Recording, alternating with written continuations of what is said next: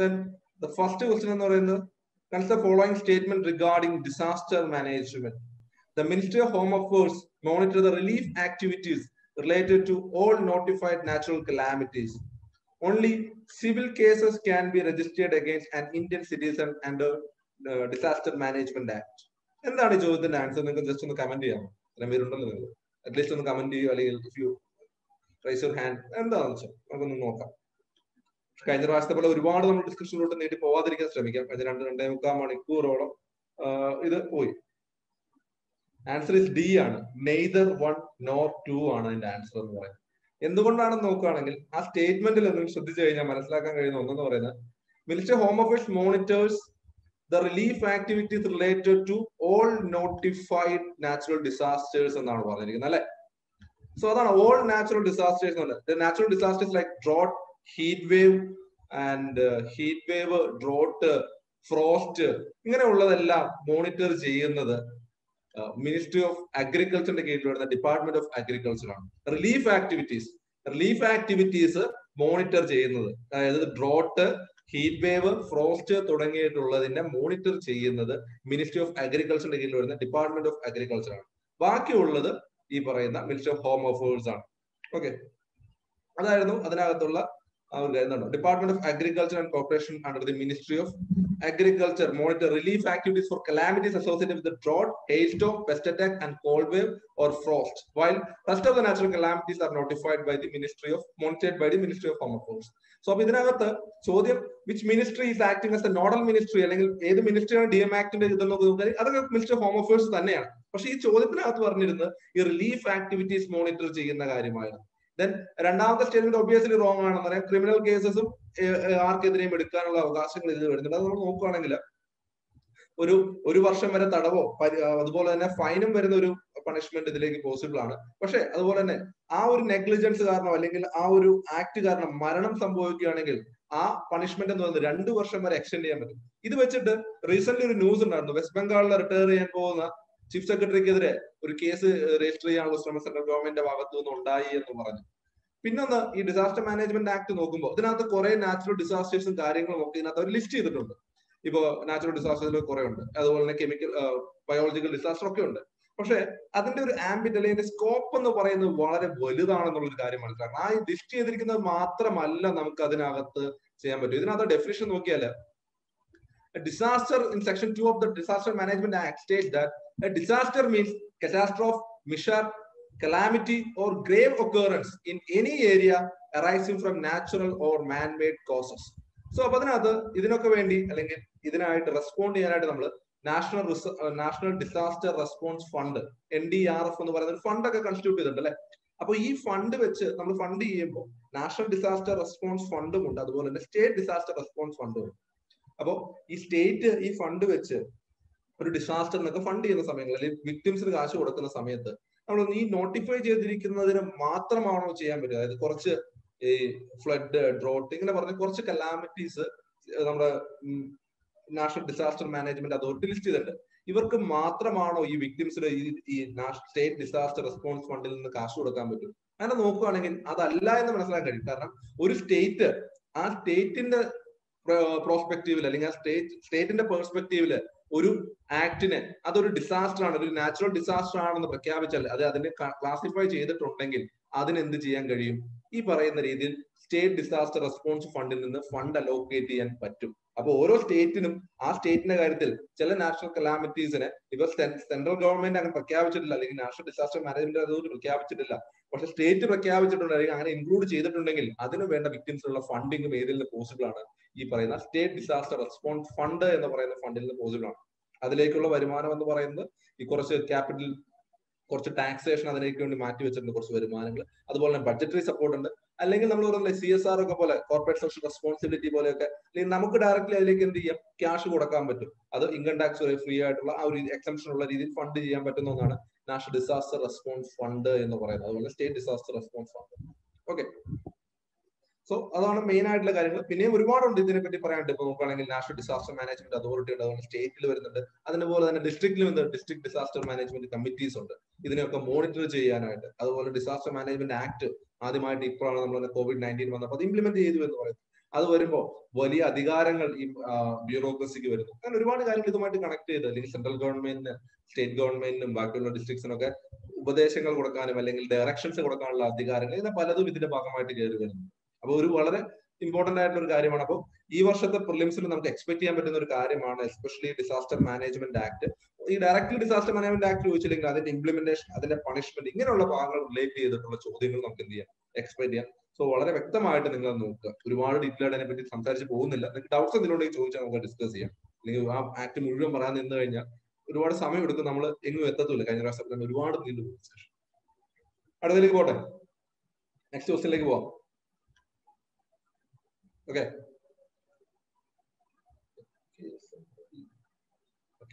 നിങ്ങൾക്ക് ഡൗട്ട്സ് ഉണ്ടെങ്കിൽ ചോദിച്ചോളെ.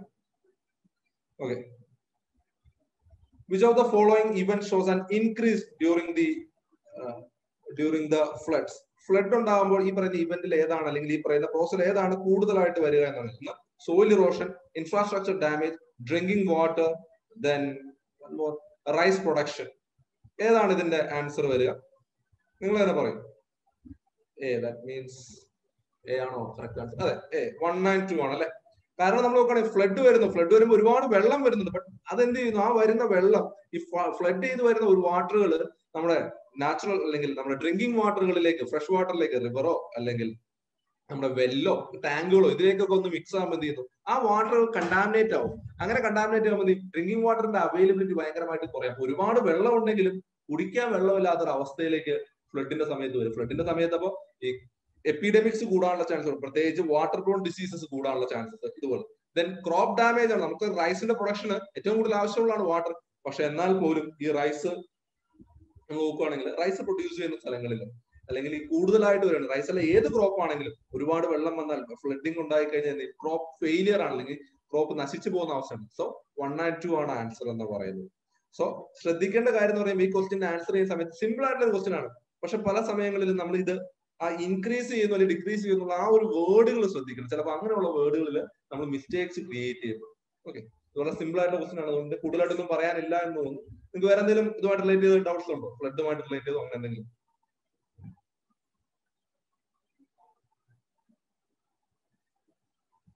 ഇല്ല, നമുക്ക് അടുത്ത ക്വസ്റ്റ്യനിലേക്ക് പോവാം. Okay, what's the following statement regarding glacial lake outburst flood? The first one is GLOF or the glacial lake outburst flood are rare in Himalayan regions. Glacial lake outbursts cause flash flood in downstream areas. GLOF are predictable by observing the rainfall pattern. Which of the above statement is or are correct എന്നാണ് ചോദ്യം. ഇതിനകത്ത് ഏതാണ് correct ആയിട്ടുള്ളതെന്നാണ് ചോദ്യം.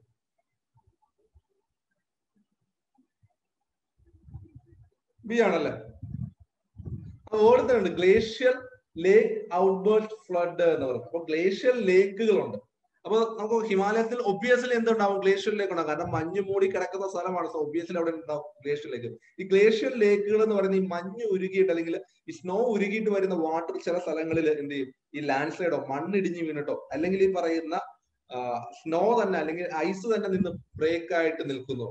നമ്മൾ നോക്കുകയാണെങ്കിൽ മഞ്ഞ് ഉരുകിയിട്ട് വെള്ളം വരും. ഈ വരുന്ന വാട്ടർ ചിലപ്പോൾ കുറെ മണ്ണ്, ലാൻഡ് സ്ലൈഡിന്റെ ഭാഗമായിട്ട് ഒരു മണ്ണ് വന്ന് അവിടെ കിടക്കുമായിരിക്കും. ഇല്ലെങ്കിൽ കുറെ കല്ലുകൾ വന്ന് ബ്ലോക്ക് ചെയ്യാം.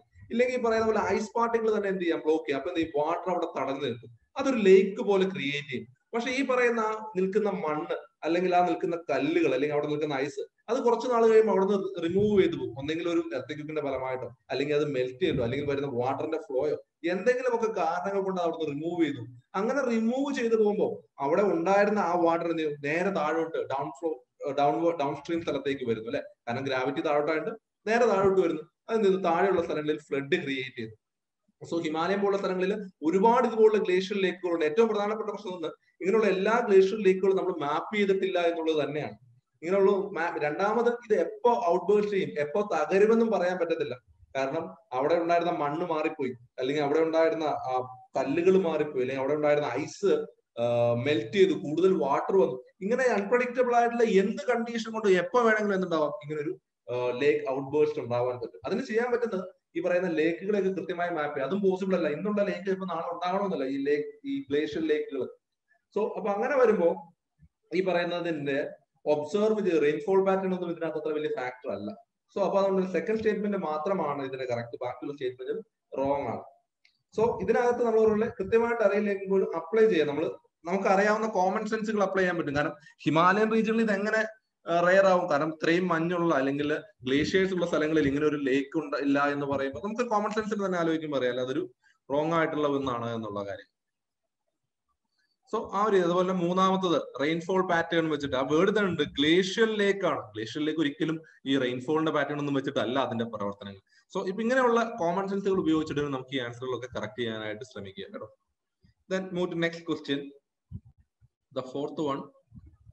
Anthropos in recent news is related to Anthropos. ഒരു എച്ചും കൂടെ ഉണ്ട്, NTH ആണ്. ഓക്കെ, എന്തായിരുന്നു ആന്ത്രോപോസ്? ഇതിനകത്ത് ആൻസർ ഇപ്പോൾ ഓൾറെഡി നിങ്ങൾക്ക് കാണാൻ പറ്റും അല്ലെ. ലോക്ക്ഡൌൺ പീരിയഡ് ആണ്. സോ അപ്പൊ റീസെന്റ് ഈ COVID-19 കാരണം ഉണ്ടായ ലോക്ക്ഡൌൺ പീരീഡിന് റിസർച്ചേഴ്സ് വിളിച്ചൊരു പേരാണ് ഈ ആന്ത്രോപോസ് എന്ന് പറയുന്നത്. കാരണം അവർ പറഞ്ഞു ഈ സമയത്ത് during the time of lockdown all the human activities, all the economic activities going to stand still. എല്ലാം എന്ത് ചെയ്തു? നിൽക്കുന്ന ഒരു അവസ്ഥയിലേക്ക് വന്നു അല്ലെ. അത് പിന്നീട് അവിടെ പ്രൊഡക്ഷൻ ഇല്ലാത്ത അല്ലെങ്കിൽ ആ human activity നടക്കാത്തൊരവസ്ഥയിലേക്ക് വരികയുണ്ട്.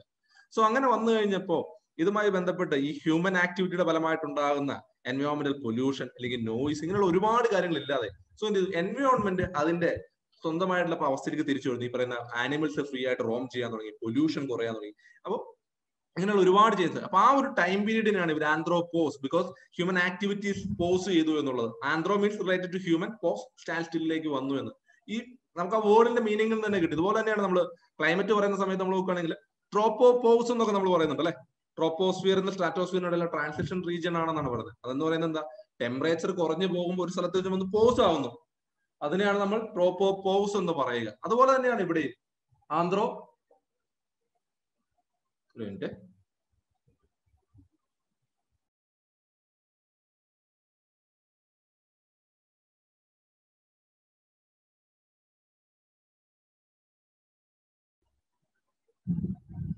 Okay.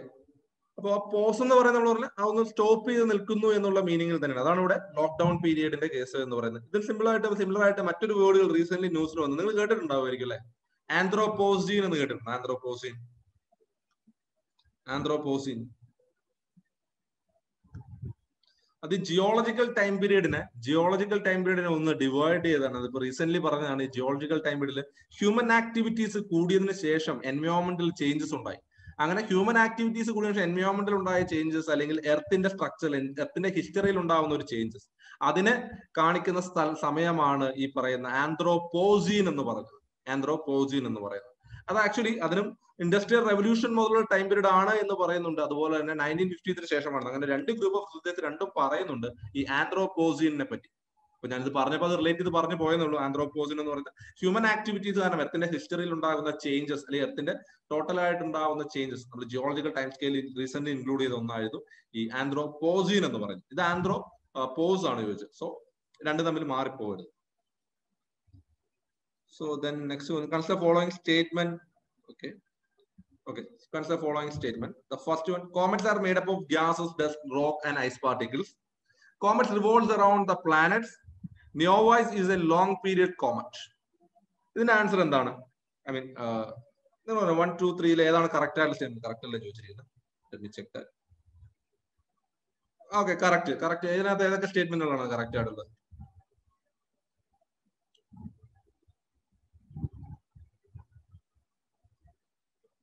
Okay, A എന്ന് പറഞ്ഞു. ആൻസറിലോട്ട് നോക്കണം.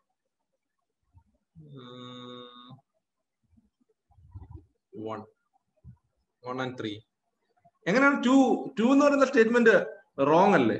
കോമറ്റുകൾ എന്ന് പറയുന്നത് എന്താണ്? കോമറ്റ്, ആസ്റ്ററോയിഡ്സ്, പ്ലാനറ്റ്സ് ഇതെല്ലാം എന്താണ്? സണ്ണിന് ചുറ്റുമാണ് റിവോൾവ് ചെയ്യുന്നത്. ഇതെല്ലാം സണ്ണിന് ചുറ്റും റിവോൾവ് ചെയ്യുന്നത് ഇതാണ്.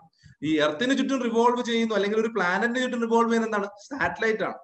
ഒരു പ്ലാനറ്റിന് ചുറ്റും റിവോൾവ് ചെയ്താൽ അത് സാറ്റലൈറ്റ് ആണ് എന്നുള്ളതാണ്. സോ അപ്പൊ അങ്ങനെ വരുമ്പോൾ തന്നെ നമുക്ക് ആ സെക്കൻഡ് സ്റ്റേറ്റ്മെന്റ് ഒഴിവാക്കിയാൽ അതിനകത്ത് ആൻസർ കിട്ടും. കോമറ്റുകൾ എപ്പോഴും സണ്ണിന് ചുറ്റും റിവോൾവ് ചെയ്യുന്നത്. പക്ഷെ ഒരു മാറ്റം എന്ന് പറയുന്നത് ഈ കോമറ്റുകൾ സണ്ണിന് ചുറ്റും റിവോൾവ് ചെയ്യുന്ന സമയത്ത് നമുക്ക് ശ്രദ്ധിച്ചാൽ നമുക്ക് മനസ്സിലാക്കാൻ കഴിയുന്നതെന്ന് വെച്ചാൽ ഈ കോമറ്റുകൾ വളരെ എക്സെൻട്രിക് ആയിട്ടുള്ള ഒരു പാത്തിലാണ് ഫോളോ ചെയ്യുന്നത്. നമ്മൾ നോക്കുകയാണെങ്കിൽ ഒരു എലിപ്റ്റിക്കൽ പാത്തിൽ സണ്ണിന് ചുറ്റും ഇങ്ങനെ സണ്ണിന് ചുറ്റും ഇങ്ങനെ ഒരു എലിപ്റ്റിക്കൽ ഇങ്ങനെ ഒരു പാത്തിലാണ് എർത്ത് അല്ലെങ്കിൽ പ്ലാനറ്റുകൾ റിവോൾവ് ചെയ്യുന്നതെങ്കിൽ ഇവിടെ നമ്മൾ നോക്കുകയാണെങ്കിൽ ഈ കോമറ്റുകൾ ചെയ്യുന്ന വളരെ ഇലോങ്ങേറ്റഡ് ആയിട്ടുള്ള ഒരു പാത്ത്, വളരെ എക്സ്റ്റെൻഡഡ് ആയിട്ടുള്ള, വളരെ ഇലോങ്ങേറ്റഡ് ആയിട്ടുള്ള ഒരു പാത്തിലൂടെയാണ് കോമറ്റുകൾ എന്ത് ചെയ്യുന്നത്. ഒരു എക്സെൻട്രിക് ആയിട്ടുള്ള ഇലോങ്ങേറ്റഡ് എലിപ്റ്റിക്കൽ പാത്തുകളാണ് എപ്പോഴും കോമറ്റ് ഇതിനകത്ത് ഫോളോ ചെയ്യുക എന്ന് പറയുന്നത്. സോ അപ്പോൾ ആ പറയുന്ന സെക്കൻഡ് സ്റ്റേറ്റ്മെന്റ് റോങ് ആണ്. കാരണം പ്ലാനറ്റുകൾക്ക് ചുറ്റും കറങ്ങുക എന്ന് പറയുന്നത് എന്താണ്? പ്ലാനറ്റുകൾക്ക് ചുറ്റും കറങ്ങുന്നത് എപ്പോഴും സാറ്റലൈറ്റുകളാണ്. സോ അപ്പൊ ഈ സാധനം, ഈ പറഞ്ഞ ക്വസ്റ്റ്യൻ വളരെ സിമ്പിൾ ആയിട്ടുള്ള ഒരു ചോദ്യമാണ്. നിങ്ങൾ പലർക്കും എന്ത് ചെയ്യാവുന്നതാണ്? നമുക്ക് ഈ പറഞ്ഞ രണ്ടാമത്തെ സ്റ്റേറ്റ്മെന്റിന് അറിയാവുന്നതാണ്. പക്ഷെ നമുക്ക് ആ സമയത്ത് വരുന്ന ചെറിയ ചെറിയ നമ്മൾ ചിന്തിക്കുന്ന രീതികൾ, അല്ലെങ്കിൽ നമ്മൾ പെട്ടെന്ന് വായിച്ചു പോകുന്ന പ്രശ്നം. സോ ഇങ്ങനെയുള്ള മിസ്റ്റേക്കുകൾ നമ്മൾ എവിടെയും വരുത്താറുണ്ട്, UPSCയുടെ എക്സാം ഹോളിലും വരുത്താറുണ്ട്. കാരണം UPSC ചോദിക്കുന്നത് അങ്ങനെ ഒരിക്കലും മനസ്സിലാക്കാൻ കഴിയാത്ത, അല്ലെങ്കിൽ അത്രയും ഡിഫിക്കൽട്ട് ആയുള്ള ക്വസ്റ്റ്യൻസ് അല്ല. നമുക്ക് അവിടെ കൺഫ്യൂസ് ചെയ്യാൻ പറ്റുന്നത്, നമ്മുടെ നോളേജ് തന്നെ നമ്മൾ കൺഫ്യൂസ് ചെയ്യപ്പെടുന്നു എന്ന ചില സ്ഥലങ്ങളിലാണ് ആ തെറ്റുകൾ വരുന്നത്. സോ അപ്പൊ അങ്ങനെയുള്ള കാര്യങ്ങളിലേക്കാണ്. സോ അപ്പൊ ഇതിന്റെ ആൻസർ എന്ന് പറയുന്നത് 1 ഉം 3 ആണ്. നമ്മൾ നോക്കുകയാണെങ്കിൽ ഈ കോമറ്റ് എന്ന് പറയുന്നത് എന്താണ്? നമ്മള് മലയാളത്തിൽ എന്തായാലും പറയാം, ധൂമകേതു, സംതിങ്, വാൽ നക്ഷത്രം എന്നൊക്കെ പറയുന്ന ഒരു സാധനമാണ്. സോ അതിന് നോക്കുകയാണെങ്കിൽ 3 പാർട്സ് ഉണ്ടെന്നാ പറഞ്ഞത്. ഒരു ന്യൂക്ലിയസ് എന്ന് പറയുന്ന അതിന്റെ ഹെഡ്, അതിന് ചുറ്റും കാണപ്പെടുന്ന ഒരു പോർഷൻ, ദെൻ അതിന്റെ ടെയിൽ, ഇങ്ങനെ 3 പോർഷൻസ് ആണ് ഇതിനകത്ത് കാണപ്പെടുന്നത്. സോ ഇങ്ങനെ 3 പോർഷനിൽ ആ സെൻട്രൽ പോർഷൻ, ആ ന്യൂക്ലിയസ് എന്ന് പറയുന്ന ചുറ്റും കാണപ്പെടുന്ന കോമ എന്ന് പറയുന്നത്, ആ സെൻട്രൽ കാണപ്പെടുന്ന ആ ന്യൂക്ലിയസ് എന്ന് പറയുന്ന ഭാഗം നോക്കുകയാണെങ്കിൽ അവിടെ ഡസ്റ്റ്, അതുപോലെ തന്നെ ഐസ് പാർട്ടിക്കിൾസ്, റോക്ക് സബ്സ്റ്റൻസ്, ഇതെല്ലാം കൂടെ കൂടിച്ചേർന്നാണ് അതുണ്ടായത്. അതിന് ചുറ്റും ഡസ്റ്റ് പാർട്ടിക്കിൾസിന്റെ ഒരു കോമ, തലയ്ക്ക് ചുറ്റും ഹാലോ വരുന്നത് പോലെ ആയിരിക്കും. ദെൻ നീണ്ടു നിൽക്കുന്ന ഒരു പ്ലാസ്മ സ്റ്റേറ്റിലുള്ള ഒരു ഡസ്റ്റ് ടെയിലും കാണാൻ കഴിയും. ഇതാണ് ശരിക്കും ഒരു കോമറ്റിന്റെ സ്ട്രക്ചർ എന്ന് പറയുന്നത്. ദെൻ അതിന് ചുറ്റും, എന്നിട്ട് ഈ സണ്ണിന് ചുറ്റും ഒരു ലോങ്ങേറ്റഡ് ആയിട്ടുള്ള പാത്തില് റിവോൾവ് ചെയ്യുകയാണ്. സണ്ണിന് അടുത്തോട്ട് വരുമ്പോഴത്തേക്കും ഈ കോമയൊക്കെ ഇല്ലാതായിട്ട് അതിന്റെ ഹെഡ്, ന്യൂക്ലിയസ് എന്ന് പറഞ്ഞാൽ വളരെ ഗ്ലോ ചെയ്യുന്ന ഒരു അവസ്ഥയിലേക്ക് നമുക്ക് കാണാൻ കഴിയും. സോ അതാണ് കോമറ്റ് എന്ന് പറയുന്ന കാര്യങ്ങൾ. സോ നമുക്ക് അടുത്ത ക്വസ്റ്റ്യനിലേക്ക് പോകാം അല്ലെ. ഇപ്പൊ നിയോവിസ് എന്ന് പറയുമ്പോൾ ന്യൂസിൽ ഉണ്ടായിരുന്ന ഒന്നായിരുന്നു, ഒരു ലോങ് പീരിയഡ് ഇതാണ് അടുത്തേക്ക് വരുന്നത്. അപ്പൊ മറ്റൊന്ന് ശ്രദ്ധിക്കേണ്ട കാര്യം, കോമറ്റ് ഒരു ഇലോങ്ങേറ്റഡ് ആയിട്ടുള്ള ഓർബിറ്റ്, ഒരു എക്സെൻട്രിക് ഓർബിറ്റ് ആണ് ഈ പറയുന്ന കോമറ്റിനുള്ളത് എന്നുള്ള കാര്യങ്ങൾ ഓർക്കുക. Okay, statement is correct regarding solar eclipse. Solar എക്ലിപ്സിനുമായിട്ടുള്ള കറക്റ്റ് സ്റ്റേറ്റ്മെന്റ് ഏതാണ് എന്നുള്ളതാണ് അല്ലെ. എല്ലാവർക്കും കറക്റ്റ് ആയിരുന്നോ ഈ സ്റ്റേറ്റ്മെന്റ്? ഈ സാധനം ആർക്കെങ്കിലും മിസ്റ്റേക്കിൽ റോങ് ആവുമോ, എന്തെങ്കിലും പറ്റിയായിരുന്നോ? നമുക്ക് ബാക്കിയുള്ള സ്റ്റേറ്റ്മെന്റുകളിലേക്ക് നോക്കാം. Solar Eclipse occur when earth is positioned between sun and moon. സണ്ണിനും മൂണിനും ഇടയിൽ എർത്ത് വരുമ്പോൾ ഉണ്ടാകുന്നത് എന്താണ്? സണ്ണിനും മൂണിനും ഇടയിൽ എർത്ത് വരുമ്പോൾ ഉണ്ടാകുന്നത് എന്താണ്? Lunar Eclipse. Exactly, lunar Eclipse. അതുപോലെ തന്നെ ഫുൾ മൂൺ എന്ന് പറയുന്ന കാര്യങ്ങളാണ് ഉണ്ടാകുന്നത്. ലൂണാർ എക്ലിപ്സിൽ ഫുൾ മൂൺ ആണ് ഉണ്ടാകുന്നത്. സോ അപ്പൊ ഈ പറയുന്ന സോളാർ എക്ലിപ്സ്, ഓക്കെ, ഈ പറയുന്ന സണ്ണിനും എർത്തിനും ഇടയിൽ മൂൺ വന്നു കഴിഞ്ഞിട്ട് ഈ എർത്ത്, സണ്ണിന് ഈ മൂൺ കാരണം നമുക്ക് ആ ഒരു എർത്തിന്റെ ചില ഭാഗങ്ങളിൽ നിന്ന് നോക്കുമ്പോൾ എൻറ്റയർലി ആ മൂൺ എർത്തിനെ കവർ ചെയ്യുന്നത്, സോറി എർത്തിനല്ല, സണ്ണിനെ കവർ ചെയ്യുന്നത് പോലെ നമുക്ക് കാണാൻ കഴിയും. അങ്ങനെ വരുമ്പോഴാണ് ഇത് വരുന്നത്. അപ്പൊ സണ്ണും മൂണും എർത്തും ഒരു പർട്ടിക്കുലർ സ്ട്രേറ്റ് ലൈനിൽ വരുമ്പോഴാണ് നമുക്ക് എന്ത് കാണാൻ കഴിയുക? ഈ ഉള്ള രീതിയിലുള്ള സോളാർ എക്ലിപ്സുകളും അതുപോലെ തന്നെ സോളാർ എക്ലിപ്സും ലൂണാർ എക്ലിപ്സും ഒക്കെ കാണാൻ കഴിയും. അപ്പൊ ഈ പറയുന്നത് പോലെ ഇവിടെ സണ്ണ് നിൽക്കുന്നു, ഇവിടെ മൂൺ നിൽക്കുന്നു, ഇവിടെ എർത്ത് നിൽക്കുന്നു. സോ അപ്പൊ ഇങ്ങനെ നോക്കുമ്പോൾ നമുക്ക് ഈ സണ്ണിന്റെ സൺലൈറ്റ് നേരെ വന്ന് മൂണിന്റെ ഈ സൈഡിൽ വീഴുന്നു. നമ്മളിവിടെ എർത്ത് ഇവിടെ നിൽക്കുക, നമുക്ക് ഇവിടെ നോക്കുമ്പോൾ മൂണിന്റെ ഈ സൈഡാണ് കാണാൻ കഴിയുന്നത്, ഓപ്പോസിറ്റ് സൈഡ്. അതുകൊണ്ട് നമുക്ക് എന്ത് കാണാൻ പറ്റില്ല, മൂണ് ഗ്ലോ ചെയ്യുന്നതായിട്ട് നമുക്ക് കാണാൻ കഴിയില്ല. അതുകൊണ്ടാണ് ആ സമയങ്ങളിൽ നമുക്ക് എന്ത് വരുന്നത്, ഈ ഒരു പൊസിഷനിൽ വരുമ്പോൾ ന്യൂ മൂൺ, അമാവാസി വരുന്നത്, അങ്ങനെ വരുന്നു. പക്ഷെ അത് ചില സമയങ്ങളിൽ അത് പൊസിഷൻ ചെയ്ത് വരുമ്പോൾ, ചില പർട്ടിക്കുലർ പ്ലെയിനിൽ പൊസിഷൻ ചെയ്യുമ്പോൾ ആ പറയുന്ന മൂണ് സണ്ണിനെ ഫുള്ളി ബ്ലോക്ക് ചെയ്യുന്ന പോലെ നമുക്ക് വരും. അപ്പോഴാണ് നമുക്ക് എന്തുണ്ടാവുന്നത്, അത് എക്ലിപ്സിലോട്ട് മാറുന്നത്. ഓക്കെ, പിന്നെ 3 വർഷം കൂടുമ്പോൾ ഒരു വർഷത്തിൽ തന്നെ പല പ്രാവശ്യം എക്ലിപ്സ് ഉണ്ടാവുന്നുണ്ട്. ഒരു വർഷത്തിൽ തന്നെ പല പ്രാവശ്യം എക്ലിപ്സുകൾ ഉണ്ടാവുന്നുണ്ട്. പക്ഷെ നമുക്ക് ഒബ്സർവ് ചെയ്യാൻ പറ്റുന്നത് വളരെ കുറവാണെന്ന് മാത്രമാണ്. ദെൻ ഈ സോളാർ എക്ലിപ്സ് എല്ലാ സ്ഥലങ്ങളും ഒരുമിച്ച് കാണാൻ കഴിയില്ല. കാരണം എർത്തും സണ്ണും മൂണും ഒരു പർട്ടിക്കുലർ ആംഗിളിൽ, ഒരു പർട്ടിക്കുലർ പ്ലെയിനിൽ വരുമ്പോഴാണ്. അത് എല്ലാ സ്ഥലത്തും ഒരേ പ്ലെയിനിലല്ല വരുന്നത്. അപ്പോൾ ഒരു ടോട്ടൽ സോളാർ എക്ലിപ്സ് എല്ലാ സ്ഥലങ്ങളിലും കാണാൻ കഴിയില്ല എന്നുള്ള കാര്യം. Okay, then next question. Okay, Zealandia എന്താണെന്ന് കുറെ കാലമായിട്ട് ന്യൂസിൽ നിൽക്കുന്ന ഒരു കാര്യമാണല്ലേ സിലാൻഡിയ എന്ന് പറയുന്നത്. ഇപ്പോ റീസെന്റ് വീണ്ടും അതിനൊരു ന്യൂസ് ഉണ്ടായിരുന്നു, ഒരു 2-3 months, കുറച്ചു നാൾ മുന്നേ. അപ്പൊ അവിടെ നിന്ന് വന്ന ഒന്നാണ്. അപ്പൊ നിങ്ങൾക്ക് എല്ലാവർക്കും അറിയാം എന്താണ് സിലാൻഡിയ എന്ന് പറയുന്നത് അല്ലെ. 8th കോണ്ടിനെന്റ് ആണ് ന്യൂസിലാൻഡിന്റെ അവിടെ. അതിന്റെ 94% സബ്മേർജ് ചെയ്ത് നിൽക്കുന്നു എന്നാണ് പറയുന്നത്. ഓഷ്യന്റെ താഴെ സബ്മേർജ് ചെയ്ത് നിൽക്കുവാണ് അതിന്റെ 94% എന്ന് പറയുന്നത്. ബാക്കി കുറച്ച് മുകളിൽ നിൽക്കുന്ന ന്യൂസിലാൻഡ് ഒക്കെ നിൽക്കുന്ന സ്ഥലമാണ്. ഇതിനാണ് നമ്മൾ സിലാൻഡിയ എന്ന് പറയുന്ന ഒരു ഇത്. ആക്ച്വലി ഇത് നോക്കുകയാണെങ്കിൽ ഇത് ഇപ്പോ പല പല പ്ലേറ്റുകളുടെ ഭാഗമായിട്ടാണ് നിൽക്കുന്നത്. പസഫിക് പ്ലേറ്റിന്റെയും ഇൻഡോ ഓസ്ട്രേലിയൻ പ്ലേറ്റിന്റെയും ഒക്കെ ഭാഗമായിട്ടാണ് ഇപ്പോഴും അത് എന്ത് ചെയ്യുന്നത്, റിമൈൻ ചെയ്യുന്നത് എന്നാണ് പറയുന്നത്. കാരണം അവിടെ നടന്ന ആ ഇൻഡോ ഓസ്ട്രേലിയൻ പ്ലേറ്റിന്റെയും പസഫിക് പ്ലേറ്റിന്റെ അവിടെ ഉണ്ടായ സബ്ഡക്ഷന്റെ ഫലമായിട്ടാണ് ഇത് ഇല്ലാതായതിൽ മുങ്ങിപ്പോയതെന്നൊക്കെയാണ് പറയപ്പെടുന്നത്. ഓക്കെ, സിലാൻഡിയ എന്ന് പറയുന്നത്. സിലാൻഡിയ. അപ്പൊ ഒരു കോണ്ടിനെന്റ് എങ്ങനെയാണ് ഐഡന്റിഫൈ ചെയ്യുന്നത്, കോണ്ടിനെന്റ് എന്നുള്ളതിന്റെ ക്രൈറ്റീരിയ നോക്കുകയാണെങ്കിൽ, ഒന്ന്, ചുറ്റുമുള്ള ഭാഗങ്ങളെക്കാൾ കൂടുതൽ എലിവേഷൻസ് വേണം. രണ്ട്, ഡിസ്റ്റിങ്റ്റീവ് ആയിട്ടുള്ള ഒരു ജിയോളജി വേണം. അവിടുത്തെ rock structure must be distinctive ആയിരിക്കണം. ദെൻ ഓഷ്യൻ ഫ്ലോറുമായിട്ട് നോക്കുമ്പോൾ ഇതിന് തിക്കർ ആയിട്ടുള്ള ഒരു ഇത് വേണം, തിക്കായിട്ടുള്ള ഒന്നായിരിക്കണം ഓഷ്യൻ ഫ്ലോറുമായിട്ട് നമ്മൾ. പിന്നെ വെൽ ഡിഫൈൻഡ് ആയിട്ടുള്ള ഒരു ഏരിയ വേണം എന്നുള്ളതാണ്. തിക്കാണ്, കാരണം കോണ്ടിനെന്റൽ ക്രസ്റ്റുകൾ എപ്പോഴും ഓഷ്യൻ ക്രസ്റ്റിനേക്കാൾ തിക്കറാണ് എന്നുള്ളത് നമ്മൾ സീ ഫ്ലോർ സ്പ്രെഡിങ്ങിന്റെ തിയറി ഒക്കെ വരുന്ന സമയങ്ങളിൽ നമ്മൾ പറഞ്ഞു പോകുന്ന കാര്യങ്ങളാണ്. ഓക്കെ, then next ക്വസ്റ്റ്യനിലോട്ട് പോകുമ്പോൾ following statement regarding tsunami ready programme എന്ന് പറയുന്നത്, അതും ഒരു കറണ്ട് അഫയേഴ്സ് റിലേറ്റഡ് ആണ്. സുനാമി റെഡി പ്രോഗ്രാം എന്ന് പറയുന്നത് it's a community performance based programme initiated by the intergovernmental oceanographic commission of UNESCO. Second one, it promotes tsunami preparedness through active collaboration of public, community leaders and national and local emergency management agencies. Odisha is the first state in India to have such recognized communities. മൂന്ന് സ്റ്റേറ്റ്മെന്റും correct ആണ് അല്ലെ?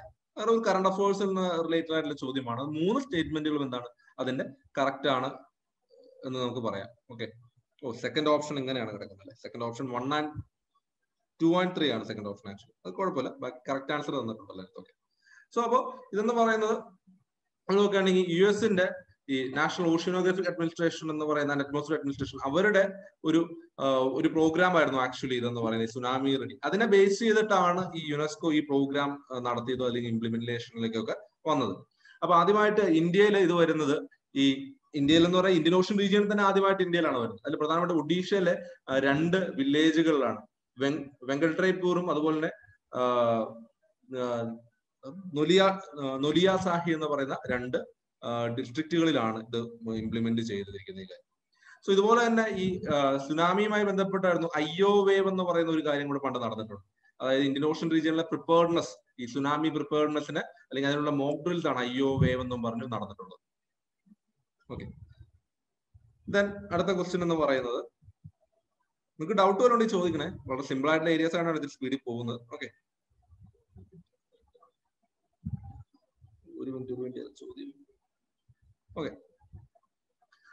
അടുത്ത നോക്കുകയാണെങ്കിൽ, tilted axis of Earth is responsible for different seasons around the globe. The tilt of Earth's axis is fixed at 66.5 degree with the orbital plane. ഇതില് ഏതൊക്കെ statement ആണ് തെറ്റായിട്ടുള്ളത്? Answer പറഞ്ഞു ABCD ഏതാന്ന് പറഞ്ഞത് 2 സ്റ്റേറ്റ്മെന്റ് ആണ് നമുക്ക് ആൻസർ ചെയ്തത്. സെക്കൻഡ് സ്റ്റേറ്റ്മെന്റ് റോങ് ആണ്, അങ്ങനെയാണോ ഉദ്ദേശിച്ചത്? ഫസ്റ്റ് സ്റ്റേറ്റ്മെന്റ് കറക്റ്റ് ആണ് അല്ലെ? ഓക്കെ, നമ്മൾ നോക്കുകയാണെങ്കിൽ ഈ എർത്തിന്റെ ആക്സിസ് എന്ന് പറയുന്നത്, എർത്തിന്റെ ആക്സിസ് ഇങ്ങനെ ഈ ഒരു 66.5 ഡിഗ്രി ഇതുമായിട്ട് ഇൻക്ലൈൻഡ് ആയിട്ട് നിൽക്കുന്നത് പറഞ്ഞു. അതുകൊണ്ട് എർത്ത് ഇങ്ങനെ കറങ്ങുമ്പോൾ, എർത്ത് സൂര്യൻ ചുറ്റും ഇങ്ങനെ റിവോൾവ് ചെയ്യുമ്പോൾ വാട്ട് വി ഫീൽ, നമുക്ക് എന്ത് തോന്നുന്നു വെച്ച് കഴിഞ്ഞാൽ സൺ ഇങ്ങനെ നോർത്തിലേക്കും സൗത്തിലേക്കും മൂവ് ചെയ്യുന്നത് പോലെ നമുക്ക് ഫീൽ ചെയ്യും. പക്ഷെ ആക്ച്വലി എന്ത് ചെയ്യുന്നില്ല, സണ്ണ് മൂവ് ചെയ്യുന്നില്ല, ഈ എർത്ത് ഇങ്ങനെ റിവോൾവ് ചെയ്യുന്നതുകൊണ്ട് നമുക്ക് തോന്നുന്നതാണ്. സോ അങ്ങനെ ഉണ്ടാകുന്ന വേരിയേഷൻസ് കാരണം സൺ എന്ത് ചെയ്യുന്നു, നമ്മൾ നോർത്തേൺ ഹെമിസ്ഫിയറിന് മുകളിൽ നിൽക്കുന്നത് പോലെ സദേൺ ഹെമിസ്ഫിയറിന് മുകളിൽ നിൽക്കുന്നത് പോലെ നമുക്ക് ഫീൽ ചെയ്യും ഈ പറയുന്ന സമ്മറിലും വിന്ററിലും. അപ്പൊ എന്ത് ചെയ്യും, അപ്പൊ ആ സമയത്ത് ഈ പകലിന്റെ ഡ്യൂറേഷൻ, നമുക്ക് സമ്മറിൽ എന്ത് ചെയ്യും, പകലിന്റെ ഡ്യൂറേഷൻ, ഇപ്പൊ നമ്മളെന്ന് ഉദ്ദേശിച്ച നോർത്തേൺ ഹെമിസ്ഫിയറിൽ താമസിക്കുന്നവർക്ക് സമ്മർ എന്ന് പറയുന്നത് ഇപ്പൊ ഈ പറയുന്ന ജൂൺ മാസങ്ങളിൽ, മാർച്ച് ഏപ്രിൽ മെയ് ജൂൺ സമയങ്ങളിൽ നമ്മൾ നോക്കുകയാണെങ്കിൽ നമുക്ക് എന്താണ്, സൂര്യൻ ഈ സമയത്ത് സണ്ണ് നിൽക്കുന്നത് നോർത്തേൺ ഹെമിസ്ഫിയറിന് മുകളിലാണ്. സണ്ണ് നോർത്തേൺ ഹെമിസ്ഫിയറിന് മുകളിൽ നിൽക്കുമ്പോൾ നമുക്ക് ഈ സമയത്ത് നോക്കുകയാണെങ്കിൽ ഡേയുടെ ലെങ്ത് എന്താ കൂടുതലാണ്, ഡേയുടെ ലെങ്ത് കൂടുതലാണ്. അപ്പൊ അങ്ങനെ ഡേയുടെ ലെങ്ത് കൂടുമ്പോൾ സൂര്യൻ കിട്ടുന്ന സൺലൈറ്റിന്റെ അളവ് എന്ത് ചെയ്യും, കൂടും. ഇതിന് പകരം നമ്മൾ വിന്റർ ആവുകയാണെങ്കിൽ നമുക്ക് എന്ത് ചെയ്യും, നമുക്ക് ഡേയുടെ ലെങ്ത് കുറയും, പകരം എന്താ നൈറ്റിന്റെ ലെങ്ത് കൂടുക ചെയ്യുന്നത്. അപ്പൊ എന്ത് ചെയ്യും, ഇപ്പൊ നമ്മൾ നോക്കുകയാണെങ്കിൽ ഇപ്പോ ഈ പറയുന്ന സമ്മറിൽ നമുക്ക് 15 മണിക്കൂർ സൺലൈറ്റ് കിട്ടി, 10 മണിക്കൂർ രാത്രിയാണ്. ഇനി വിന്റർ ആയപ്പോ എന്താ, 15 മണിക്കൂർ രാത്രിയും 10 മണിക്കൂർ സൺലൈറ്റ്. അപ്പൊ സൂര്യനിൽ നിന്ന് കിട്ടുന്ന സണ്ണിൽ നിന്ന് കിട്ടുന്ന ഹീറ്റ് എനർജിയിൽ വേരിയേഷൻ ഉണ്ടാകുന്നു. ആ ഉണ്ടാകുന്ന വേരിയേഷൻ ആണ് നമ്മളോട് സീസൺ എന്ന് പറയുന്നത്. സോ പകലിന്റെയും രാത്രിയുടെയും ഡ്യൂറേഷൻ ഉണ്ടാകുന്ന ചേഞ്ച് സണ്ണിൽ നിന്ന് കിട്ടുന്ന ഹീറ്റ് എനർജിയിൽ വേരിയേഷൻ ഉണ്ടാക്കുന്നു. ആ വേരിയേഷൻ ആണ് നമ്മൾ ഇവിടെ എന്തെന്ന് പറയുന്നത് സീസൺ എന്ന് പറയുന്നത്. സോ അപ്പൊ സീസൺ തന്നെയാണ് ദിവസങ്ങളുടെയും രാത്രികളുടെയും ഡ്യൂറേഷൻ ഉണ്ടാകുന്ന ചേഞ്ച് എന്ന് പറയുന്നത്. സോ ആ ചേഞ്ച് ഉണ്ടാകാനുള്ള കാരണം ഭൂമി അല്ലെങ്കിൽ എർത്ത് അതിന്റെ ആക്സിസ് ഇങ്ങനെ ടിൽറ്റ് ചെയ്ത് നിൽക്കുന്നുണ്ട്. നിങ്ങൾ ആലോചിച്ച് നോക്കുക, ഇവിടെ സൺ ഇങ്ങനെ നിൽക്കുക, ഇങ്ങനെ നിൽക്കുന്ന സൺ ഇങ്ങനെ ചെരിഞ്ഞ് എർത്തിന്റെ ആക്സിസ് ഇങ്ങനെ ചെരിഞ്ഞ് നിൽക്കുകയാണ്, സൺ ഇവിടെ നിൽക്കുകയാണ്. ഈ പൊസിഷനിൽ എർത്ത് നിൽക്കുമ്പോൾ നോക്കുക, നോർത്തേൺ പോള് സണ്ണിന് നേരെ നിൽക്കുകയാണ്. അപ്പൊ നോർത്തേൺ ഹെമിസ്ഫിയറിൽ എന്താണ് സൺലൈറ്റ് കൂടുതൽ കിട്ടും. അത് നമുക്ക് എന്താണ് നമ്മുടെ നോർത്തേൺ ഹെമിസ്ഫിയറിൽ ജീവിക്കുന്നത് നമുക്കത് സമ്മറും. ഇവിടെ ഉള്ളവർ നോക്കുക സൗത്തിൽ എന്താണ് അകന്ന് നിൽക്കുവാണല്ലേ സൂര്യനിൽ നിന്ന്, സൺലൈറ്റ് അത്രയും കിട്ടത്തില്ല, അവർക്ക് എന്താ വിന്റർ ആണ്. ഇനി കറങ്ങി നേരെ തിരിഞ്ഞ് ഇവിടെ വന്നു എന്ന് ആലോചിക്കുക, ഇവിടെ വന്നു കഴിയുമ്പോൾ നോക്കുക സൺ ഇവിടെ നിൽക്കുകയാണ്. ഇപ്പൊ നോക്കുക സദേൺ ഹെമിസ്ഫിയർ അല്ലെങ്കിൽ സൗത്ത് പോൾ എന്ത് ചെയ്യാണ്, സണ്ണിനെ ഫേസ് ചെയ്യാണ്. അപ്പൊ സൗത്ത് പോളിൽ സൺലൈറ്റ് കൂടുതൽ കിട്ടും, നോർത്ത് പോളിൽ കുറവായിരിക്കും. സോ എന്ത് ചെയ്യും, നോർത്ത് പോളിലുള്ള സമയത്ത് വിന്ററും സൗത്ത് പോളിലുള്ള സമയത്ത് സമ്മറും വരും. സോ ഇതുപോലെയാണ് എന്താ സമ്മറും വിന്ററും ഉണ്ടാവുന്നത്. അപ്പൊ എർത്ത് ഇങ്ങനെ ഇനി പകരം എർത്തിന്റെ ആക്സിസ് ഇങ്ങനെ ഇരിക്കാന്ന് വിചാരിക്കുക, സൺ ഇവിടെ ഇരിക്കുകയാണ്. എന്റെ എർത്തില് 12 മണിക്കൂർ പകലും 12 മണിക്കൂർ രാത്രി, എപ്പോഴും സൺ എവിടെ ആയിരിക്കും, ഇക്വേറ്ററിന്റെ മുകളിലായിരിക്കും. ഏത് പൊസിഷനിൽ വന്നാലും സൺ എന്തായാലും ഇക്വേറ്ററിന്റെ മുകളിലായിരിക്കും. സോ അപ്പൊ ഉണ്ടാകുന്ന ചെരിവ് ആ ടിൽറ്റഡ് ആക്സിസിൽ സണ്ണിന് ചുറ്റും റിവോൾവ് ചെയ്യുന്നതുകൊണ്ടാണ് ഇവിടെ ഉണ്ടാകുന്നത് സീസൺസ് ഉണ്ടാകുന്നത്. ഇനി ഈ 66 ഡിഗ്രി എന്ന് പറയുന്നത് 66.5 ഡിഗ്രി വിത്ത് ഓർബിറ്റൽ പ്ലെയിൻ എന്ന് പറയുന്നത് ഇറ്റ്സ് നോട്ട് ഫിക്സഡ്. അത് ഫിക്സഡ് അല്ല. അതാണ്. അപ്പൊ സെക്കൻഡ് സ്റ്റേറ്റ്മെന്റ് എന്താണ്, റോങ് ആണ്. എന്തുകൊണ്ട് ഫിക്സഡ് അല്ല എന്ന് നോക്കുകയാണെങ്കിൽ ഈ എർത്തിന്റെ നമ്മൾ പറഞ്ഞ എർത്തിന്റെ ആക്സിസ് എന്ന് പറയുന്നത് എർത്തിന്റെ സെന്ററിലൂടെ പോകുന്ന ആ ഒരു ലൈൻ, അത് വന്ന് എർത്തിന്റെ ആക്സിസ്, ആ സെന്ററിലൂടെ പോകുന്ന ആക്സിസ് എവിടെയാണോ എർത്തിന്റെ സർഫസിൽ മീറ്റ് ചെയ്യുന്നത് അതാണ് എർത്തിന്റെ പോൾസ് എന്ന് പറയുന്നത്, നോർത്ത് പോളും സൗത്ത് പോളും. അപ്പൊ ഇത് എർത്തിന്റെ മാസ് എങ്ങനെ ഡിസ്ട്രിബ്യൂട്ട് ചെയ്തിരിക്കുന്നു എന്നനുസരിച്ചിട്ടാണ്. ഇപ്പൊ ഇതാണ് മെറ്റീരിയൽ എങ്കിൽ ഇതിന്റെ മാസ് നമ്മൾ റീഡിസ്ട്രിബ്യൂട്ട് ചെയ്തനുസരിച്ച് ഇങ്ങനെ സെന്ററിൽ നിന്ന് ഇതിലൂടെ ഒരു ആക്സിസ് പോകുന്നു എന്ന് നമ്മൾ വിചാരിക്കാം. എന്തെങ്കിലും കാരണങ്ങൾ കൊണ്ട് ഇതിന്റെ മാസ് റീഡിസ്ട്രിബ്യൂട്ട് ചെയ്യപ്പെട്ടു എന്ന് വിചാരിക്കാം. റീഡിസ്ട്രിബ്യൂട്ട് ചെയ്യപ്പെട്ടപ്പോ ഇപ്പൊ അതിന്റെ ആക്സിസ് ഇതിലൂടെ കടന്ന് ഇങ്ങനെയാണ് പോകുന്നത് വിചാരിക്കും, ഇതിലൂടെ പോവാണ്. അപ്പൊ എന്ത് ചെയ്യും, ഈ പറയുന്ന ആക്സിസ് മാറിയപ്പോ ഇതിന്റെ എന്ത് പൊസിഷൻ മാറി, അപ്പൊ ഓർബിറ്റുമായുള്ള ആംഗിളും മാറില്ലേ. അപ്പൊ അങ്ങനെ എർത്തിന്റെ മാസിന്റെ റീഡിസ്ട്രിബ്യൂഷൻ ഉണ്ടാവുന്നത് എങ്ങനെയാണെന്ന് നോക്കുകയാണെങ്കിൽ, ഇപ്പൊ നമ്മൾ നോക്കുകയാണെങ്കിൽ ഈ എർത്തിന്റെ പോളാർ റീജിയനിലൊക്കെ ഒരുപാട് ഐസൊക്കെ ഉണ്ട് അല്ലെ, ഒരുപാട് ഐസൊക്കെ എന്ത് ചെയ്തെടുക്കുന്നുണ്ട്, ഇങ്ങനെ കിടപ്പുണ്ട്. ഈ ഐസും ഗ്ലേഷ്യറും ഒക്കെ മെൽറ്റ് ചെയ്ത് കഴിയുമ്പോൾ അത് ഉരുകി അങ്ങ് പോകുമ്പോൾ ആ ഭാഗത്തെ മാസ് കുറയൂല്ലേ. കാരണം ഈ നമ്മൾ വിചാരിക്കും വെറും വെള്ളമല്ലേ, പക്ഷെ ഭയങ്കരമായിട്ടുള്ള ഒരു മാസ് വെയിറ്റ് ഉണ്ട്. ആ ഐസ് ഉരുകി അവിടെ നിന്ന് പോയി കഴിയുമ്പോൾ അവിടുത്തെ വെയിറ്റ് കുറയും. അങ്ങനെ വെയിറ്റ് കുറയുമ്പോൾ എന്ത് ചെയ്യും, ആ വാട്ട് ഉരുകി ഓഷനിലോട്ടാണ് ചെല്ലുന്നത്. അപ്പൊ പോളാർ റീജിയൻ അല്ലെങ്കിൽ പോളുകളിൽ ഉണ്ടായിരുന്ന മാസ് അവിടെ നിന്ന് മറ്റൊരു ഭാഗത്തേക്ക് റീഡിസ്ട്രിബ്യൂട്ട് ചെയ്യപ്പെടും. അങ്ങനെ റീഡിസ്ട്രിബ്യൂട്ട് ചെയ്യും, എർത്തിന്റെ മാസിന്റെ റീഡിസ്ട്രിബ്യൂഷൻ ഉണ്ടാവും. അപ്പൊ എന്ത് ചെയ്യും, എർത്തിന്റെ ആക്സിസ് അവിടെ നിന്ന് മാറുന്നതായിട്ട് കാണാൻ കഴിയും. അവിടെ നിന്ന് അതിനാണ് പോളാർ മോഷൻ എന്നൊക്കെ പറയും. റീസെന്റ് ന്യൂസിലൊക്കെ ഉണ്ടായിരുന്നത്. സോ അങ്ങനെ പോളാർ മോഷൻ കാരണം നമ്മൾ നോക്കുകയാണെങ്കിൽ എന്ത് ചെയ്യും, ജോഗ്രഫിക്കൽ പോളുകൾ ചേഞ്ച് ചെയ്യുന്നുണ്ട്. അങ്ങനെ പോള് മാറുമ്പോൾ എന്ത് ചെയ്യും, ആക്സിസ് മാറും. ആക്സിസ് മാറുമ്പോൾ നമുക്ക് എന്ത് പറ്റുന്നു, ആ ഇൻക്ലിനേഷൻ മാറുന്നതായിട്ടാണ്. അതുപോലെ തന്നെ മാഗ്നറ്റിക് പോളുകളും എന്ത് ചെയ്യുന്നുണ്ട്, മൂവ് ചെയ്യുന്നുണ്ട്. ഒരു സ്ഥലത്ത് കോൺസ്റ്റന്റ് ആയിട്ടല്ല നിൽക്കുന്നത്. സോ അതുകൊണ്ടാണ് സെക്കൻഡ് സ്റ്റേറ്റ്മെന്റ് റോങ് ആണ് എന്ന് പറഞ്ഞത്. ക്ലിയർ ആണല്ലോ ഞാൻ പറഞ്ഞ കാര്യം?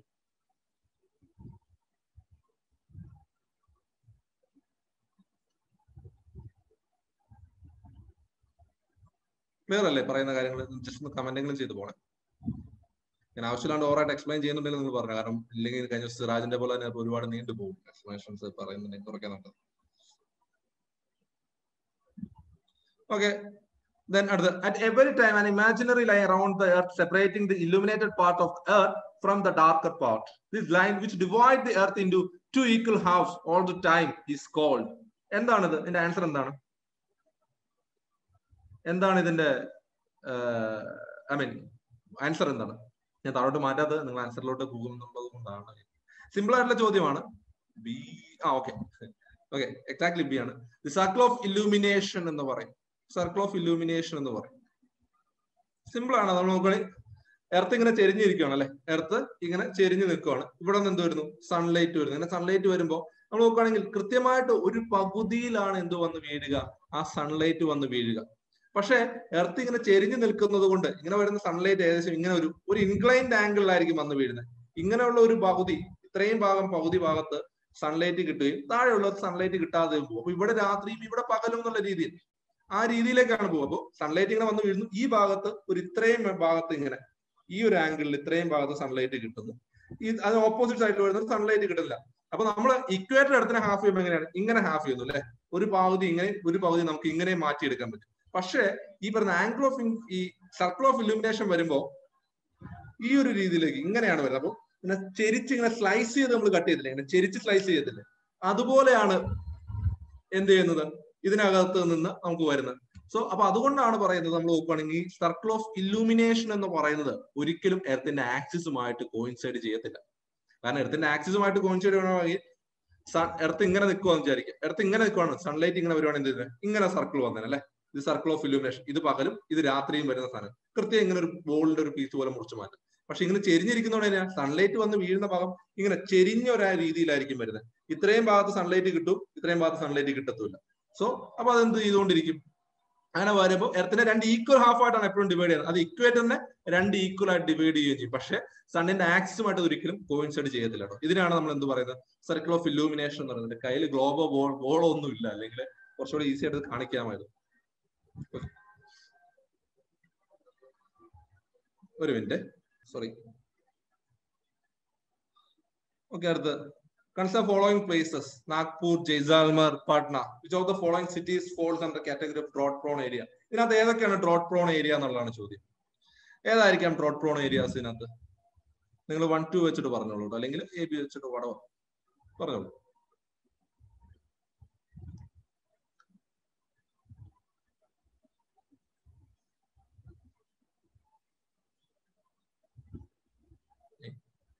ആരൊന്നും പറയുന്നില്ലേ? A1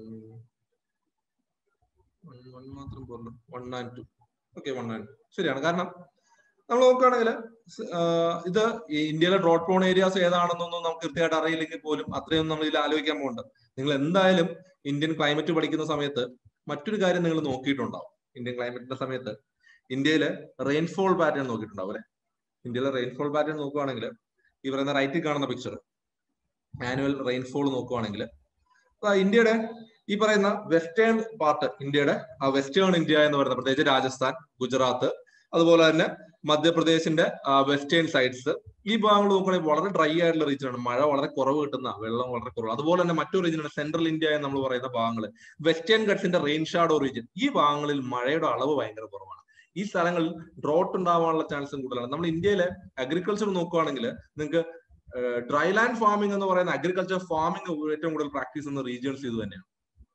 അപ്പോ അങ്ങനെ വരുമ്പോൾ ആ ഭാഗങ്ങളിൽ എന്താണ് ഡ്രയർ ആയിട്ട് നിൽക്കുന്ന റീജിയൻ ആണ്. ഇനി മറ്റൊന്ന് നോക്കുകയാണെങ്കിൽ പാട്ന എന്ന് പറയുന്നത് എവിടെയാണ്? ബീഹാറിലാണ് അല്ലെ. ബീഹാറിന്റെ പാട്നയുടെ ഭാഗം നോക്കുകയാണെങ്കിൽ വളരെ അധികം മഴ ലഭിക്കുന്ന, നല്ല രീതിയിൽ മഴ കിട്ടുന്ന സ്ഥലങ്ങളിൽ ഒന്നാണ്. കാരണം 100 സെന്റിമീറ്ററിന് മുകളിൽ മഴ കിട്ടുന്ന റീജിയൻ. കാരണം നമ്മൾ പറയുകയാണെങ്കിൽ സൗത്ത് വെസ്റ്റ് മൺസൂൺ വന്ന് ഇന്ത്യയിൽ 80% മഴ കിട്ടുന്ന സൗത്ത് വെസ്റ്റ് മൺസൂണിന്റെ ഭാഗമായിട്ടാണ്.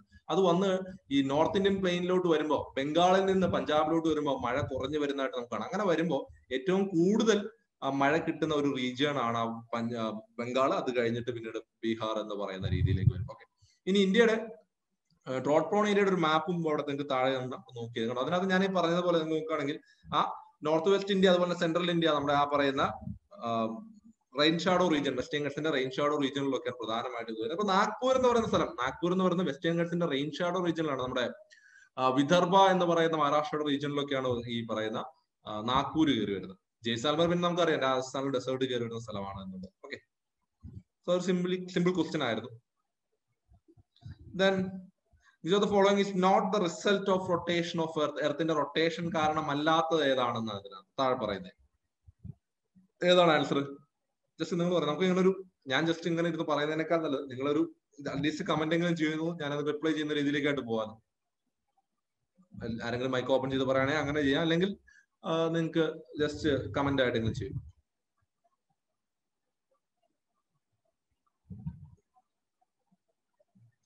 ആരൊന്നും പറയുന്നില്ലേ?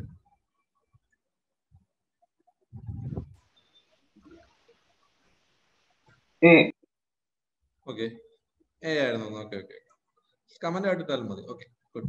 Okay, A. നമ്മൾ പറഞ്ഞു എർത്തിന്റെ മാഗ്നറ്റിക് ഫീൽഡ് ഉണ്ടാകുന്നതിന്റെ കാരണം എന്താണ്? എർത്തിന്റെ മാഗ്നറ്റിക് ഫീൽഡ് ഉണ്ടാകുന്നതിൽ എർത്തിന്റെ റൊട്ടേഷണൽ റോൾ ഉണ്ട്. ഡേയും നൈറ്റും ഉണ്ടാകുന്നതിൽ കോറിയോളിസ് ഫോഴ്സിലും ഉണ്ട്. ഈ ഡിസപ്പിയറൻസ് ഓഫ് ഷിപ്പ് എന്ന് പറയുന്നത് നമ്മൾ നോക്കുകയാണെങ്കിൽ അത് എർത്തിന്റെ കർവേച്ചർ കാരണമാണ്. എർത്തിന്റെ സർഫസ് ഇങ്ങനെ കർവ് ചെയ്തിരിക്കുന്നത് കൊണ്ടാണ് അവിടെ എന്തുണ്ടാവുന്നത്. നമ്മൾ നോക്കുകയാണെങ്കിൽ ഈ പറയുന്ന പോലെ നമ്മൾ ഇന്ന് കുറെ ദൂരം നോക്കുമ്പോൾ ആ എർത്ത് ഷിപ്പ് ഡിസപ്പിയർ ചെയ്ത് പോകുന്നു. അതുപോലെ തന്നെയാണ് നിങ്ങൾ നോക്കുകയാണെങ്കിൽ ഈ സൺ റൈസ് ചെയ്യുന്നതും സൺ സെറ്റ് ചെയ്യുന്നതും നമ്മൾ കാണുന്നില്ല. സൂര്യന് ഉദിച്ചു വരുന്നതും താഴ്ന്നു പോകുന്നു. അതും ഈ എർത്തിന്റെ കർവേച്ചർ കാരണമാണ്. നമ്മളിങ്ങനെ നോക്കുമ്പോൾ റൗണ്ടഡ് സർഫസ് ആയതുകൊണ്ട് ഇങ്ങനെ പോകുമ്പോൾ നമുക്കത് അവിടെ നിന്ന് പോകുന്നതായിട്ട് കാണാൻ കഴിയും. അതുകൊണ്ടാണ് ഈ പറഞ്ഞ സൺറൈസും സൺസെറ്റിന്റെ കാര്യങ്ങളും ഉണ്ടാകുന്നത്. അതുകൊണ്ട് തന്നെയാണ് ഈ കർവേച്ചർ ഓഫ് എർത്ത് കാരണം. എർത്തിന്റെ മാഗ്നറ്റിക് ഫീൽഡ് എനിക്ക് തോന്നുന്നു ഇനി ക്വസ്റ്റ്യൻ ഉണ്ടെന്ന് എനിക്ക് തോന്നുന്നു അല്ലെ? ഉണ്ട്. അവിടെ വരുമ്പോൾ ഞാനത് എക്സ്പ്ലെയിൻ ചെയ്യാം. എർത്തിന്റെ magnetic field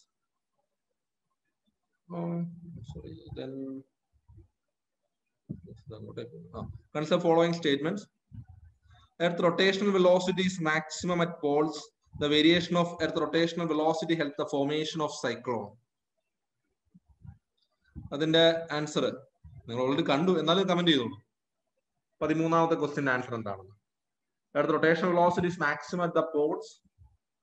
The variation of Earth rotational velocity helps the formation of cyclone. ഏതാണ് എന്റെ ആൻസർ? ഇൻകറക്റ്റ് ഏതാണെന്നാണ് ചോദിച്ചിരിക്കുന്നത്. Okay okay, B incorrect A ആണത്. എ ആണ് എന്റെ ആൻസർ എന്ന് പറയുന്നത്. ഇൻകറക്റ്റ് ആണ് ചോദിച്ചിരിക്കുന്നത്, കറക്റ്റ് അല്ല. തെറ്റേതാണ്? ഫസ്റ്റ് സ്റ്റേറ്റ്മെന്റ് തെറ്റാണ്. എർത്ത് റൊട്ടേറ്റ് ചെയ്യുമ്പോൾ അതിന്റെ മാക്സിമം റൊട്ടേഷൻ വെലോസിറ്റി വരുന്ന എർത്തിന്റെ സെന്ററിലാണ്. അപ്പൊ എങ്ങനെയാണെന്ന് നോക്കുകയാണെങ്കിൽ, ഫോർ എക്സാമ്പിൾ നിങ്ങൾ ഈ ബോൾ വിചാരിക്കുക. ഓക്കെ, ക്രിക്കറ്റ് ബോൾ വിചാരിക്കും.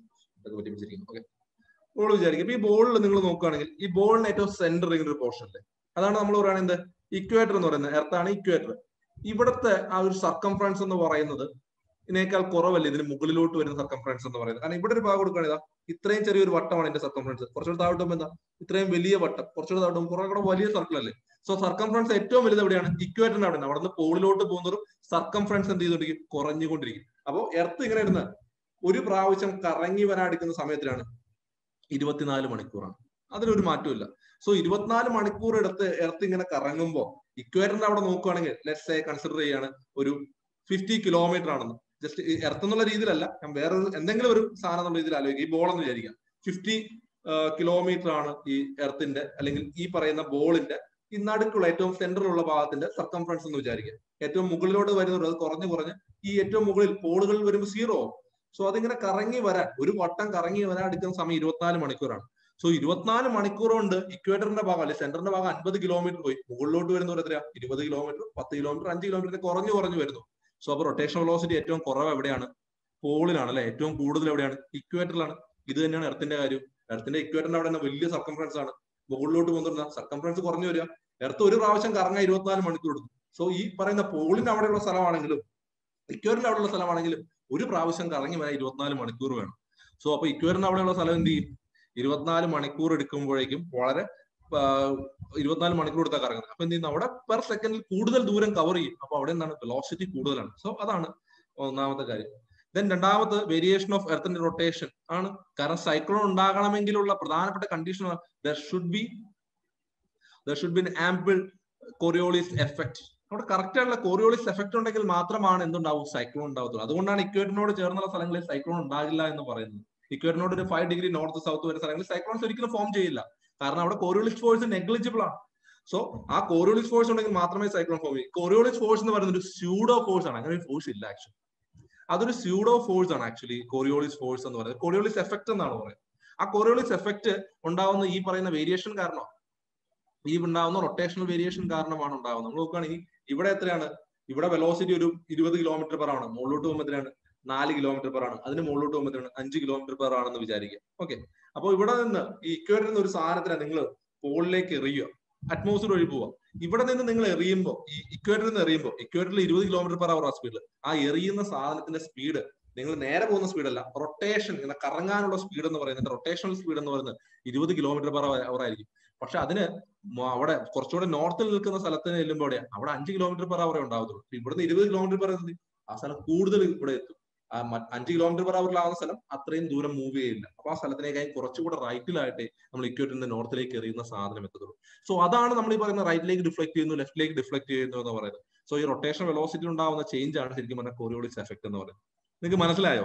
അല്ലെങ്കിൽ നമ്മുടെ യൂട്യൂബിനകത്ത് ഇന്ത്യൻ മൺസൂൺ എക്സ്പ്ലെയിൻ ചെയ്യുന്ന ഒരു വീഡിയോക്കകത്ത് കോറിയോളിസ് ഫോഴ്സ് എക്സ്പ്ലെയിൻ ചെയ്തിട്ടുണ്ട്. അത് കേട്ട് നോക്ക്, മനസ്സിലാവുമായിരിക്കും. മേ ബി ഞാൻ തന്നെ എക്സ്പ്ലെയിൻ ചെയ്തിരിക്കുന്ന മനസ്സിലാവുമായിരിക്കും. ഇക്വേറ്ററിന്റെ അവിടെ സൈക്ലോണിന്റെ ചാൻസസ് കുറവാന്ന് പറഞ്ഞതിന്റെ റീസൺ ഇതാണോ? ഇക്വേറ്ററിന്റെ അവിടെ കോറിയോളിസ് ഫോഴ്സ് അല്ലെങ്കിൽ കോറിയോളിസ് എഫക്ട് നെഗ്ലിബിൾ ആണ്. കാരണം കോറിയോളിസ് എഫക്ട് എന്ന് പറയുന്നത്, അല്ലെങ്കിൽ അത് റേറ്റ് ഓഫ് ചേഞ്ച് ഓഫ് ഈ പറയുന്ന കൺസർവേഷൻ ഓഫ് മൊമെന്റം വെച്ചിട്ടാണ് പറയുന്നത്. അപ്പൊ റേറ്റ് ഓഫ് ചേഞ്ച് എന്ന് പറയുന്നത് ഏറ്റവും മിനിമം ഇക്വേറ്ററിന്റെ അവിടെയാണ്.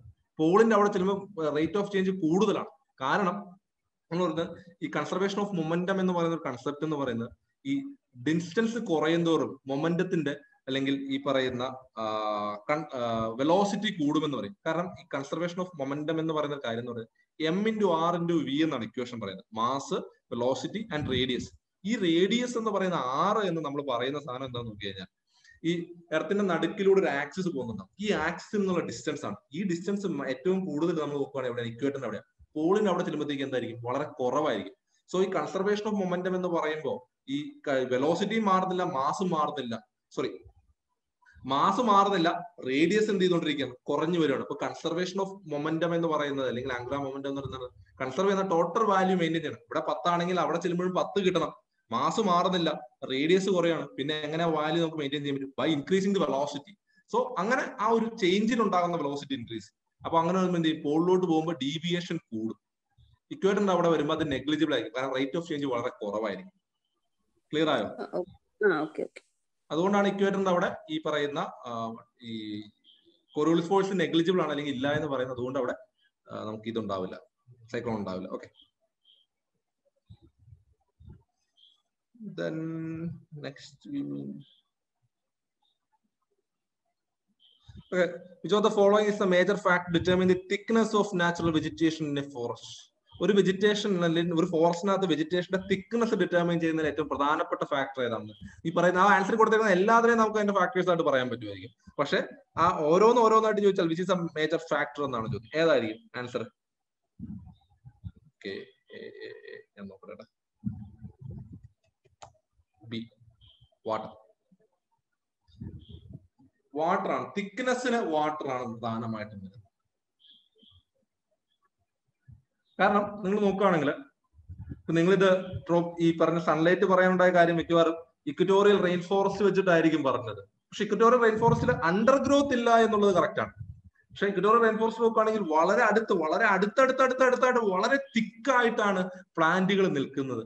അത് എന്തുകൊണ്ടാണ്? വാട്ടർ അവൈലബിലിറ്റി ആണ്. നിങ്ങളൊരു കാര്യം ആലോചിച്ച് നോക്കിയാല് ഈ എവർഗ്രീൻ ഫോറസ്റ്റുകളിലേക്ക് പോകുമ്പോൾ വളരെ അടുത്തടുത്ത് പ്ലാന്റുകൾ, അതിന് ഡെസീഡിയസ് ഫോറസ്റ്റിലേക്ക് പോകുമ്പോൾ എന്ത് ചെയ്യുന്നു, പ്ലാന്റുകൾ കുറെ കൂടെ അകന്നു വരുന്നു. മോയ്സ്റ്റ് ഡെസീഡിയസിനൊക്കെ അകന്നാണ് ഡ്രൈ ഡെസീഡിയസ്. കാരണം ഒരു ചെറിയൊരു ഏരിയ കൺസിഡർ ചെയ്യുക, ഇതൊരു ഏരിയ ആണെന്ന് നോക്കുക. ഈ ഒരു ഏരിയയിൽ ഒരു 30-40 മരത്തിന് സസ്റ്റെയിൻ ചെയ്യാൻ പറ്റുന്ന വാട്ടർ ഉണ്ടെങ്കിൽ അവിടെ എന്ത് ചെയ്യും, തിക്നെസ് വളരെ കൂടുതലായിരിക്കും. പക്ഷെ ആ മരങ്ങൾ അകന്നു നിൽക്കാൻ വൈ ദാറ്റ് അവിടെ അത്രയും വലിയ ഡിഫറൻസ് എന്ന് നോക്കുകയാണെങ്കിൽ അതിന്റെ കാരണം എന്ന് പറയുന്നത് because of the limited availability of water ആണ്. സോ വാട്ടർ ആണ് ഈ ഇതിന്റെ തിക്നെസ് ഡിറ്റർമൈൻ ചെയ്യുന്ന പ്രധാനപ്പെട്ട ഫാക്ടർ എന്ന് പറയുന്നത്. ഇനി ഇതിന് പകരം ഈ ഇക്വറ്റോറിയൽ റെയിൻ ഫോറസ്റ്റ് പർട്ടിക്കുലർലി ചോദിച്ചിട്ട് എന്തുകൊണ്ട് അണ്ടർ ഗ്രോത്ത് ഉണ്ടാകുന്നില്ല എന്ന് ചോദിച്ചിരുന്നെങ്കിൽ അതിന്റെ റീസൺ നമുക്ക് പറയാൻ കഴിയുക ഈ പറയുന്ന സൺലൈറ്റ് ആണ്. സോ ഇത് പ്രധാനപ്പെട്ട വാട്ടർ ആണ് ഈ പറയുന്ന പോലെ എന്തുകൊണ്ട് അടുത്തടുത്ത മരങ്ങൾ ഉണ്ടാവുന്നില്ല. അല്ലെങ്കിൽ നമുക്ക് വെള്ളത്തിന്റെ അളവ് കുറയുന്ന സ്ഥലങ്ങളിൽ വരുമ്പോഴാണ് മരങ്ങൾ അകന്ന് നിൽക്കുന്ന അവസ്ഥ വരുന്നത്. ഫോർ എക്സാമ്പിൾ, നിങ്ങൾ ഗ്രാസ് ലാൻഡിലോട്ട് പോയി കഴിയുമ്പോൾ ഈ പറയുന്ന സാവന്ന ഗ്രാസ് ലാൻഡുകളിൽ ഒരു ചെറിയ വുഡ്ലാൻഡുകൾ കാണാൻ കഴിയും. പക്ഷെ അതിന് പകരം ടെമ്പററി ഗ്രാസ് ലാൻഡിലോട്ട് പോവുകയാണെങ്കിൽ ഒരു മരം കഴിഞ്ഞാൽ കുറെ ദൂരം കഴിഞ്ഞാൽ മറ്റൊരു മരത്തിന്റെ പോലും പ്രസൻസുകൾ കാണാൻ കഴിയും. സോ അപ്പോൾ നമുക്ക് നോക്കുകയാണെങ്കിൽ ഈ വെജിറ്റേഷന്റെ കാര്യങ്ങളിൽ ഡെസിഡിയസ് ഫോറസ്റ്റുകൾ കൺസിഡർ ചെയ്യുമ്പോൾ പ്രധാനപ്പെട്ട വാട്ടർ ആണ് ഇത് ഡിറ്റർമിൻ ചെയ്യുന്നത്. ഈ അടുത്തടുത്ത് മരങ്ങൾ എത്രമാത്രം അടുത്ത് ക്ലോസ്ലി പാക്ഡ് ആയിട്ട് മരങ്ങൾ നിൽക്കുന്നു എന്നുള്ളത്. കാരണം സൺലൈറ്റ് എന്ന് പറയുന്നത് ഈ ഉയർന്നു പോകുന്ന ഹൈറ്റ് വരുന്ന എല്ലാ മരങ്ങൾക്കും അത് റീച്ചബിൾ ആണ്. സോ അത് കവർ ചെയ്ത് തിക്കായിട്ട് മരങ്ങൾ എന്ത് ചെയ്യും, നിൽക്കുന്ന ഒരു അവസ്ഥ വരും. പക്ഷെ വാട്ടർ എന്ന് പറയുന്നത് ഫ്രം ദ ഗ്രൗണ്ടിൽ നിന്ന് അവർക്ക് അബ്സോർവ് ചെയ്യേണ്ട കാര്യമാണ്. സോ അതുകൊണ്ട് എന്ത് ചെയ്യും, അതിന്റെ സ്പേസിങ് അകന്ന് നിൽക്കുന്നതിന് കാരണമാണ്. ക്ലിയർ ആണോ? ഇനി പകരം നിങ്ങൾ ഇതിനകത്ത് പകരം ഒരു ചോദ്യത്തിനകത്ത് 1, 2, 3 ഇട്ട് തരുവാണെങ്കിൽ sunlight, water and nutrients all are the factors, എല്ലാം ഡിപ്പെൻഡന്റ് ആയിട്ടുള്ള ഫാക്ടേഴ്സ് ആണ്. പക്ഷെ അല്ലാതെ തരുമ്പോൾ we have to choose which one is more important. Okay, അതാണ് അതിന്റെ ആൻസറിനകത്ത് വരുന്ന ഒരു difference. Consider the following statement regarding the interior of Earth. Formation of earthquake shadow zone, formation of magnetic field made up of dense materials. Which part of Earth is described by? Which part of Earth interior is described by the above statements? ഏത് പാർട്ടിനെ പറ്റിയാണ് നമ്മൾ ഈ പറയുന്നത്? ഏതാണ് എന്റെ answer? A, B, C, D, ഏതാണ്? Okay, B ആണ്. Outer core ആണ്. ഔട്ടർ കോർ ആണ്. ഔട്ടർ കോർ നമ്മൾ നോക്കുകയാണെങ്കിൽ ഔട്ടർ കോർ എന്ന് പറയുന്നത് നമ്മൾ നോക്കുകയാണെങ്കിൽ ക്രസ്റ്റ്, മാന്റിൽ ആൻഡ് കോർ.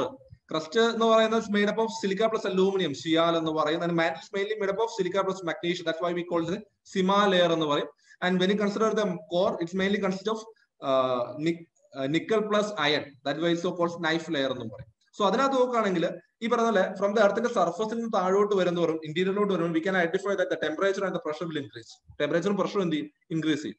അങ്ങനെ ടെമ്പറേച്ചറും പ്രഷറും കൂടി വരുമ്പോൾ പക്ഷേ ഔട്ടർ കോറിൽ നമ്മൾ നോക്കുമ്പോൾ ഔട്ടർ കോറിൽ ടെമ്പറേച്ചർ ആണ് ഡോമിനേറ്റ് ചെയ്യുന്ന പ്രഷറിനേക്കാൾ. അതുകൊണ്ട് ഔട്ടർ കോറിൽ എല്ലാ മെറ്റീരിയൽസും നിൽക്കുന്നത് ലിക്വിഡ് സ്റ്റേറ്റിലാണ്, പക്ഷേ ഇന്നർ കോറിൽ സോളിഡ് സ്റ്റേറ്റിലാണ്. അങ്ങനെ ലിക്വിഡ് സ്റ്റേറ്റിൽ നിൽക്കുന്ന നമ്മുടെ കോർ, ലിക്വിഡ് സ്റ്റേറ്റിൽ നിൽക്കുന്ന കോറ് അവിടെ എർത്ത് റൊട്ടേറ്റ് ചെയ്യുമ്പോൾ അവിടെയുള്ള മെറ്റീരിയൽസ് മൂവ് ചെയ്യും. ആ മൂവ് ചെയ്യുന്നതിന്റെ ലിക്വിഡ് സ്റ്റേറ്റിലുള്ള ഹെവി മെറ്റൽസ് മൂവ് ചെയ്യും. അപ്പൊ ആ മൂവ്മെന്റ് ഫലമായിട്ട് അവിടെ എന്തുണ്ടാവും? ഒരു ഇലക്ട്രിസിറ്റി ജനറേറ്റ് ചെയ്യും. EMF എന്ന് പറയുന്നത് കോറിയോളിസ് ഫോഴ്സിന്റെ ഒക്കെ ഇൻഫ്ലുവൻസ് ഉണ്ട്. അപ്പൊ അതിന്റെ ഫലമായിട്ട് EMFന്റെ ഫലമായിട്ട് ഇൻഡക്ഷൻസ് വഴി അവിടെ എന്ത് വരും? ഒരു മാഗ്നറ്റിക് ഫീൽഡ് ക്രിയേറ്റ് ചെയ്യപ്പെടും. അങ്ങനെയാണ് എർത്തിന് എന്തുണ്ടാകുന്നത്? ഒരു മാഗ്നറ്റിക് ഫീൽഡ് ക്രിയേറ്റ് ചെയ്യപ്പെടുന്നത്. ഓക്കെ, അപ്പൊ അതാണ് ഈ പറയുന്ന ഔട്ടർ കോറിന്റെ പ്രധാനപ്പെട്ട ഒരു കാര്യം. അപ്പൊ അത് ഇനി രണ്ടാമത് ഫോർമേഷൻ ഓഫ് എർത്തിക്വിക്കിന്റെ ഷാഡോസ് ഉണ്ടെന്നുണ്ട്. നമ്മളൊരു എർത്തിക്വിക്ക് ഉണ്ടാകുമ്പോൾ പ്രധാനമായിട്ടും two kinds of body waves, S wave and P wave, primary wave and secondary wave. P wave എന്ന് പറയുന്നത് it can travel through solid and liquid, but S wave can travel through only solid. സോളിഡിലൂടെ മാത്രമേ S വേവിനും travel ചെയ്യാൻ പറ്റൂ. അതുകൊണ്ട് തന്നെ outer core liquid സ്റ്റേറ്റിൽ ആയതുകൊണ്ട് ഒരു എർത്തിക്വിക്ക് ഉണ്ടാവുന്ന എവിടെയാണോ അവിടെ നിന്ന് 105 ഡിഗ്രിക്ക് അപ്പുറത്തേക്കുള്ള സ്ഥലത്തേക്ക് 105 ഡിഗ്രിയിൽ ഒരു സർക്കിൾ വരച്ചാൽ അതിനപ്പുറത്തേക്ക് we cannot identify S waves. But P wave നോക്കുകയാണെങ്കിൽ പി വേവിന്റെ ഒരു ക്യാരക്ടറിസ്റ്റിക് എന്ന് പറഞ്ഞാൽ ഒരു ഡെൻസിറ്റി ഉള്ള മിഡിൽ നിന്ന് മറ്റൊരു ഡെൻസിറ്റി ഉള്ള മിഡിലേക്ക് വരുമ്പോൾ അതിന്റെ ഡയറക്ഷൻസ് മാറും. അങ്ങനെ ഈ സോളിഡ് ആൻഡ് ലിക്വിഡ് മെറ്റീരിയലിലൂടെ ട്രാവൽ ചെയ്യുമ്പോൾ അതിന്റെ ഡയറക്ഷനിൽ ഡീവിയേഷൻ ഉണ്ടാവും. ആ ഡീവിയേഷൻ കാരണം ഈ ഔട്ടർ കോർ നിൽക്കുന്നതുകൊണ്ട് പി വേവും 105 to 145 ഡിഗ്രി വരുന്ന എവിടെയാണോ എർത്തിക്വിക്ക് ഉണ്ടാകുന്നത്, നമ്മൾ പറഞ്ഞ എപ്പി സെന്റർ അഥവാ ഫോക്കസ് എന്നൊക്കെ പറയുന്ന സ്ഥലം, അവിടെ നിന്ന് 105 to 145 ഡിഗ്രി വരെ വരുന്ന ഭാഗങ്ങളിൽ അവിടെ എന്തുണ്ടാവില്ല? എർത്തിക്വിക്ക് റീച്ച് ചെയ്യില്ല, എർത്തിക്വിക്ക് വേവ്സ് റീച്ച് ചെയ്യില്ല. അതിനാണ് ഷാഡോസ് ഉണ്ടെന്നുണ്ട്. അതിന്റെ പ്രധാനപ്പെട്ട കാരണം ഈ ഔട്ടർ കോർ ലിക്വിഡ് സ്റ്റേറ്റിൽ നിൽക്കുന്നതുകൊണ്ടാണ്. Then again it's made up of heavy metals. അതുകൊണ്ടാണ് ഔട്ടർ കോർ ആണ് എന്റെ ആൻസർ എന്ന് പറയുന്നത്. ഓക്കെ, ക്ലിയർ ആണല്ലോ അല്ലെ?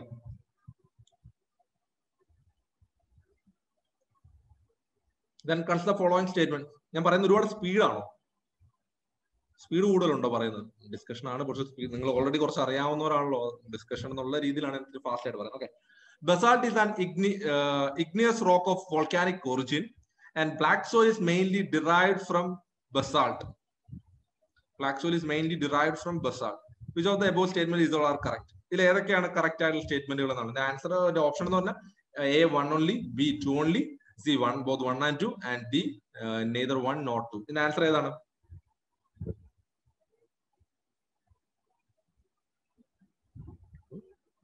കറക്റ്റ് ആണ് ചോദിച്ചിരിക്കുന്നത്. So answer must be C.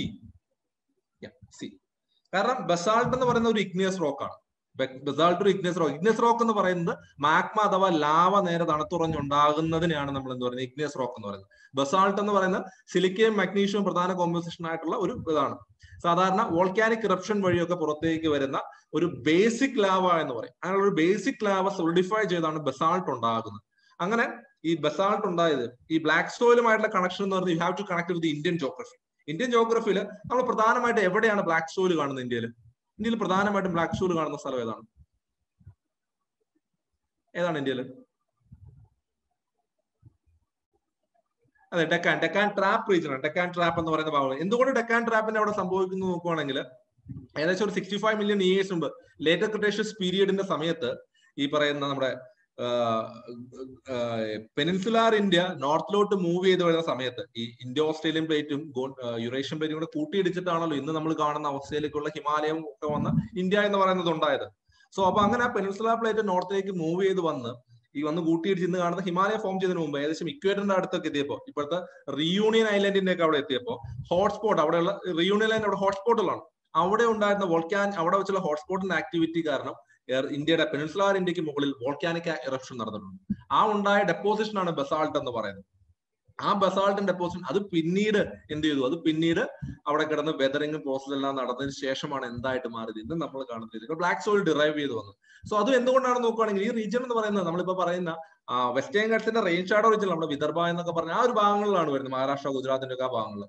So അവിടെ നോക്കുകയാണെങ്കിൽ അത് റെയിൻ ഷാഡോ റീജിയൻ, മഴ കുറവുള്ള less than 75 centimetre annual average റെയിൻഫോളും ഹൈ ടെമ്പറേച്ചറും ഉള്ള ഒരു റീജിയൻ ആണ്. സോ ആ ഒരു ക്ലൈമാറ്റിക് കണ്ടീഷനിൽ ബസാൾട്ട് അത്രയും നാൾ നിന്നത് കൊണ്ടാണ് അവിടെ നടന്ന സോയിൽ ആക്ടിവിറ്റി ബ്ലാക്ക് സോയിൽ ആയിട്ട് മാറാനുള്ള ആക്ടിവിറ്റി കാരണം ബ്ലാക്ക് സോയിൽ ഉണ്ടായത്. സോ അതിന്റെ ആൻസർ ബോത്ത് 1 and 2 ആണ്. Okay, then consider the following factors regarding meso earthquakes. Recently ന്യൂസിൽ വന്ന ഒരു കാര്യമായിരുന്നു. Okay, plate convergence, subterranean fault, melting of glaciers. ഇതിൽ ഏതൊക്കെയാണ് ഈ പറയുന്ന മീസോ എർത്തിക്വക്ക് ഉണ്ടാവാൻ അല്ലെങ്കിൽ മിസോറാമിൽ എർത്തിക്വക്ക് ഉണ്ടായപ്പോൾ ബന്ധപ്പെട്ട് അല്ലെങ്കിൽ അതിന്റെ കാരണങ്ങളായിട്ട് പറയുന്നത് എന്തൊക്കെയാണെന്ന് വെച്ചാൽ plate convergence, subterranean fault, melting of glaciers.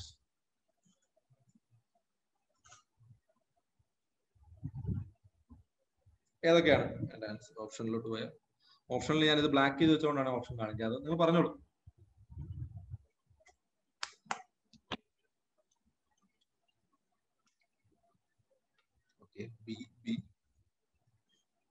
അതെ, ബി ആണ് പ്ലേറ്റ് കൺവേർജൻസ്. കാരണം നിങ്ങൾ നോക്കുകയാണെങ്കിൽ ഇന്ത്യയിലെ പല എർത്തിക്വിക് സോൺസ് ആയിട്ട് തിരിച്ചിട്ടുണ്ട്, സീസ്മിക് സോൺ. അങ്ങനെ സീസ്മിക് സോൺ ആയിട്ട് തിരിച്ചിരിക്കുന്നതിൽ ഏറ്റവും ഫ്രീക്വന്റ് ആയിട്ടും അല്ലെങ്കിൽ ഏറ്റവും ഇന്റൻസിറ്റിയിലും കൂടെയുള്ള മാഗ്നിറ്റ്യൂഡുള്ള എർത്തിക്വിക് ഉണ്ടാവാൻ സാധ്യത ഡിസൈഡ് ചെയ്തിരിക്കുന്ന സ്ഥലങ്ങളാണ് സീസ്മിക് സോൺ 5 ഉൾപ്പെടുത്തിയിരിക്കുന്നത്. അങ്ങനെ ഇന്ത്യയുടെ സീസ്മിക് സോൺ 5 ഉൾപ്പെട്ടിരിക്കുന്ന സ്ഥലമാണ് എൻറ്റയർ നോർത്ത് ഈസ്റ്റ്, നമ്മുടെ ആൻഡമാൻ നിക്കോബാർ ഐലൻഡ്, ബീഹാറിന്റെ ഭാഗങ്ങൾ, ബീഹാറിന്റെ നോർത്തേൺ സൈഡ്സ്, ബീഹാറും നേപ്പാളും വരുന്ന ഭാഗങ്ങൾ, അതുപോലെ ഉത്തരാഖണ്ഡിന്റെ ഭാഗം, ഹിമാചൽ പ്രദേശിന്റെയും ജമ്മു കാശ്മീരിന്റെ ഒക്കെ ചില ഭാഗങ്ങൾ, അതിന് ചുറ്റുമുള്ള ഭാഗങ്ങൾ സീസ്മിക് സോൺ. അപ്പൊ entire Himalayan regions either classified as seismic zone 4 or 5. അതെന്തുകൊണ്ടാണെന്ന് വെച്ചാൽ അവിടെ ഈ പ്ലേറ്റ് കൺവേർജൻസ് നടക്കുന്നതുകൊണ്ടാണ്. ആ പ്ലേറ്റുകൾ തമ്മിൽ പരസ്പരം കൊളൈഡ് ചെയ്യുന്നുണ്ട്, പരസ്പരം കൂട്ടിയിടിക്കുന്നതുകൊണ്ട് അവിടെ ഒരു എനർജി റിലീസ് ഉണ്ടാവുന്നുണ്ട്. So that will lead to the formation of earthquake. Continuous ആയിട്ട് എർത്തിക്വക്കുകൾ ഉണ്ടാവാനുള്ള സാധ്യതയുണ്ട്. നിങ്ങൾ നോക്കി കഴിഞ്ഞാൽ പ്ലേറ്റ് ടെക്ടോണിക് തിയറി പഠിക്കുന്ന സമയത്ത് നിങ്ങൾ പഠിക്കുന്നതായിരിക്കും. വേൾഡിലെ എല്ലാ എർത്തിക്വക്കുകളും അതുപോലെ തന്നെ പ്രധാനപ്പെട്ട എല്ലാ എർത്തിക്വക്കുകളും, അതായത് പ്രധാനപ്പെട്ട എല്ലാ വോൾക്കാനോസും ലൊക്കേറ്റ് ചെയ്തിരിക്കുന്ന പ്ലേറ്റ് ബൗണ്ടറീസിലാണ്. അപ്പൊ ഫസ്റ്റ് സ്റ്റേറ്റ്മെന്റ്. രണ്ട്, അവിടെ കുറെ സബ്ടെറൈൻ ആയിട്ടുള്ള ഫോൾട്ടുകൾ ഇതിന്റെ ഫോർമേഷനുമായി വന്ന സമയത്ത് മണ്ണിനടിയിലായിട്ട് കുറെ ഫോൾട്ടുകൾ ഉണ്ട്. പ്രധാനമായിട്ടും 2 ഫോൾട്ടുകളാണുള്ളത്. അതിന്റെ പേര് ചുരാചാന്ദ്പൂർ മാവോ ഫോൾട്ടും മാറ്റ് ഫോൾട്ടും എന്ന് പറയുന്ന 2 ഫോൾട്ടുകൾ. ഈ ചുരാചാന്ദ്പൂർ മാവോ ഫോൾട്ട് എന്ന് പറയുന്നത് നമ്മുടെ ഈ മ്യാൻമാറിന്റെയും മിസോറാമിന്റെയും ബൗണ്ടറിയിലൂടെ എൻറ്റയർ നോർത്ത് ഈസ്റ്റിലൂടെ നമ്മുടെ അരുണാചൽ പ്രദേശോട്ട് റൺ ചെയ്യുന്ന ഒന്നാണ്. ഈ മാറ്റ് ഫോൾട്ട് എന്ന് പറയുന്നത് അവിടെ വരുന്ന ഒരു റിവർ ഉണ്ട്. ആ റിവറിന്റെ ഒക്കെ താഴെ സബ്ടെറൈൻ ആയിട്ട് പോകുന്നതാണ്. ഇത് രണ്ടുമാണ് അവിടെ ഉണ്ടാകാനുള്ള. ആ ഫോൾട്ടുകളിലാണ് ഇപ്പൊ റീസെന്റ് ഈ പറയുന്ന എർത്തിക്വക്കുകൾ ഉണ്ടായത്. പക്ഷെ ഈ പറയുന്ന പ്ലേറ്റ് മൂവ്മെന്റും അതിന്റെ ഒരു കാരണമാണ്. കാരണം അതുകൊണ്ടാണ് അവിടെ ഉണ്ടായത്. ഇനി ഗ്ലേഷ്യൽ മെൽറ്റിംഗ് അതിന്റെ ഒരു കാരണമല്ല. പക്ഷെ ഗ്ലേഷ്യൽ മെൽറ്റിംഗ് കാരണമൊക്കെ എർത്തിക്വക്കുകൾ ഉണ്ടാകില്ലേ എന്ന് വെച്ചാൽ ഉണ്ടാകാം. ഇവിടെ ഉണ്ടായിട്ടില്ല. ഇപ്പൊ നോക്കുകയാണെങ്കിൽ ഇപ്പൊ നമ്മൾ പറഞ്ഞ ഈ നോർത്ത് പോളിലൊക്കെ ആക്സിസ് ഷിഫ്റ്റ് ചെയ്ത കാര്യം പറഞ്ഞില്ലേ, അതുപോലെ തന്നെ ഈ പറയുന്ന ഒരുപാട് ഗ്ലേഷ്യൽ മെൽറ്റ് ചെയ്ത് കഴിയുമ്പോൾ ഇപ്പൊ നമ്മൾ നോക്കുകയാണെങ്കിൽ ഫോർ എക്സാമ്പിൾ ഈ ഗ്ലേഷ്യറിന്റെ ഒക്കെ വെയിറ്റ് കാരണം ഈ പോളാർ റീജിയനിലൊക്കെ ഉള്ള സ്ഥലങ്ങൾ ആ വെയിറ്റ് കാരണം ഇങ്ങനെ അസ്റ്റനോസ്ഫിയറിൽ ലിത്തോസ്ഫിയർ ഇങ്ങനെ താങ്ങി നിൽക്കുക. അപ്പൊ അതിന് മുകളിൽ നിൽക്കുന്ന ആ ഗ്ലേഷ്യർ മെൽറ്റ് ചെയ്ത് കഴിയുമ്പോൾ എന്ത് പറ്റും? ആ വെയിറ്റ് അങ്ങ് പോയി. സോ ആ വെയിറ്റ് പോയി കഴിയുമ്പോൾ ആ ഭാഗത്തെ ആ ലിത്തോസ്ഫിയർ എസ്ട്രോസ്ഫിയറിന് മുകളിൽ അല്പം മുകളിലോട്ട് ഉയരാനൊക്കെ ഒന്ന് റിലാക്സ് ചെയ്ത് നിൽക്കുന്ന ഒരു അവസ്ഥയിലേക്ക് വരും. സോ അവിടെ ഒരു എനർജി ഇംബാലൻസ് ഉണ്ടാവും. അതായത് എർത്തിനൊരു ഐസോസ്റ്റാറ്റിക് ഇക്വിലിബ്രിയം എന്ന് പറയുന്ന ഒരു കാര്യമുണ്ട്, അത് നഷ്ടപ്പെടും. അപ്പൊ അതെന്ത് ചെയ്യും? അത് വീണ്ടും എർത്തിക്വക്കിലേക്ക് പോകും. അപ്പോൾ ഈ വലിയ രീതിയിലുള്ള ഗ്ലേഷ്മെന്റ് ക്ലൈമറ്റ് ചേഞ്ച് കാരണം ഉണ്ടാകുന്ന ഗ്ലേഷ്യൽ മെൽറ്റിംഗ് കാരണം എന്തുണ്ടാകാം? എർത്തിക്വക്കുകൾ ഉണ്ടാകാം. ഐസോസ്റ്റാറ്റിക് ഇക്വിലിബ്രിയത്തിൽ ഉണ്ടാകുന്ന ചേഞ്ചസ് കാരണം എർത്തിക്വക്കുകൾ ഉണ്ടാവാം. ഡീറ്റെയിലായിട്ടൊന്നും പോകണ്ട, ജസ്റ്റ് ഒന്ന് മെൻഷൻ ചെയ്തേ ഉള്ളൂ കേട്ടോ. അത് ഡീറ്റെയിലായിട്ടൊന്നും വേണ്ട. ജോഗ്രഫി ഓപ്ഷനുള്ളവർ മാത്രമാണ് അത്രയൊക്കെ പോയി നോക്കുന്നത്. അതിലേക്ക് നോക്കാൻ നിൽക്കേണ്ട കാര്യമൊന്നുമില്ല. Then which of the following statement is incorrect regarding fault? ഫോൾട്ടുമായിട്ട് ബന്ധപ്പെട്ട് ഇൻകറക്റ്റ് ആയിട്ടുള്ള സ്റ്റേറ്റ്മെന്റ് ഏതാണെന്നുള്ളത്. സോ ഏതാണ് ഇൻകറക്റ്റ് സ്റ്റേറ്റ്മെന്റ് എടുത്തതിനകത്ത്? അത് ഓൾറെഡി ഞാൻ വെച്ചിട്ടുണ്ടല്ലേ എന്ന് അല്ലെ. ഫോൾട്ടുകൾ ടെൻഷണൽ ഫോഴ്സ് കൊണ്ട് മാത്രമാണോ? നോർമൽ ഫോൾട്ടുകൾ എപ്പോഴും ടെൻഷണൽ ഫോഴ്സ് കൊണ്ടാണ്. പക്ഷെ റിവേഴ്സ് ഫോൾട്ട് എന്ന് പറയുന്ന സാധനം ഉണ്ടാവുന്നത് എന്തുകൊണ്ടാണ്? അത് നമ്മൾ ഈ പറയുന്ന കംപ്രഷണൽ ഫോഴ്സ് ആണ്. നോക്കുകയാണെങ്കിൽ there are 2 kinds of force അല്ലെ, കംപ്രഷൻ ആൻഡ് ടെൻഷൻ. ഒരു സ്ഥലത്ത് ഒരു റോക്കിന്റെ അല്ലെങ്കിൽ എന്തെങ്കിലും മുകളിൽ നമ്മൾ കംപ്രഷണൽ ഫോഴ്സ് അപ്ലൈ ചെയ്യുമ്പോൾ ഇങ്ങനെ നിൽക്കുന്നതിൽ ഇങ്ങനെ കംപ്രഷണൽ ഫോഴ്സ് ആണ്. അപ്പൊ എന്ത് ചെയ്യും? അത് ഇങ്ങനെ ഉയർന്ന് മടങ്ങി ഫോൾഡുകൾ ഉണ്ടാവും. ഇങ്ങനെ നിൽക്കുന്നതിൽ കംപ്രസ് ചെയ്യുമ്പോൾ ഉയർന്ന് മടങ്ങി ദാറ്റ് വിൽ ക്രിയേറ്റ് ഫോൾഡ് ഉണ്ടാവും. പക്ഷെ ഇങ്ങനെ ഫോൾഡ് ഉണ്ടായി വീണ്ടും കംപ്രസ് ചെയ്യുമ്പോൾ എന്ത് ചെയ്യും? അത് വീണ്ടും ഫോൾഡ് ആവും, ഓവർ ഫോൾഡ് ആവും. വീണ്ടും കംപ്രസ് ചെയ്യുമ്പോൾ അത് ഇവിടെ വെച്ച് ബ്രേക്ക് ചെയ്ത് ഇങ്ങനെ ഇതിന് മുകളിലോട്ട് സ്ലൈഡ് ഓവർ ഇങ്ങനെ തെന്നി അങ്ങ് മാറും. അതെന്താണ്? ഇത് ഫോൾട്ട് ആണ്. പക്ഷെ അപ്പൊ അത് റിവേഴ്സ് ഫോൾട്ട് എന്നാണ്. കാരണം സാധാരണ ഫോൾട്ട് എന്ന് പറഞ്ഞാൽ ഇങ്ങനെ വലിച്ചു മാറുന്നതാണ്. ഇത് പകരം എന്താണ്? ഇങ്ങനെ തെന്നി അങ്ങ് മാറുന്നത്. അത് റിവേഴ്സ് ഫോൾട്ട് എന്നാണ് പറയുന്നത്. ഓക്കെ, സോ അപ്പൊ അങ്ങനെ റിവേഴ്സ് ഫോൾട്ടുകൾ ഉണ്ടാവുന്ന എന്താണ്? കംപ്രഷണൽ ഫോഴ്സുകൾ കൊണ്ടാണ്. ഫോൾട്ടുകൾ വഴിയാണ് റിഫ്റ്റ് വാലികളിലേക്ക് ഫോർമേഷനിലുണ്ട്. എർത്തിക്വക്കുകൾ ഉണ്ടാവുന്ന സ്ഥലമാണ്. കാരണം ഈ പ്ലേറ്റ് മൂവ് അല്ലെങ്കിൽ ഈ പറയുന്ന ഈ ആക്ടിവിറ്റീസ് വളരെ കൂടുതലുള്ള സ്ഥലമാണ്. ഹിമാലയത്തിലും ഫോൾട്ട്സ് ആർ ഫൗണ്ട്. ഹിമാലയത്തിലും പെനിൻസുലാർ പ്ലേറ്റുകളുടെ ഭാഗങ്ങളിലും അത് കാണുന്നുണ്ട്. ഇപ്പൊ ഭീമ ഫോൾട്ട് അല്ലെങ്കിൽ മഹാനദി ഒഴുകുന്ന ഭാഗങ്ങളിലൊക്കെ ഫോൾട്ട്, അല്ലെങ്കിൽ നമ്മുടെ നർമ്മദ ഒക്കെ ഭാഗങ്ങളിൽ റിഫ്റ്റ് വാലികളൊക്കെ വരുന്നുണ്ട്. അതെന്താണ്? സോ ഫസ്റ്റ് സ്റ്റേറ്റ്മെന്റ് ആണ് അതിനകത്ത് റോങ് ആയിട്ടുള്ളത്. Then which of the following rock may have the presence of petroleum? ഏതിലാണ് പെട്രോളിയം ഉണ്ടാവുന്നത്? പെട്രോളിയം ഉണ്ടാവുന്നത് എങ്ങനെയാണ്? ഫോസിൽസ് നിന്നല്ല, ആനിമൽ ഫോസിൽസ് നിന്നാണ് എന്തുണ്ടാവുന്നത്? പെട്രോളിയം ഉണ്ടാവുന്നത്, ക്രൂഡ് ഓയിൽ ഒക്കെ ഉണ്ടാവുന്നത്. പീറ്റും അല്ലെങ്കിൽ കോളൊക്കെ ഉണ്ടാവുന്നത് നമ്മൾ പറയുകയാണെങ്കിൽ പ്ലാന്റിന്റെ ഫോസിൽസ് നിന്നാണ്. ഫോസിൽസ് കാണുന്നത് ഏതാണ്? സെഡിമെന്ററി റോക്കുകളിലാണ് ഫോസിൽസ് കാണുന്നത്. അല്ലാതെ ഇഗ്നിയസ് റോക്കിലും മെറ്റാമോർഫിക് റോക്കുകളിലൊന്നും ഫോസിൽസിന്റെ പ്രസൻസ് കാണും. സോ ഇതിനകത്ത് തന്നിരിക്കുന്നതിൽ ഏതാണ് igneous rock, sorry sedimentary rock എന്ന് നോക്കുക. Marble it's a metamorphic rock, basalt is a igneous rock, gneiss is a metamorphic version of granite. അതാണ് നീസ് എന്ന് പറയുന്നത്. So answer is B. Okay, then consider the following statements: soil formation, mass movement, enrichment of soil and loss of biodiversity. ഇതിന്റെ ഓപ്ഷനിൽ ഒരു തിരുത്തുണ്ട്, നിങ്ങൾക്ക് തന്നിരിക്കുന്ന ഓപ്ഷനിൽ ഒരു തിരുത്തുണ്ട്.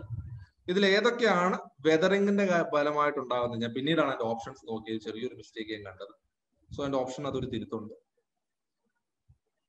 സോ ഇത് വെച്ചിട്ട് നിങ്ങൾ നോക്കുകയാണെങ്കിൽ ആ ഓപ്ഷൻ മറന്നേക്കാം. ഏതൊക്കെയായിരിക്കും അത് കറക്റ്റ് ആയിട്ട് ഉണ്ടാവുന്ന കാര്യങ്ങൾ? വെതറിങ് കാരണം ഉണ്ടാവുന്ന കാര്യങ്ങൾ, അല്ലെങ്കിൽ വെതറിങ് കാരണം കൂടാൻ സാധ്യതയുള്ളൂ, വെതറിങ് കാരണം സംഭവിക്കാൻ സാധ്യതയുള്ള കാര്യം.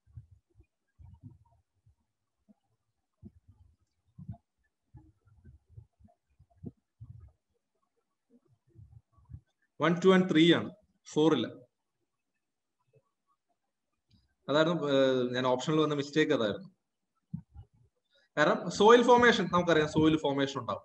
2 മാസ് മൂവ്മെന്റ്, കാരണം മാസ് മൂവ്മെന്റ് ഉണ്ടാകണമെങ്കിൽ വെതറിങ് ഉണ്ടാവണം നിർബന്ധമില്ല, പക്ഷെ വെതറിങ് ഉള്ളത് കൊണ്ട് മാസ് മൂവ്മെന്റ് ഉണ്ടാവും. സോ രണ്ടാമത്തെ സ്ഥാനം മാസ് മൂവ്മെന്റ്, വെതറിങ്ങിന്റെ ഫലമായിട്ട് മാസ് മൂവ്മെന്റ് ഉണ്ടാവും. പക്ഷെ വെതറിങ് ഉണ്ടായാലേ മാസ് മൂവ്മെന്റ് ഉണ്ടാവും എന്നുള്ളൊരു പ്രീ കണ്ടീഷൻ ഇല്ല, അത് തെറ്റാണ്. ഇനി എൻറിച്ച്മെന്റ് എന്ന് പറയുന്നത് നമ്മൾ നോക്കുന്ന ഒരു സ്ഥലത്ത് റോക്ക് ഇങ്ങനെ നിൽക്കുകയാണ്, അവിടെ നിന്ന് ഈ പറഞ്ഞ വെള്ളം വന്ന് കെമിക്കൽ വെതറിങ് ഒക്കെ വഴി അതിനകത്തുള്ള ലൈം സ്റ്റോണോ എന്തെങ്കിലും സാധനത്തെ റിമൂവ് ചെയ്തു. പിന്നീട് അവിടെ റിമൈൻ ചെയ്യുന്നത് അയണിന്റെ പ്രസൻസോ അല്ലെങ്കിൽ കാൽസ്യം അല്ലെങ്കിൽ വേറെ ഏതെങ്കിലും അലൂമിനിയത്തിന്റെ പ്രസൻസോ ഒക്കെ എന്ത് ചെയ്യും? അപ്പൊ അവിടെ ഒരു പർട്ടിക്കുലർ എലമെന്റിന്റെ എൻറിച്ച്മെന്റ് സംഭവിക്കുന്നു. സോ വെതറിങ്ങിന്റെ ഫലമായിട്ട് എന്ത് ചെയ്യും? എൻറിച്ച്മെന്റ് സംഭവിക്കുന്നുണ്ട്. സോയിൽ ഫോർമേഷൻ ഉണ്ടാകുന്ന ആദ്യം വലിയ വലിയ റോക്കുകൾ, ഈ എർത്ത് ആദ്യം ഉണ്ടായ വലിയ പാറയായിരുന്നു, അത് പൊടിഞ്ഞ് എന്ത് ചെയ്തു? വെതറിങ് വഴി പൊടിഞ്ഞ് ചെറിയ ചെറിയ കല്ലുകളായി. അത് വീണ്ടും പൊടിഞ്ഞ് നമ്മൾ ഫൈൻ റിഗോലിത്തുകളാവും. അത് വീണ്ടും പൊടിഞ്ഞിട്ടാണ് എന്തായിട്ട് മാറുന്നത്? ഫൈൻ സോയിലായിട്ട് മാറുന്നത്. അങ്ങനെ സോയിലായി മാറി അതുവഴി പിന്നീട് എന്താണ്? ഇവിടെ ബയോഡൈവേഴ്സിറ്റി ഇൻക്രീസ് ചെയ്യാണ്. So weathering will lead to the increase in biodiversity. Biodiversity കുറയല്ല, ബയോഡൈവേഴ്സിറ്റി ഉണ്ടാകുന്നതിനുള്ള കാരണമായിരുന്നു ഈ പറയുന്ന വെതറിംഗ് എന്ന് പറയുന്നത്. കാരണം വെതറിംഗ് കാരണം ഇവിടെ സോയിൽ ഉണ്ടാവുന്നു, സോയിൽ കാരണം പ്ലാന്റ് ഉണ്ടാവുന്നു, അത് കാരണം ആനിമൽസ് വരുന്നു, ബയോഡൈവേഴ്സിറ്റി ക്രിയേറ്റ് ചെയ്യപ്പെടുന്നു. സോ ആ fourth statement loss of biodiversity അല്ല വെതറിംഗ് കാരണം വരുന്നത്, തിരിച്ചാണ്. അത് ഞാൻ ഓപ്ഷൻ ഇട്ട് അതിനകത്ത് ഞാൻ പിന്നീട് നോക്കിയപ്പോഴാണ് ആ ഓപ്ഷനകത്ത് അങ്ങനെ ഒരു ഓപ്ഷൻ ഇല്ല എന്ന് ഞാൻ കണ്ടത്. സോ 1, 2, 3 ആണ് അതിന്റെ ആൻസർ കേട്ടോ. ആ ഓപ്ഷൻ നിങ്ങളൊന്ന് മാറ്റിയേക്കണേ.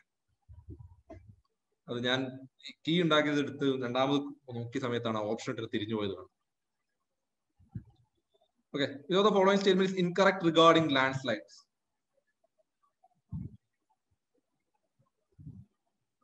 ലാൻഡ്സ്ലൈഡ് ഇപ്പൊ നമ്മൾ തൊട്ടുമുമ്പ് ഞാൻ പറഞ്ഞ മാസ് മൂവ്മെന്റ്, ലാൻഡ്സ്ലൈഡ് എന്ന് പറയുന്ന ഒരു മാസ് മൂവ്മെന്റ് ആണ് ശരിക്കും പറഞ്ഞത്. ഓക്കെ, അതുകൊണ്ട് മാസ് മൂവ്മെന്റ് പറയുന്നത് അതിലുള്ള ആക്റ്റീവ് ഫോഴ്സ് എന്ന് പറയുന്നത് ഗ്രാവിറ്റി മാത്രമാണ്. ഗ്രാവിറ്റി അല്ലാതെ മറ്റൊന്ന് ആക്റ്റീവ് ഫോഴ്സ് ആയിട്ട് വന്നാൽ അത് മാസ് മൂവ്മെന്റ് അല്ല, അത് ഇറോഷൻ ആയിട്ടൊക്കെ മാറും. സോ അപ്പൊ ഗ്രാവിറ്റി ആണ് മാസ് മൂവ്മെന്റ് എന്ന് പറയുന്നത്. എന്താണ് മാസ് മൂവ്മെന്റ് പറയുന്നത്? ഗ്രാവിറ്റി മാത്രമാണ് അവിടെ ഫോഴ്സ് ആയിട്ടുള്ളത്. പക്ഷെ വാട്ടർ ഒക്കെ എന്ത് ചെയ്യാം? ആ ലാൻഡ് സ്ലൈഡിന്റെ പോസിബിലിറ്റി ഇൻക്രീസ് ചെയ്യും, കാരണം അത് ഒരു ലൂബ്രിക്കന്റ് ആയിട്ട് ആക്ട് ചെയ്യും. ഫോർ എക്സാമ്പിൾ ഇവിടെ ഒരു ഇങ്ങനെ ഒരു പാറ നിൽക്കുക, അല്ലെങ്കിൽ പാറ മണ്ണിന്റെ എന്തെങ്കിലും ഭാഗം നിൽക്കുക, ഇവിടെ ഒരു വിടവുണ്ടെന്ന് വിചാരിക്കും ഈ ഭാഗത്ത്. സോ ആ വിടവിലൂടെ വാട്ടർ ഇറങ്ങിയപ്പോ എന്ത് ചെയ്തു? ആ വാട്ടർ ഈ രണ്ട് ഭാഗങ്ങൾ തമ്മിൽ, രണ്ട് ഭാഗത്തുള്ള പാറകളോ അല്ലെങ്കിൽ രണ്ട് ഭാഗത്തുള്ള മണ്ണുകളോ തമ്മിൽ എന്ത് ചെയ്തു? അതൊരു ലൂബ്രിക്കേറ്റിംഗ് ഏജന്റ് ആയിട്ട് ആക്ട് ചെയ്ത് എന്ത് ചെയ്തു? ഇതിന്റെ രണ്ടിന്റെയും ആ ഒരു കൊഹിഷൻ, അതിന്റെ ഒരു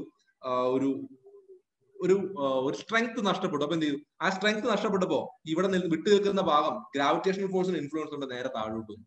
സോ അങ്ങനെ ഉണ്ടാകാൻ, ആ ഗ്രാവിറ്റേഷണൽ ഫോഴ്സ് ഉണ്ടാകാനുള്ളതിന്റെ ഒരു കാരണമാണ്, അതിനെ ഹെൽപ്പ് ചെയ്യാൻ മാത്രം, ഒന്ന് എയ്ഡ് ചെയ്യാൻ മാത്രമാണ് വാട്ടർ ചെയ്ത്, അല്ല വാട്ടർ അത് ഉണ്ടാകുന്നതിന് കാരണമായിട്ടില്ല, അവിടെ എയ്ഡ് ചെയ്യാൻ മാത്രമാണ് ഉണ്ടായത്. So fourth statement okay. Young fold mountains ആണ് ലാൻഡ് സ്ലൈഡ്. കാരണം യങ് ഫോൾഡ് മൗണ്ടൻ ഇപ്പോൾ ഉണ്ടായതേ ഉള്ളൂ. അവിടെ എന്താണ് ഈ ടെക്ടോണിക് ആക്ടിവിറ്റീസ് വളരെ കൂടുതലായിട്ട് നടക്കുന്നുണ്ട്. അവിടെ കൂടുതലും സെഡിമെന്ററി റോക്കുകളൊക്കെ ആയിരിക്കും കൂടുതലായിട്ട് കാണുക. അതുകൊണ്ട് എന്ത് ചെയ്യും? അവിടെ വളരെ പെട്ടെന്ന് എന്തുണ്ടാവാറുണ്ട്? ഈ പറയുന്ന ലാൻഡ് സ്ലൈഡുകൾ ഉണ്ടാകാറുണ്ട്. ഇനി വെസ്റ്റേൺ ഗട്ട്സിൽ ഹിമാലയമായിട്ട് കമ്പയർ ചെയ്യുമ്പോൾ ലാൻഡ് സ്ലൈഡിന്റെ എണ്ണം കുറവാണെന്ന് മാത്രമാണ്, അല്ലാതെ ലാൻഡ് സ്ലൈഡ് ഇല്ലാന്നല്ല. നമ്മൾ തന്നെ ഇവിടെ കാണാൻ എത്ര പ്രാവശ്യം ഉരുൾ പൊട്ടുന്നു. പക്ഷെ ശരിക്കും പറഞ്ഞാൽ ഈ ഉരുൾപൊട്ടൽ എന്ന് പറയുന്നത് ഈ ലാൻഡ് സ്ലൈഡ് എന്ന് നമുക്ക് പറയാൻ പറ്റില്ല. ടെക്നിക്കലി അതിന് നമുക്ക് ഒരു എർത്ത് ഫ്ലോ എന്നൊക്കെ പറയാൻ പറ്റും. പക്ഷെ നമ്മൾ വായിക്കുന്നതിന് ലാൻഡ് സ്ലൈഡ്. സോ ഉരുൾപൊട്ടലും ഇങ്ങനെയുള്ള കാര്യങ്ങളൊക്കെ നമുക്ക് വളരെ കോമൺ ആണ്. പക്ഷെ ഹിമാലയമായിട്ട് കമ്പയർ ചെയ്യുമ്പോൾ വളരെ കുറവാണ്. ഓക്കെ, അതാണ്. അപ്പൊ അതുകൊണ്ട് സെക്കൻഡ് സ്റ്റേറ്റ്മെന്റ് ആണ് അതിനകത്ത് ഇൻകറക്റ്റ്. Incorrectly match. ഓക്കെ, ഇതിനകത്ത് നൺ ഓഫ് ദി അബോവ് അല്ലെ. പസഫിക് റിംഗ് ഓഫ് ഫയർ നമ്മൾ നോക്കുകയാണെങ്കിൽ അവിടെ കൺവേർജിംഗ് പ്ലേറ്റ് ബൗണ്ടറി ആണ്. പസഫിക്കിന് ചുറ്റും എന്താണ്? കൺവേർജിംഗ് പ്ലേറ്റ് ബൗണ്ടറി ആണ്. അപ്പൊ അത് നോക്കുകയാണെങ്കിൽ ഒന്ന് യുറേഷ്യൻ പ്ലേറ്റും അതുപോലെ തന്നെ പസഫിക് ഓഷ്യനും തമ്മിൽ, ദെൻ ഇൻഡോ ഓസ്ട്രേലിയൻ പ്ലേറ്റും പസഫിക് ഓഷ്യനും പസഫിക് പ്ലേറ്റും തമ്മിൽ, അതിന്റെ ഈസ്റ്റേൺ സൈഡിലോട്ട് പോയി കഴിഞ്ഞാൽ we can find that north American പ്ലേറ്റും ഇതും തമ്മിൽ, ദെൻ സൗത്ത് അമേരിക്കൻ പ്ലേറ്റും പസഫിക് പ്ലേറ്റും തമ്മിൽ. സോ അത് converge. Then San Andreas fault നമ്മൾ പറയുന്ന ട്രാൻസ്ഫോം പ്ലേറ്റ് ബൗണ്ടറിക്ക് ഒരു എക്സാമ്പിൾ ആണ്. കാലിഫോർണിയയുടെ അവിടെ വരുന്നത്, നമ്മുടെ കാലിഫോർണിയൻ ഗൾഫൊക്കെ നിൽക്കുന്ന ഭാഗം. ദെൻ മിഡ് അറ്റ്ലാന്റിക് റിഡ്ജ് എന്ന് പറയുന്നത്, മിഡ് ഓഷ്യാനിക് റിഡ്ജസ് എല്ലാം തന്നെ ഈ പറയുന്ന ഡൈവേർജൻ പ്ലേറ്റ് ബൗണ്ടറിക്ക് ഒരു എക്സാമ്പിൾ ആയിട്ട് പറയാം. നൺ ഓഫ് ദി അബോവ് ആണ് ഇതിന്റെ ആൻസർ. ഓക്കെ, ഈ പറയുന്ന മാസ് മൂവ്മെന്റിന്റെ കാര്യങ്ങളിൽ, മാസ് മൂവ്മെന്റ് ഉണ്ടാകുമ്പോൾ അതിനകത്ത് ആക്റ്റീവായിട്ട് അല്ലെങ്കിൽ ഏറ്റവും ഇമ്പോർട്ടന്റ് ആക്റ്റീവായിട്ട് ആക്ട് ചെയ്യുന്ന ഗ്രാവിറ്റി മാത്രമേ ഉള്ളൂ. വേറെ ഒന്നും ആക്റ്റീവായിട്ട്. ഇപ്പൊ നമ്മൾ നോക്കുകയാണെങ്കിൽ ഇപ്പൊ നമ്മൾ പറഞ്ഞ ഉരുൾപൊട്ടൽ എന്ന് പറഞ്ഞില്ലേ, ഉരുൾപൊട്ടലിൽ നമ്മൾ നോക്കുകയാണെങ്കിൽ കുറെ വെള്ളം വരുന്നതാണ്. പക്ഷേ ആ വെള്ളമല്ല ആ മണ്ണിനെയും കല്ലിനെയും ഒക്കെ അവിടെ നിന്ന് കൊണ്ടുവരുന്നത്. ഈ വെള്ളവും കല്ലും മണ്ണും എല്ലാം കൂടെ മിക്സ് ആയിട്ട് ഒരു സിംഗിൾ യൂണിറ്റ് ആയിട്ട് ഗ്രാവിറ്റിയുടെ ഇൻഫ്ലുവൻസിൽ താഴോട്ട് വരിക. പക്ഷെ പകരം ഒരു റിവർ ഒഴുകി വരുമ്പോൾ കുറെ മണ്ണ് കൊണ്ടുവരുന്ന, ആ റിവർ വാട്ടർ വരുമ്പോൾ അതിന്റെ കൂടെ കുറെ മണ്ണ് എടുത്തുകൊണ്ട് വരിക. പക്ഷെ ഈ ഉരുൾപൊട്ടി വരുമ്പോൾ എന്താണ്? ആ ഉരുൾപൊട്ടൽ അഥവാ ലാൻഡ് സ്ലൈഡിന്റെ ഭാഗമായിട്ട് സംഭവിക്കുമ്പോൾ, അല്ലെങ്കിൽ ലാൻഡ് സ്ലൈഡ് എർത്ത് ഫ്ലോ എന്ന് പറയും, അതിന്റെ ഭാഗമായിട്ട് നോക്കുമ്പോൾ കല്ലും മണ്ണും വാട്ടറും എല്ലാം കൂടെ സിംഗിൾ യൂണിറ്റ് ആയിട്ടാണ് വരുന്നത്. സോ അത് ഗ്രാവിറ്റിയുടെ മാത്രം ഇൻഫ്ലുവൻസ് ആണ്. മറ്റേതൊരു റിവർ ഒഴുകി വരുന്ന, ആ റിവർ കുറെ കല്ലും മണ്ണും കൊണ്ടുവരും. അതാണ് ഇറോഷനും മാസ് മൂവ്മെന്റും തമ്മിലുള്ള ഡിഫറൻസ്. സോ അവിടെ ഗ്രാവിറ്റി മാത്രമാണ് ഇൻഫ്ലുവൻസ് ചെയ്യുന്നത്. സൂര്യ ക്ലിയർ ആയോ?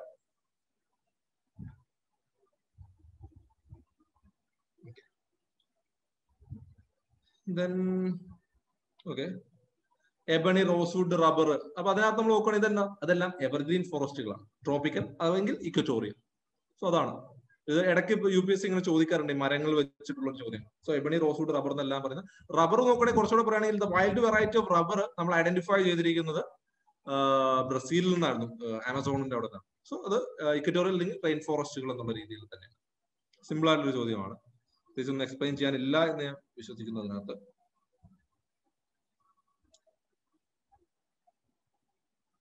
ദെൻ അടുത്തതും നിങ്ങൾക്ക് അറിയാവുന്ന കാര്യമായിരിക്കും. സിയാച്ചിൻ ഗ്ലേഷ്യറിലാണ്, സിയാച്ചിൻ ഏതിലാണ്?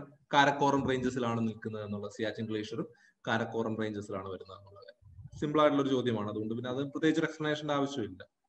ഓക്കെ, ദെൻ നീലക്കുറിഞ്ഞിയെ പറ്റിയുള്ള ഒരു ചോദ്യം. It's a shrub that is found in the Shola forest of Western Ghats. ഇടയ്ക്ക് ന്യൂസിൽ വരുന്നതാണ് ഈ നീലക്കുറിഞ്ഞി.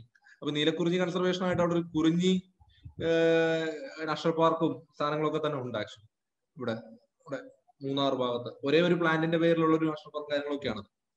So it has been categorised as an endangered species. Correct ആണ്. നമ്മൾ നോക്കുകയാണെങ്കിൽ നമ്മുടെ വൈൽഡ് ലൈഫ് പ്രൊട്ടക്ഷൻ ആക്ട് പ്രകാരം അതിന്റെ ഷെഡ്യൂൾ 6 പ്ലാന്റുകൾ ആഡ് ചെയ്യുന്നത്. അതിനകത്ത് ആഡ് ചെയ്തിട്ടുള്ള ഒന്നാണ് ഈ പറയുന്ന നീലക്കുറിഞ്ഞി എന്ന് പറയുന്നത്.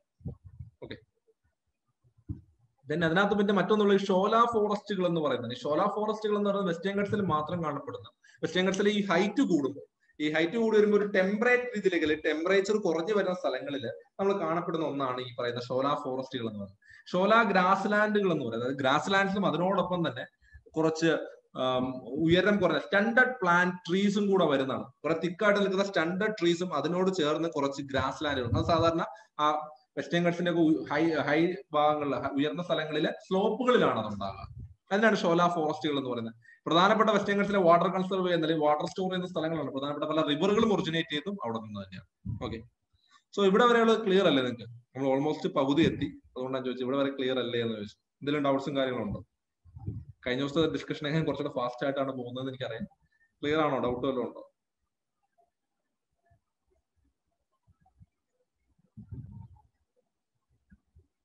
Okay sir, hello. നീലക്കുറിഞ്ഞി അത് IUCN സ്റ്റാറ്റസ് ആണോ എൻഡേഞ്ചേർഡ്? IUCN ആണ്. IUCN ആണെന്നാണ് എന്റെ ഒരു ഇത് ഓർമ്മ. ദെൻ അത് അതുപോലെ തന്നെ നമ്മൾ ഇതിനകത്ത് ആഡ് ചെയ്തിട്ടുണ്ട് കേട്ടോ.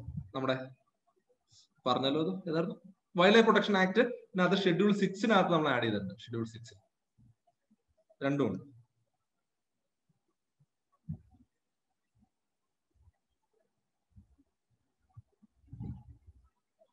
ഓക്കെ, നമ്മൾ പറഞ്ഞ അടുത്തെന്തായിരുന്നു? Block models. Okay, so block models are created when large areas are broken and displaced vertically.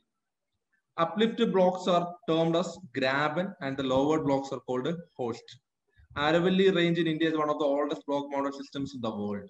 ഇതിൽ ഏതാണ് ഇൻകറക്റ്റ് ആയിട്ടുള്ള സ്റ്റേറ്റ്മെന്റുകൾ? ഏതൊക്കെ സ്റ്റേറ്റ്മെന്റുകളാണ് ഇതിനകത്ത്? അല്ലെങ്കിൽ നിങ്ങൾ ആൻസർ ABC ഏതുള്ളൂ പറഞ്ഞു, ഞാൻ നോക്കാം. ഏതാണ്?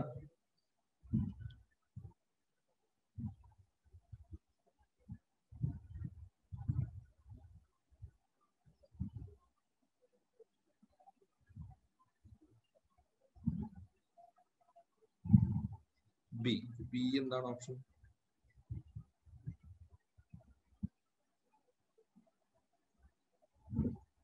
സി. ബ്ലോക്ക് മോഡൽസ് എന്ന് പറയുന്നത് നമ്മൾ നോക്കുകയാണെങ്കിൽ ഒരു സ്ഥലത്ത് ഒരു ഫോൾട്ട് ഉണ്ടായ രീതിയിൽ ഒരു പോർഷൻ ഉയർന്നു നിൽക്കുകയും മറ്റൊരു പോർഷൻ താഴ്ന്നു നിൽക്കുകയും ചെയ്യുന്നതിനെയാണ് ബ്ലോക്ക് മൗണ്ടൻ എന്ന് പറയുമ്പോൾ നമ്മൾ ഒരു ഫോൾട്ടോ അല്ലെങ്കിൽ ഒരു ടെൻഷണൽ ഫോഴ്സിന്റെ ഭാഗമായിട്ട് ഒരു ഭാഗം ഉയർന്നു നിൽക്കുന്നു, മറ്റൊരു ഭാഗം വെർട്ടിക്കലി ഇങ്ങനെ താഴ്ന്നു വരുന്നു. ആ ഉയർന്നു നിൽക്കുന്ന ഭാഗത്തിനാണ് നമ്മൾ ബ്ലോക്ക് മൗണ്ടൻ അഥവാ ഫോൾട്ട് മൗണ്ടൻ അഥവാ ഹോസ്റ്റ് എന്നും പറയും. താഴ്ന്നു വരുന്ന ഭാഗത്തിനെയാണ് നമ്മൾ എന്ത് പറയുന്നത്? ഗ്രാബൻ എന്ന് പറയുന്നത്. അല്ലെങ്കിൽ റിഫ്റ്റ് വാലിയാണ് നമ്മൾ ഗ്രാബൻ എന്ന് പറയുന്നത്. ഉയർന്നു നിൽക്കുന്ന ഭാഗത്തിനാണ് നമ്മൾ ഹോസ്റ്റ് എന്ന് പറയുന്നത്. രണ്ടാമത്തെ സ്റ്റേറ്റ്മെന്റിൽ തിരിച്ചാണ് കൊടുത്തിരിക്കുന്നത്. ദെൻ ആരവല്ലി എന്ന് പറയുന്നത്, ആരവല്ലി എന്താണ്?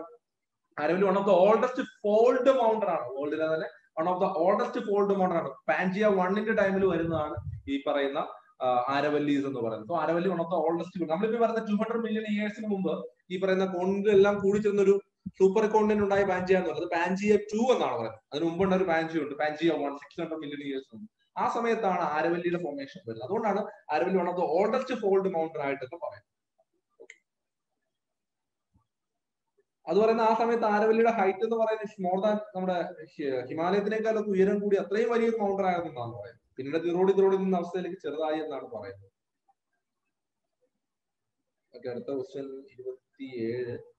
ഓക്കെ, റീസെന്റ് ന്യൂസിലുണ്ടായിരുന്ന പിങ്ക് കളറിലേക്ക് വന്നത് ഏതാണെന്നാണ് ചോദിച്ചത്. അത് ലോണാർ ലേക്ക് ആണ്. അതിനകത്ത് വന്നൊരു ബാക്ടീരിയയുടെ പ്രസൻസ് കൊണ്ടാണ് അത് എന്ത് വന്നത്, അതിന് പറയുന്ന കളർ വന്നത്. അതേ സമയത്ത് അത് ന്യൂസ് ആയിരുന്നു, എല്ലാവരും വായിച്ചതായിരിക്കും. ലോണാർ ലേക്കിന്റെ മറ്റൊരു പ്രത്യേകത എന്താണ്? അത് ഇന്ത്യയിലെ മീറ്റിയോറിക് ലേക്കാണ്. പണ്ടുണ്ടായ ഒരു മീറ്റിയോറിക് ഇമ്പാക്ട് കാരണം ഡിപ്രഷൻ ഉണ്ടായി, അതിനകത്ത് വാട്ടർ വന്നാണ് എന്തായത് ആ ലേക്ക് ഉണ്ടായത്. ലോണാർ ലേക്ക് മഹാരാഷ്ട്രയിൽ വരുന്ന. ഓക്കെ ഓക്കെ ഇനി ആരിഡ് റീജിയനിൽ കാണപ്പെടുന്ന ലാൻഡ് ഫോംസ് ഏതൊക്കെയാണെന്നാണ് ചോദിച്ചത്. മേസ, വെന്റിഫാക്സ് ആൻഡ് മൊറൈൻസ്. ഇതിനകത്ത് ഏതൊക്കെയാണ് നമുക്ക് ആരിഡ് റീജിയനിൽ കാണാൻ പറ്റുക? ആൻസർ ഏതാണ്? 28ാമത്തെ ക്വസ്റ്റ്യൻ.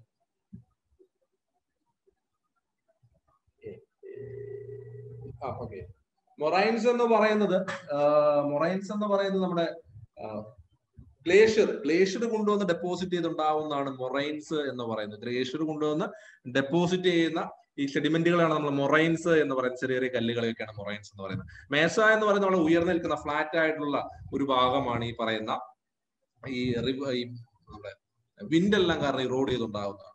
ഒരു ഭാഗം ഉയർന്ന് ഇങ്ങനെ നിൽക്കുന്നു, ചുറ്റുള്ള ഭാഗത്തേക്ക് ഉയർന്ന് ഇങ്ങനെ ഫ്ലാറ്റ് ആയിട്ട് നിൽക്കുന്ന ടോപ്പുള്ള ഭാഗം. പിന്നെ ഒരു റോക്കിന്റെ ഒരു സൈഡ് ഇങ്ങനെ ഫ്ലാറ്റനാക്കി പോളിഷ് ചെയ്ത് വരുന്നതിനൊക്കെയാണ് നമ്മൾ വെന്റിഫാക്ട് എന്ന് പറയുന്നത്. സോ അപ്പൊ അത് രണ്ടും വിൻഡുകൾ ചെയ്യുന്നതാണ്. മറ്റേ ഗ്ലേഷ്യറിന്റെയാണ്.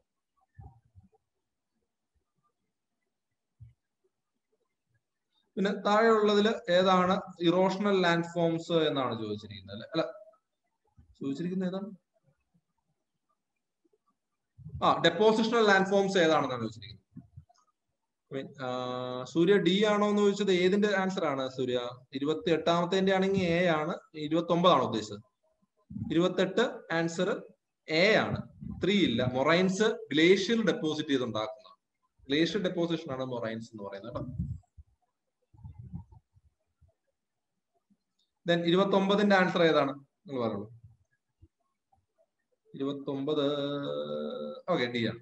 ഓക്സ്ബോ ലേക്ക് എന്ന് പറയുന്നത് ഇറോഷണൽ ലാൻഡ് ഫോം ആണ്. കാരണം ഒരു റിവർ നമ്മൾ നോക്കുകയാണെങ്കിൽ ഒരു പ്ലെയിനിലൂടെ ഒഴുകുമ്പോൾ ആ റിവർ നമ്മൾ സ്ട്രേറ്റ് കോഴ്സ് ആയിട്ട് ഒഴുകണമെന്നില്ല. അതിങ്ങനെ ചുറ്റി വളഞ്ഞ ഒരു സെർപ്പന്റൈൻ പോലെ അല്ലെങ്കിൽ സിഗ്സാഗ് ആയിട്ടായിരിക്കും മിക്കവാറും ഒഴുകുന്നത്. സോ അങ്ങനെ റിവർ വളഞ്ഞു തിരിഞ്ഞ് ഒഴുകുന്നതിനെയാണ് നമ്മൾ മിയാൻഡറിങ് എന്ന് പറയുന്നത്. ആ ഓരോ വളവിനെയാണ് നമ്മൾ എന്ത് പറയുന്നത്? മിയാൻഡർ എന്ന് പറയുക. അത് നമ്മുടെ അനാറ്റോളിയൻ പ്ലേറ്റോഡ് റീജിയനിൽ, അതായത് നമ്മുടെ ഏഷ്യ മൈനറിൽ, ടർക്കി, രാജ്യത്തിന്റെ പേര് കിട്ടുന്നില്ല, അനാറ്റോളിയൻ പ്ലേറ്റോ ഒന്നും ഏഷ്യ മൈനർ എന്നൊക്കെ കിട്ടുന്നത്. ടർക്കിയിൽ നമ്മൾ നോക്കിക്കഴിഞ്ഞാൽ അവിടെ നമുക്ക് കാണാൻ പറ്റുന്ന ഒരു റിവർ ഉണ്ട്, ഇങ്ങനെ വളരെ ഇങ്ങനെ വളഞ്ഞു തിരിഞ്ഞ് പോകുന്നത്. അതിന്റെ പേര് മിയാൻഡർ എന്നാണ്. അതിൽ നിന്നാണ് ഇങ്ങനെ പോകുന്നതിനെല്ലാം മിയാൻഡറിംഗ് എന്നുള്ളൊരു പേരിലോട്ട് വരുന്നത്. ഓക്കെ, അപ്പൊ അത് വരുമ്പോ അപ്പൊ ഇങ്ങനെ ഈ വളഞ്ഞു തിരിഞ്ഞ് ഇങ്ങനെ പോകുമ്പോൾ റിവർ ഇങ്ങനെ വളഞ്ഞു തിരിഞ്ഞ് പോകുന്നതിന് മിയാൻഡറിങ് എന്ന് പറയുന്നത്. അപ്പൊ ഇതിന് ഓവറായിട്ട് മിയാൻഡർ ആയി കഴിയുമ്പോൾ കുറച്ച് കഴിയുമ്പോൾ എന്താ ചെയ്യുക, റിവർ ഈ വളഞ്ഞു നിൽക്കുന്ന ഭാഗത്ത് ഒഴിവാക്കിയിട്ട് നേരെ കണക്ട് ചെയ്ത് ഒഴുകാൻ നോക്കും. അപ്പൊ എന്ത് ചെയ്യും, അത്രയും ഭാഗം വിട്ടു മാറി നിൽക്കും. അപ്പൊ നമ്മൾ നോക്കുകയാണെങ്കിൽ ഈ കാളയുടെ ഒക്കെ കാലിന്റെ കുളമ്പ് പോലെ ഓക്സന്റെ ഒക്കെ ബോ പോലെയാണ് വളഞ്ഞു വരും. അതുകൊണ്ടാണ് അതിന് ഓക്സ്ബോ ലേക്ക് എന്ന് പറയുന്നത്. നോക്കുകയാണെങ്കിൽ നോർത്ത് ഇന്ത്യൻ പ്ലെയിനിൽ വളരെ കോമൺ ആണ്. ഓക്സ്ബോ ലേക്ക് ഉണ്ടാകുന്നതിന് ഇത് ഫോർമേഷൻ അല്ല, കാരണം ഇറോഷൻ കാരണമാണ്. മിയാൻഡറിങ് ഉണ്ടായിട്ട് അത് ഇറോഡ് ചെയ്ത് പോയി കഴിയുമ്പോഴാണ് ഓക്സ്ബോ ലേക്ക് ഉണ്ടാകുന്നത്. ഡെപ്പോസിഷൻ അല്ല, ഇറോഷനിലെ ഫലമായിട്ടാണ് ഓക്സ്ബോ ലേക്ക് വരുന്നത്. ഓക്സ്ബോ ലേക്ക് ഇതിന്റെ ഫലമായിട്ടാണ് ഉണ്ടാകുന്നത്. ഇതിന് മിയാൻഡറിങ് ആണ്. ഈ മിയാൻഡറിന്റെ അവിടെ ഉണ്ടാകുന്ന പോയിന്റ് ബാർസ് ഡെപ്പോസിഷന്റെ ഫലമായിട്ടാണ് ഉണ്ടാകുന്നത്. പോയിന്റ് ബാർസ് ഡെപ്പോസിഷന്റെ ഫലമായിട്ടാണ് ഉണ്ടാകുന്നത്. പക്ഷെ ഓക്സ്ബോ ലേക്ക് ഉണ്ടാകുന്ന ഇറോഷന്റെ ഫലമായിട്ടാണ്. അപ്പോ ഓക്സ്ബോ ലേക്ക് നോർത്ത് ഇന്ത്യയിൽ വളരെ കോമൺ ആണ്. ഈ പറയുന്ന ഓക്സ്ബോ ലേക്ക് എന്ന് പറയുന്നത് നമ്മൾ നോക്കുകയാണെങ്കിൽ നോർത്ത് ഇന്ത്യൻ പ്ലെയിനുകൾ ഒരുപാട് കാണാൻ കഴിയും. പക്ഷെ സൗത്ത് ഇന്ത്യയിൽ ആകപ്പാടെ ഒന്നേ ഉള്ളൂ. നമുക്കിവിടെ കേരളത്തിലാണ്. കേരളത്തിൽ ഈ ചാലക്കുടി പുഴയിൽ ഒരെണ്ണമുണ്ട്, ഈ വൈന്തല റേക്ക് എന്നും പറഞ്ഞു. അതാണ് ആകപ്പാടെയുള്ള സൗത്ത് ഇന്ത്യയിൽ തന്നെയുള്ള ഒരു ഓക്സ്ബോ ലേക്ക്. ബാക്കിയുള്ള ഓക്സ്ബോ ലേക്ക് നോർത്ത് ഇന്ത്യയിൽ വളരെ ഫേമസ് ആണ്, അല്ലെങ്കിൽ ഒരുപാട് ഫേമസ് എന്നല്ല, ഒരുപാട് കാണാൻ കഴിയുന്നുണ്ട്. ദെൻ ഈ പറയുന്ന കിലാവു വോൾക്കാനോ എന്ന് പറയുന്നത് അത് എവിടെയാണ് എന്നുള്ളതാണ്. മേ ബി ലൊക്കേഷൻ ആയിട്ടൊക്കെ ഹവായിയൻ ഐലൻഡ് ആണ്. ഹവായിയിലാണ് വരുന്നത്. ഹവായിയൻ ഐലൻഡിലാണ് വരുന്നത്. Hawaiian island. ഓക്കെ, ഹവായിയൻ ഐലൻഡിന്റെ ഭാഗമായിട്ടാണ്. ഹവായിയൻ ഐലൻഡ് നമ്മൾ നോക്കുകയാണെങ്കിൽ അത് ആക്ച്വലി ഒരു പ്ലേറ്റ് ബൗണ്ടറിയിൽ ഒന്നും അല്ല നിൽക്കുന്നത്. പക്ഷെ എന്നാലും അവിടെ വോൾക്കാനോസ് ഉണ്ട്. അത് ഒരു ഹോട്ട്സ്പോട്ട് ആണ്. ആക്ച്വലി അവിടെ ഒരു ഹോട്ട്സ്പോട്ട് ആണ്. അതുകൊണ്ട് തന്നെ അവിടെ ഈ സ്ഥലങ്ങൾ ഇങ്ങനെ മൂവ് ചെയ്തു. ഹോട്ട്സ്പോട്ട് എന്ന് പറയുന്നത് എർത്തിന്റെ അകത്ത് നിന്ന് ഇങ്ങനെ മാഗ്മ മുകളിലോട്ട് ഇങ്ങനെ മാൻഡിൽ പ്ലൂംസ് എന്നൊക്കെ പറയും. ഇങ്ങനെ മുകളിലോട്ട് ഇങ്ങനെ വളരെ ഹോട്ട് ആയിട്ടുള്ള മാഗ്മ ഉയർന്നു വരുന്ന സ്ഥലങ്ങളാണ് ഹോട്ട്സ്പോട്ട്. അതൊരു പ്ലേറ്റിന്റെ ഇടയ്ക്ക് എവിടെയാണ് വരുന്നത്. ആ ഹോട്ട്സ്പോട്ടിന് മുകളിലൂടെ ഈ പ്ലേറ്റുകൾ മൂവ് ചെയ്യുമ്പോൾ എന്ത് ചോദിച്ചു കഴിഞ്ഞാൽ ആ ഭാഗത്തൂടെ വോൾക്കാനിക് ഇറപ്ഷൻ സംഭവിക്കും. പുറത്തേക്ക് വന്ന് അവിടെ വോൾക്കാനിക് ഐലൻഡുകൾ, ചിലപ്പോൾ ഐലൻഡ് ആയിരിക്കാം, ചിലപ്പോൾ നമ്മൾ പറയുന്ന പോലെ ഗുയോട്ട് ആവാം, ചിലപ്പോ സീ മൗണ്ട് ആവാം. ഇങ്ങനെയുള്ള ലാൻഡ് ഫോമുകൾ ക്രിയേറ്റ് ചെയ്യും. അത് എത്ര നാൾ ആ ഒരു പ്ലേറ്റിന്റെ ഒരു ഭാഗം ആ ആ ഹോട്ട്സ്പോട്ടിന് മുകളിൽ നിൽക്കുന്നോ അവിടെ എന്ത് ചെയ്യും, അവിടെ ഒരു വോൾക്കാനിക് ലാൻഡ് ഫോം ക്രിയേറ്റ് ചെയ്യപ്പെടും. പിന്നീട് എന്ത് ചെയ്യും, അത് കുറച്ച് മുന്നോട്ട് മൂവ് ചെയ്യുക, പ്ലേറ്റ് മൂവ് ചെയ്ത് പോകുമ്പോൾ അപ്പൊ ആ ഉണ്ടായിരുന്ന വോൾക്കാനോ ഇനാക്റ്റീവ് ആയിട്ട് മാറും. അവിടെ അടുത്ത ഹോട്ട്സ്പോട്ടിൽ പുതിയൊരു വോൾക്കാനോ ക്രിയേറ്റ് ചെയ്യപ്പെടുന്നു ഉണ്ടാവുന്നതായിട്ട് നമുക്ക് കാണാൻ പറ്റും. സോ അങ്ങനെയുള്ള ഒന്നാണ് ഈ പറയുന്ന കിലാവു വോൾക്കാനോ എന്ന് പറയുന്നത്. റീസെന്റ് 2020 മുതൽ 2021 വരെയുള്ള ഒരു ലോങ് പീരീഡിൽ അത് ഇറപ്ഷൻ നടന്നിരുന്നു. റീസെന്റ് ന്യൂസിൽ ഉണ്ടായിരുന്നു. അങ്ങനെയുള്ള ഹോട്ട്സ്പോട്ട്, അങ്ങനെയുള്ള ഹവായിയുടെ അവിടെ വരുന്ന ഒരു ഈ ഹോട്ട്സ്പോട്ടുകൾ കാരണം ഉണ്ടായതാണ് നമ്മൾ പറയുന്ന എംപറർ സീ മൗണ്ട് എന്നൊക്കെ പറയുന്നത്. എംപറർ സീ മൗണ്ട് നമുക്ക് ഒരു പ്രാവശ്യം UPSC ചോദ്യമായിരുന്നു, ഈ മാൻഡിൽ പ്ലൂംസ് എന്താണെന്നുള്ള രീതിയിൽ ഉള്ള ഒരു ചോദ്യം ഉണ്ടായിരുന്നു. ഐ തിങ്ക് 2017 എന്തുവായിരുന്നു തോന്നുന്നു ആ ഒരു ചോദ്യം ഉണ്ടായിരുന്നു, മാൻഡിൽ പ്ലൂംസ്, മെയിൻസിന്റെ ചോദ്യം. സോ അപ്പൊ അങ്ങനെ അതുപോലുള്ള ഒരു ഹോട്ട്സ്പോട്ടിന്റെ മുകളിൽ പണ്ട് പെനിൻസുലാർ ഇന്ത്യ റിയൂണിയന്റെ അവിടെ പെനിൻസുലാർ ഇന്ത്യ എത്തിയപ്പോഴാണ് നമുക്ക് ഡെക്കാൻ ട്രാപ്പിന്റെ ഫോർമേഷൻ ഉണ്ടായത്. ഓക്കെ, സോ അതാണ് ഹവായിൻ അവിടെ ഹോട്ട്സ്പോട്ട് എന്ന് പറയുന്ന കാര്യങ്ങൾ. Okay, then comes the following statement regarding karst topography. Karst topography is mostly prominent in dry regions. രണ്ട്, karst topography is absent in India. ഇതിനകത്ത് കറക്റ്റ് ആയിട്ടുള്ള സ്റ്റേറ്റ്മെന്റ് ഏതാണെന്നാണ് ചോദ്യം. ആൻസർ ഏതാണ്? ഡി ആണ്. കാരണം കാസ്റ്റ് ടോപ്പോഗ്രഫി എന്ന് പറയുന്നത് ലൈം സ്റ്റോൺ ഉള്ള റീജിയനുകൾ ഡി ആണ് കറക്റ്റ്. രണ്ടും തെറ്റാണ്. കാരണം കാസ്റ്റ് ടോപ്പോഗ്രഫി എന്ന് പറയുന്നത് ലൈം സ്റ്റോണിനകത്ത് വാട്ടർ വന്ന് ഇറോഡ് ചെയ്ത് റിമൂവ് ചെയ്ത് പോകുന്നതിനാണ് കാസ്റ്റ് ടോപ്പോഗ്രഫി എന്ന് പറയുന്നത്. സോ ഹ്യൂമിഡ് ആയിട്ടുള്ള വെള്ളത്തിന്റെ അവൈലബിലിറ്റി ഉള്ള സ്ഥലങ്ങളിൽ അത് കാണും. ഇന്ത്യയിൽ ഇത് ആവശ്യമുള്ള സ്ഥലങ്ങളിൽ നമുക്ക് കാണാൻ കഴിയും. ഇന്ത്യയിൽ പ്രധാനമായിട്ട് നമ്മൾ നോക്കുകയാണെങ്കിൽ ഇന്ത്യയിൽ വിന്ധ്യൻ ഹിൽസിന്റെ അവിടെ, കാരണം ഇന്ത്യയിൽ നമ്മൾ എവിടെയൊക്കെയാണ് ലൈം സ്റ്റോണിന്റെ എക്സ്ട്രാക്ഷൻ ഉള്ളത് നോക്കി, ഏറ്റവും കൂടുതൽ ലൈം സ്റ്റോൺ എക്സ്ട്രാക്ഷൻസ് വരുന്നത് മധ്യപ്രദേശിന്റെ ഭാഗങ്ങളിൽ നോക്കിയാണ്. അതുകൊണ്ട് തന്നെ സിമെന്റ് ഫാക്ടറീസും കൂടുതൽ മധ്യപ്രദേശിന്റെ ഭാഗങ്ങളിൽ നമുക്ക് കാണാൻ കഴിയും. സോ അപ്പൊ അങ്ങനെയുള്ള വിന്ധ്യൻ റീജിയൻസ്, ഹിമാലയത്തിന്റെ ഭാഗങ്ങളിൽ, പഞ്ചമടി മധ്യപ്രദേശിൽ ഇവിടെയൊക്കെ എന്ത് ചെയ്യുന്നുണ്ട്, ഇതിന്റെ കാസ്റ്റ് ടോപ്പോഗ്രഫി നമുക്ക് കാണാം. ഈവൻ ആന്ധ്രയിലും തെലങ്കാനയിലൊക്കെ നമുക്ക് കാണാം. മേഘാലയയിലെ ഭാഗങ്ങളിൽ കാണാൻ പറ്റും. മേഘാലയയിലൊക്കെ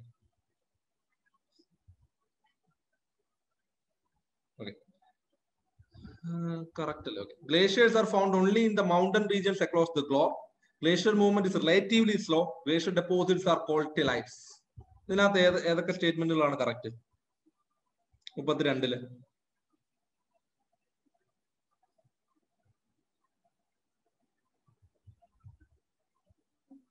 Yes, 2 and 3. കാരണം മൗണ്ടനിൽ മാത്രമല്ല, നമ്മളിപ്പോ പോളാർ റീജിയനിലോട്ട് പോവുകയാണെങ്കിൽ പോളിൽ ചെന്ന് കഴിഞ്ഞാൽ നമുക്ക് ഇത് എവിടെയെല്ലാം കാണാൻ പറ്റും. പോളിൽ ഇപ്പൊ ഓഷ്യന്റെ മുകളിൽ വരെ we can find the glaciers, അല്ലെങ്കിൽ അപ്പൊ അവിടെ എന്തല്ല അങ്ങനെ മൗണ്ടൻ റീജിയൻ തന്നെ വേണം. നോ സച്ച് ക്രൈറ്റീരിയ അല്ലെ. Which of the following statement is correct regarding sun's position? Regarding sun position. അടുത്തതിന്റെ ആൻസർ ഏതാണ്? ABCD നിങ്ങൾ പറഞ്ഞു, എന്നിട്ട് ഞാൻ അത് സ്റ്റേറ്റ്മെന്റ് കാണിക്കാം. 33ന്റെ ആൻസർ ബി. ഓക്കെ, കറക്റ്റ് ആണോ ചോദിച്ചത്? Okay, correct. ഓക്കെ, ബി ആണ്. ഡിസംബർ 22 പ്രശ്നം എന്ന് വെച്ച് കഴിഞ്ഞാൽ ഡിസംബർ 22 എന്ന് പറയുന്നത് നോർത്തേൺ ഹെമിസ്ഫിയറിൽ വിന്ററും സദേൺ ഹെമിസ്ഫിയറിൽ സമ്മറുമാണ്. അത് നമ്മൾ നോക്കുക, നോർത്തേൺ ഹെമിസ്ഫിയറിന്റെ ഇതിൽ നോക്കുകയാണെങ്കിൽ അത് വിന്റർ സോൾസ്റ്റേജ് ആണ്. പക്ഷെ സദേൺ ഹെമിസ്ഫിയറിൽ നോക്കി കഴിഞ്ഞാൽ സമ്മർ സോൾസ്റ്റേജ് ആണ്. സോ സദേൺ ഹെമിസ്ഫിയറിലുള്ളവർക്ക് അതാണ് ലോങ്സ്റ്റ് ഡേ, നോർത്തേൺ ഹെമിസ്ഫിയറിലേക്ക് അത് ഷോർട്ടസ്റ്റ് ഡേ ആണ്. പക്ഷെ തിരിച്ച് ഈ ജൂൺ 21 എന്ന് പറയുന്നത് നോർത്തേൺ ഹെമിസ്ഫിയറിലുള്ളവർക്ക് ലോങ്സ്റ്റ് ഡേയും സദേൺ ഹെമിസ്ഫിയറിലുള്ളവർക്ക് ഷോർട്ടസ്റ്റ് ഡേ എന്ന് പറയുന്നത് ജൂൺ 21 സോ അപ്പോൾ ഈ പറയുന്ന ഡിസംബർ 22 ജൂൺ 21 രണ്ടും ഷോർട്ടസ്റ്റ് ഡേയും രണ്ടും ലോങ്സ്റ്റ് ഡേയും ആണ്. പക്ഷെ ഏത് ഹെമിസ്ഫിയർ വെച്ച് കൺസിഡർ ചെയ്യുന്നു എന്നൊരു വ്യത്യാസമാണ്. അത്ര മാത്രമേ അതിനകത്തുള്ളൂ. ദെൻ സൗത്തിൽ എന്താണ്? ഡിസംബറിലാണ്. Then southern hemisphere receive less heat energy during summer. Southern ഹെമിസ്ഫിയറിലെ സമ്മറിൽ അവർ ഹീറ്റ് എനർജി കൂടുതലാണ് റിസീവ് ചെയ്യുന്നത്. കാരണം എന്താ നോക്കുകയാണെങ്കിൽ സദേൺ ഹെമിസ്ഫിയറിന്റെ സമയത്ത് നമ്മൾ നോക്കുകയാണെങ്കിൽ എർത്ത് സൂര്യൻ ചുറ്റും ഇങ്ങനെ റിവോൾവ് ചെയ്യുന്നുണ്ട് അല്ലെ. സൂര്യൻ ചുറ്റും ഇങ്ങനെ എലിപ്റ്റിക്കൽ പാത്തിൽ റിവോൾവ് ചെയ്യുമ്പോൾ വർഷത്തിൽ ഒരു പ്രാവശ്യം the distance between the sun and earth will be maximum and that situation is known as the aphelion. അതിനെ അപ്ഹീലിയോൺ എന്ന് പറയാം. Aphelion is the situation of earth when the position of earth when the distance between the sun and earth is maximum, and that is on July 4th. July 4th എന്ന് പറയുമ്പോൾ എന്താണ്? Northern ഹെമിസ്ഫിയറിൽ summer നിൽക്കുന്ന സമയമാണ്. അതുപോലെ തന്നെ the position of earth when the distance between the earth and sun is minimum, which is known as the perihelion എന്ന് പറയും. ആ പെരിഹീലിയോൺ എന്ന് പറയുന്നത് it is happening on January 3rd. ഇപ്പൊ January 3rd എന്ന് പറയുന്നത് എന്താണ്? സദേൺ ഹെമിസ്ഫിയറിൽ ആ സമയത്ത് എന്താണ്? സമ്മറും നോർത്തേൺ ഹെമിസ്ഫിയറിൽ വിന്ററുമാണ്. അപ്പൊ സദേൺ ഹെമിസ്ഫിയറിലെ സമ്മറിന്റെ സമയത്ത് എന്താണ്? സണ്ണും എർത്തും തമ്മിൽ ഡിസ്റ്റൻസ് കുറവാണ്. ആ ഡിസ്റ്റൻസ് കുറവാകുമ്പോൾ സണ്ണിൽ നിന്ന് കിട്ടുന്ന ഹീറ്റ് എനർജി കൂടുതലാണ്. പക്ഷെ അങ്ങനെ ആണെങ്കിൽ പോലും നമ്മൾ നോക്കുമ്പോൾ സമ്മർ സദേൺ ഹെമിസ്ഫിയറിലെ സമ്മർ ടെമ്പറേച്ചർ നോർത്തേൺ ഹെമിസ്ഫിയറിനൊക്കെ കുറവാണ്. അത് എന്തുകൊണ്ടാണെന്ന് നോക്കുകയാണെങ്കിൽ സദേൺ ഹെമിസ്ഫിയറിൽ നമ്മൾ നോക്കുകയാണെങ്കിൽ ലാൻഡ് മാസിനേക്കാൾ കൂടുതൽ വാട്ടർ ബോഡീസ് ആണ്. പക്ഷെ നോർത്തേൺ ഹെമിസ്ഫിയറിൽ ലാൻഡ് മാസ് ആണ് കൂടുതൽ. ലാൻഡ് മാസ് വളരെ പെട്ടെന്ന് ഹീറ്റ് ആവുകയും വളരെ പെട്ടെന്ന് ഹീറ്റ് ലൂസ് ചെയ്യുകയും ചെയ്യും, അതിന്റെ സ്പെസിഫിക് ഹീറ്റ് കുറവായതുകൊണ്ട്. പക്ഷെ സദേൺ ഹെമിസ്ഫിയറിൽ വാട്ടർ ആണ്. വാട്ടർ കൂടുതലാകുമ്പോൾ വാട്ടർ വളരെ പെട്ടെന്ന് ഹീറ്റ് ആവുക, നഷ്ടപ്പെടുകയുമില്ല. അതുപോലെ ഹീറ്റ് എനർജി ആ വാട്ടറിന് മൂവ്മെന്റ് ഉള്ളത് കൊണ്ടും അത് ട്രാൻസ്പെറന്റ് ആയാലും കൂടുതൽ ഡെപ്തിലോട്ട് സൺലൈറ്റ് പെനട്രേറ്റ് ചെയ്യാൻ കഴിയുന്നതുകൊണ്ടും ഹീറ്റ് എനർജി കൂടുതൽ റീഡിസ്ട്രിബ്യൂട്ട് ചെയ്യപ്പെടും. അങ്ങനെ സദേൺ ഹെമിസ്ഫിയറിൽ വാട്ടർ ബോഡിയുടെ എക്സ്പാൻഷൻ കൂടുതലായതുകൊണ്ടാണ് അവിടെ കിട്ടുന്ന ഹീറ്റ് എനർജി കൂടുതലായിട്ട് പോലും അവർക്ക് നോർത്ത് ഹെമിസ്ഫിയറിന്റെ അത്രയും സമ്മറിൽ ടെമ്പറേച്ചർ വരാത്തത്. നോർത്ത് ഹെമിസ്ഫിയറിൽ ലാൻഡ് മാസ് ആണ് കൂടുതൽ, അതുകൊണ്ടാണ് അവിടെ ആ പ്രശ്നം വരുന്നത്. So move to next question. Which of the following river has played a role in the formation of Chiliga Lake? ചിലിക ലേക്കിൽ നമ്മൾ നോക്കുകയാണെങ്കിൽ റാംസാർ സൈറ്റ്, ഇന്ത്യയിൽ ആദ്യത്തെ റാംസാർ സൈറ്റ് ആയിട്ടൊക്കെ പ്രഖ്യാപിച്ച് ചിലിക ലേക്ക് ആയിരുന്നു. സോ മഹാനദിയാണത്. കാരണം പറയുന്നത് മഹാനദി ആ റിവർ കൊണ്ടുവന്ന് വിട്ടപ്പോൾ അതിന്റെ ഡെൽറ്റയുടെ ഒക്കെ അവിടെ ഭാഗത്തായിട്ട് അവിടെ ഉണ്ടായിരുന്ന ഒരു ബാറുകൾ വന്ന് ഡെപ്പോസിറ്റ് ചെയ്തിട്ട് ഫോം ചെയ്തതാണ് ഇപ്പൊ പറയുന്ന പോലെ ചിലിക ലേക്ക് എന്നൊക്കെ പറഞ്ഞ് റീസെന്റ് റിപ്പോർട്ട് ഉണ്ടായിരുന്നു. അപ്പൊ അതിന്റെ ബാറുകൾ വന്ന് ആ സ്പിറ്റുകളൊക്കെ വന്ന് ഫോം ചെയ്ത് അത് ആ പറയുന്ന ആ ഒരു എസ്റ്ററി ആയിരുന്നു, മഹാനദിയൊക്കെ വന്ന ഒരു എസ്റ്ററി ആയിരുന്നു. അതിലേക്ക് ഈ പറയുന്നത് പോലെ ഈ ഇത് സ്പിറ്റുകളും ബാറുകളും വന്നു കഴിഞ്ഞപ്പോൾ റിവറിൽ നിന്നുള്ള ഓഷ്യനിൽ നിന്നുള്ള വാട്ടർ ഇൻക്ലൂഡ് ചെയ്താണ് ചിലിക ലേക്ക് സലൈൻ വാട്ടർ ലേക്ക് ആയെന്നൊക്കെ പറയുന്നുണ്ട്. ഓക്കെ, മഹാനദിയാണ്. അത് ജസ്റ്റ് ആ ലൊക്കേഷൻ വെച്ചിട്ട് തന്നെ നിങ്ങൾക്ക് ഈ പറയുന്ന കഥ അറിയില്ലെങ്കിൽ പോലും ജസ്റ്റ് ആ ലൊക്കേഷൻ വെച്ച് നോക്കിയാൽ മതി. ഒഡീഷയിലാണ് വരുന്നത്. So we can avoid Godavari. Brahmani കുറച്ചുകൂടെ നോർത്തിലോട്ടാണ് നിൽക്കുന്നത്, നമ്മുടെ വെസ്റ്റ് ബംഗാളിന്റെ ഒക്കെ ഭാഗത്താണ്. We can avoid that. Then only Subarnarekha മഹാനദിയാണ് വീണ്ടും ഡൗട്ട് വരുന്നത്. പക്ഷെ ഒന്നുകൂടെ നമ്മൾ കൃത്യമായിട്ട് നോക്കി കഴിഞ്ഞാൽ സുബർണരേഖ കുറച്ചുകൂടെ നോർത്തിലാണ് വരുന്നത്. So we can identify this Mahanadi എന്നുള്ള ആ മാപ്പിന്റെ ഒരു ഐഡിയ ഉണ്ടെങ്കിൽ നമുക്കത് ചെയ്യാൻ പറ്റും. So the source of volcanic eruption answer ഏതാണ്? 35. വളരെ സിമ്പിൾ ആയിട്ടുള്ള ചോദ്യം അല്ലേ?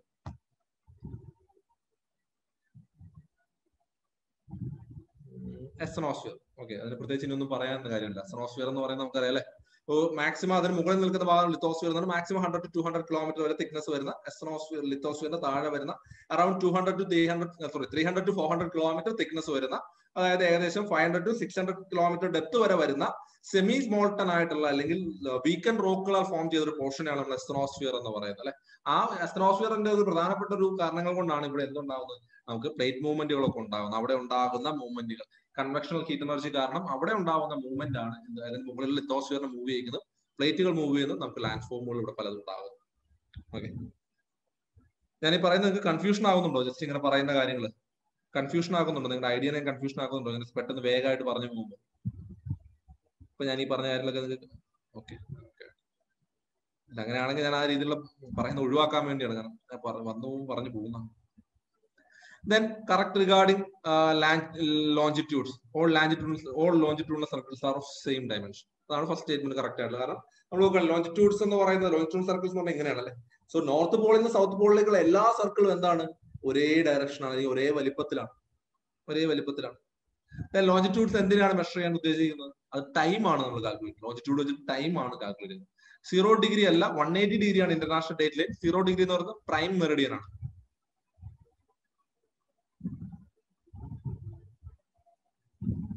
എർത്തിന്റെ ഇന്റീരിയറുമായിട്ട് ബന്ധപ്പെട്ട് ഓക്കെ, ഇതിന്റെ ആൻസർ ഏതാണ്?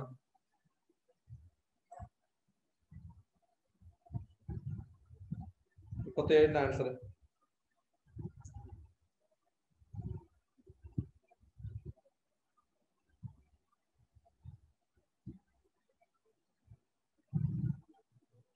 ബി ആണ്. നിങ്ങൾ നോക്കുകയാണെങ്കിൽ നമ്മൾ പറഞ്ഞു crust is mainly made up of silica plus aluminum, cyan layer, and mantle is mainly made up of silica plus magnesium, simal layer, and the core is mainly made up of nickel plus iron, knife layer എന്ന് പറഞ്ഞു. Okay, lithosphere എന്ന് പറഞ്ഞപ്പോൾ lithosphere consists of crust and upper solid mantle. So the lithosphere consists of both Cl and Sima parts, silica and aluminum, അതുപോലെ തന്നെ silicon മഗ്നീഷ്യവും കൂടെ കൂടിച്ചേരുന്നതാണ് lithosphere എന്ന് പറയുന്നത്. Crest ആണ് സിയാൽ എന്ന് പറയുന്നത്. ലിത്തോസ്ഫിയറിനെ കംപ്ലീറ്റ്ലി നമുക്ക് സിയാൽ എന്ന് പറയാൻ പറ്റില്ല. എസ്തനോസ്ഫിയർ എന്ന് പറയുന്ന സിമയാണ്. കാരണം it's entirely the part of മാന്റിലിന്റെ തന്നെ പാർട്ടാണ് കോർ. സോ 2 and 3 ആണ് എന്റെ ആൻസർ. ലിത്തോസ്ഫിയർ അല്ല, ക്രസ്റ്റ് ആണെങ്കിൽ സിയാൽ എന്ന് പറയാം. But lithosphere is not entirely sial. It's consist of sial and sima. കൂടുതലും സിമയാണ്. കാരണം ലിത്തോസ്ഫിയർ എന്ന് പറഞ്ഞാൽ ഏകദേശം 200 കിലോമീറ്ററോളം തിക്നെസ് വരുമെന്നാണ് പറയുന്നത്. ഈ ക്രസ്റ്റ് എന്ന് പറയുന്നത് ചില സ്ഥലങ്ങളിൽ 100 കിലോമീറ്ററോളം തിക്നെസ് വരും, എല്ലാ സ്ഥലങ്ങളിൽ 5 to 35 കിലോമീറ്റർ വരെ മാത്രമാണ് തിക്നെസ് കയറി വരുന്നത്. അതും നമ്മൾ നോക്കുകയാണെങ്കിൽ ഓഷ്യൻ ഫ്ലോറുകൾ പ്രധാനമായിട്ട് സിമ ആയതുകൊണ്ട് ലിത്തോസ്ഫിയറിന്റെ കോൺസ്റ്റിറ്റ്യൂവൻസിൽ പ്രധാനമായിട്ട് വരുന്നത് സിമയാണ് സിയാലിനൊക്കെ. But if it is crust then you can go for sial. Okay, consider following statement regarding geomagnetism. The Earth magnetic field is similar to the magnetic field of a bar magnet placed inside the Earth. The magnetic poles are coincide with the geographical poles of Earth. It protects the Earth from harmful solar winds. ഇതിനകത്ത് ഏതൊക്കെയാണ് correct statement എന്ന് പറയുന്നത്? Sorry, incorrect ആണ് ചോദിച്ചിരിക്കുന്നത്. Incorrect ആണ് ചോദിച്ചത്.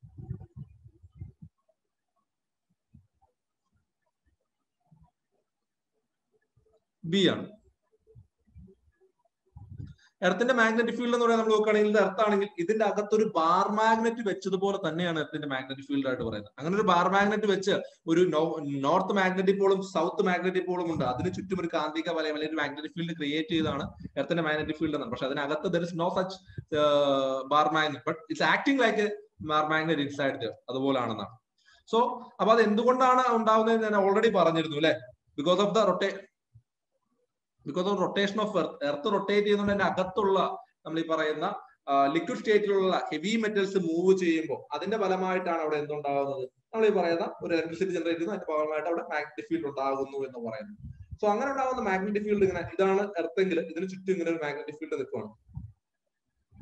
ഇതിന് ചുറ്റും ഇങ്ങനെ ഒരു മാഗ്നറ്റിക് ഫീൽഡ് നിൽക്കുമല്ലേ. ഈ മാഗ്നറ്റിക് ഫീൽഡിലേക്ക് ഇങ്ങനെ വരുന്ന സോളാർ വിൻഡുകളെ അത് എർത്തിലേക്ക് വരാതെ ഇങ്ങനെ ചുറ്റുമുള്ള സ്ഥലങ്ങളിലേക്ക് ഡീവിയേറ്റ് ചെയ്ത് വരും, അല്ലെങ്കിൽ റിഫ്ലക്ട് ചെയ്ത് വരും. അങ്ങനെ ഇത് ചെയ്യുമ്പോഴാണ് നമുക്ക് എന്ത് കാണാൻ പറ്റുന്നത്? ഈ അറോറ എന്ന് കേട്ടും. ഈ അറോറയൊക്കെ ഉണ്ടാകുന്നതിന്റെ പ്രധാനപ്പെട്ട കാരണം എർത്തിന്റെ മാഗ്നറ്റിക് ഫീൽഡാണ്. അതിന് മാഗ്നറ്റിക് ഫീൽഡ് എപ്പോഴും വളരെ സ്ട്രോങ് ആയിട്ട് നമുക്ക് കാണാൻ കഴിയുന്നത് പോളുകളിലാണ്, അതിന്റെ മാഗ്നറ്റിക് പോളുകളിനോട് ചേർന്ന്. സോ ഈ വരുന്ന സോളാർ വിൻഡുകൾ വന്നു കഴിയുമ്പോൾ ഇതിന് ചുറ്റുമുള്ള മാഗ്നറ്റിക് ഫീൽഡിലേക്ക് വന്നതിനെ ഹിറ്റ് ചെയ്യും. അപ്പൊ മാഗ്നറ്റിക് ഫീൽഡ് സ്ട്രോങ് ആയിട്ടുള്ള പോളുകളിലേക്ക് റീഡയറക്ട് ചെയ്യും. സോ അപ്പൊ സണ്ണിൽ നിന്ന് വരുന്ന ഹൈലി ചാർജ് ആയിട്ടുള്ള ഇലക്ട്രോമാഗ്നറ്റിക് റേഡിയേഷൻസ് അല്ലെങ്കിൽ സോളാർ വിൻഡ് എർത്തിന്റെ അറ്റ്മോസ്ഫിയറിലുള്ള പോളാർ റീജിയനിലുള്ള ഈ ആറ്റംസിൽ അല്ലെങ്കിൽ എലമെന്റ്സിലൊക്കെ വന്ന് ഹിറ്റ് ചെയ്യും. അങ്ങനെ ഹിറ്റ് ചെയ്യുമ്പോൾ ആ എലമെന്റ് അല്ലെങ്കിൽ ആറ്റം എക്സൈറ്റഡ് ആവും. അത് എക്സൈറ്റഡ് ആവുമ്പോൾ എന്ത് ചെയ്യും? കുറച്ച് എനർജി റിസീവ് ചെയ്തത് എക്സൈറ്റഡ് ആവും. അപ്പൊ എന്ത് ചെയ്യും? അത് ഹയർ ലെവലിലോട്ട് പോകും. ഒരു എനർജി കിട്ടിയത് ഹയർ ലെവലിലോട്ട് എന്ത് ചെയ്യും? എക്സൈറ്റഡ് സ്റ്റേറ്റിലോട്ട് പോകും.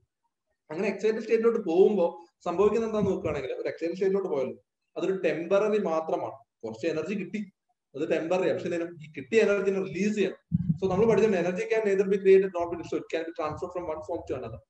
സോ അപ്പൊ അങ്ങനെ കിട്ടിയ എനർജിനെ നഷ്ടപ്പെടുത്തുമ്പോൾ അതിന് ഏതെങ്കിലും ഒരു ഫോമിലേക്ക് പുറത്തേക്ക് വിടണ്ടേ. അപ്പോൾ അതൊരു ആ കിട്ടിയ എക്സൈറ്റഡ് സ്റ്റേറ്റിൽ നിന്ന് തിരിച്ച് നോർമൽ സ്റ്റേറ്റിലേക്ക് വരുമ്പോൾ റിലീസ് ചെയ്യുന്ന എനർജിനെ കളേർഡ് ലൈറ്റുകളായിട്ട് നമുക്ക് രണ്ട് പോളാർ റീജിയനുകളിൽ കാണാൻ പറ്റും. പോളാർ റീജിയനിലും അതുപോലെ ഹയർ ലാറ്റിറ്റ്യൂഡ് റീജിയനുകളിൽ കാണാൻ പറ്റും. അതിനെയാണ് അറോറ എന്ന് പറയുന്നത്. നോർത്തേൺ പോളാർ ലൈറ്റ്സ് എന്നൊക്കെ നോർത്തേൺ ലൈറ്റ്സ് എന്നൊക്കെ.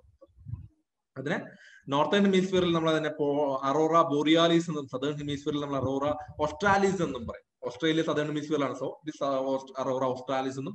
ബോറിയൽ ഫോറസ്റ്റുകൾ നോർത്തിൽ കാണപ്പെടുന്നുണ്ട്. അപ്പൊ അതുമായിട്ട് കണക്ട് ചെയ്ത് നമുക്ക് ഇങ്ങനെ പഠിച്ചു വെക്കാൻ പറ്റും, അറോറ ബോറിയാലിസ് എന്നും. ഓക്കെ, അങ്ങനെയുള്ള അറോറകളൊക്കെ ഉണ്ടാകുന്നത് കൊണ്ടാണ്. സോ അപ്പൊ പിന്നെ ഈ മാഗ്നറ്റിക് പോൾസ് ഈ പറയുന്ന ജോഗ്രഫിക്കൽ പോളുമായിട്ട് കോയിൻസൈഡ് ചെയ്യുന്നില്ല. സോ സെക്കൻഡ് സ്റ്റേറ്റ്മെന്റ് മാത്രമാണ് അതിനകത്ത് ഇൻകറക്റ്റ് ആയിട്ടുള്ളത്. ഓക്കെ,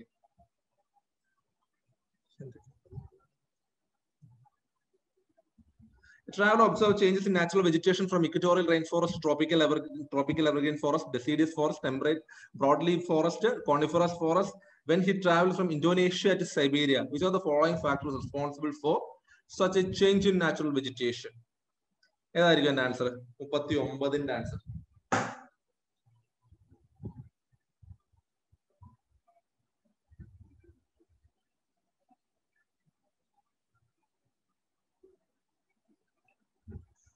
എന്തായിരിക്കും അതിന്റെ ആൻസർ? 39A എന്ന് പറഞ്ഞു. എന്താ നോട്ടെ? ബി. സോ നിങ്ങളൊരു കാര്യം ആലോചിച്ച് നോക്കുക. നമ്മള് ഇക്വേറ്ററിൽ നിന്ന് പോളാർ റീജിയനിലോട്ട് നിങ്ങൾ ട്രാവൽ ചെയ്യുമല്ലേ? ഇക്വേറ്ററിൽ നിന്ന് പോളാർ റീജിയനിലോട്ട് ട്രാവൽ ചെയ്യും. ഇന്തോനേഷ്യയിൽ നിന്ന് സൈബീരിയയിലേക്ക് പോയി എന്ന് പറഞ്ഞാൽ എന്താ? ഇക്വേറ്ററിൽ നിന്ന് പോളാർ റീജിയനിലേക്ക് പോയതിന്റെ സിമിലർ ആയിട്ടുള്ള ഒരു മൂവ്മെന്റ് അല്ലേ സംഭവിച്ചേക്കുന്നത്, അല്ലേ? ഓക്കെ, ഇക്വേറ്ററിൽ നിന്ന് പോളാർ റീജിയനിലോട്ട് പോകുമ്പോൾ ടെമ്പറേച്ചറിൽ എന്താ ഉണ്ടാവുന്നത്? ടെമ്പറേച്ചർ എന്ത് ചെയ്യുന്നു? കുറഞ്ഞു വരുമല്ലേ? നിങ്ങൾ ജോഗ്രഫി പഠിക്കുന്ന സമയത്ത് ഇക്വറ്റോറിയൽ റീജിയൻ, അത് കഴിയുമ്പോൾ എന്താണ് tropical region, sub tropical region, temperate region, then polar region, അല്ലെങ്കിൽ sub polar region, polar region, ഇങ്ങനെ നമ്മൾ പഠിച്ചു പോകുന്നില്ലേ? അങ്ങനെ പഠിച്ചതല്ലേ നമ്മൾ പോകുന്നില്ലേ? അങ്ങനെ നമ്മൾ ക്ലാസിഫൈ ചെയ്ത് പറയുന്നില്ലേ? ആ ക്ലാസിഫിക്കേഷൻ എന്തിന്റെ പേരില?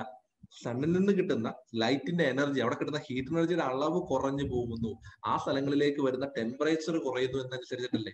അതനുസരിച്ചിട്ടാണ് അവിടെ ഉണ്ടാകുന്ന മരങ്ങളിൽ അല്ലെങ്കിൽ ഇതിലുണ്ടാകുന്നത്. നിങ്ങൾ നോക്കുകയാണെങ്കിൽ നമ്മള് വേൾഡ് ക്ലൈമറ്റ് പഠിക്കുന്ന സമയത്ത് ഇക്വേറ്ററിന്റെ അവിടുന്ന് 10 ഡിഗ്രി നോർത്ത് 10 ഡിഗ്രി സൗത്തിന് ഇടയിലുള്ള സ്ഥലങ്ങൾ ഇക്വറ്റോറിയൽ റീജിയൻ എന്നും, അതിനുശേഷം ഈ 10 to 30 ഡിഗ്രി വരുന്ന സ്ഥലങ്ങളിൽ നമ്മൾ നോക്കുകയാണെങ്കിൽ അവിടെ നമ്മൾ പറയുന്ന സ്ഥലങ്ങളെ നമ്മൾ ഒന്ന് തിരിക്കുന്നു. പിന്നീട് 30 to 45, then 45 to 65, then 65 to polar region എന്നുള്ള രീതിയിൽ നമ്മൾ വേൾഡ് ക്ലൈമറ്റിനെ ക്ലാസിഫൈ ചെയ്യുന്നത്. ആ ക്ലാസിഫിക്കേഷൻ നിങ്ങൾ നോക്കുകയാണെങ്കിൽ from equator to the poles temperature കുറഞ്ഞു വരുന്നത്. ദെൻ പിന്നെ ആ ഒരു പർട്ടിക്കുലർ ലാറ്റിറ്റ്യൂഡ് നോക്കുകയാണെങ്കിൽ 10 മുതൽ 30 വരെ ലാറ്റിറ്റ്യൂഡിൽ നിങ്ങൾ ഈസ്റ്റിൽ നിന്ന് വെസ്റ്റിലോട്ട് പോകുമ്പോൾ എന്ത് സംഭവിക്കുന്നു? ഫോറസ്റ്റ് മഴയുടെ അളവ് കുറയുന്നു. കാരണം അവിടെ ഈസ്റ്റേർലി വിൻഡ് ആയതുകൊണ്ട്, ട്രേഡ് വിൻഡ് ആയതുകൊണ്ട് മഴയുടെ അളവ് കുറയുന്നു. അങ്ങനെ മഴയുടെ അളവ് കുറയുമ്പോൾ ആദ്യം ഫോറസ്റ്റ് കാണുന്നു, പിന്നീട് എന്ത് കാണുന്നു? നിങ്ങൾക്ക് അവിടെ സാവന്ന ഗ്രാസ് ലാൻഡ്സ്, പിന്നീട് അതിന്റെ ഏറ്റവും വെസ്റ്റേൺ സൈഡിൽ you can find the desert. അതുകൊണ്ടാണ് വെസ്റ്റേൺ സൈഡിൽ ഡെസേർട്ട് കാണുന്നത്. ഇനി 45ലോട്ട് പോകുമ്പോൾ 30 to 45ലോട്ട് പോകുമ്പോൾ വിന്ററിൽ മഴ കിട്ടുന്ന നമ്മുടെ Mediterranean region, then again grass lands, then സമ്മറിൽ മഴ കിട്ടുന്ന സ്ഥലങ്ങൾ. അപ്പൊ നിങ്ങൾ നോക്കുകയാണെങ്കിൽ ഈ പറയുന്ന ഓരോ ലാറ്റിറ്റ്യൂഡുകളിലേക്ക് വേരിയേഷൻ വരുമ്പോൾ ഉണ്ടാകുന്ന ടെമ്പറേച്ചർ ചേഞ്ച് ആണ്. പിന്നീട് ആ ലാറ്റിറ്റ്യൂഡുകളിൽ ഈസ്റ്റിലോട്ട് വെസ്റ്റിലേക്ക് പോകുമ്പോഴും വെസ്റ്റിൽ നിന്ന് ഈസ്റ്റിലേക്ക് പോകുമ്പോഴുമാണ് റെയിൻഫോളിന്റെ വേരിയേഷൻ ഉണ്ടാകുന്നത്. സോ ലാറ്റിറ്റ്യൂഡ് വൈസ് ആയിട്ടുണ്ടാകുന്ന അല്ലെങ്കിൽ വെജിറ്റേഷന്റെ വേരിയേഷന്റെ പ്രധാനപ്പെട്ട കാരണം എന്ന് പറയുന്നത് ടെമ്പറേച്ചർ ആണ്.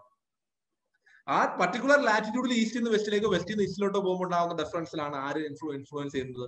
റെയിൻഫോൾ ഇൻഫ്ലുവൻസ് ചെയ്യുന്നത്. ഞാൻ പറഞ്ഞ കാര്യം മനസ്സിലായോ? പറഞ്ഞ കാര്യം ക്ലിയർ ആയോ?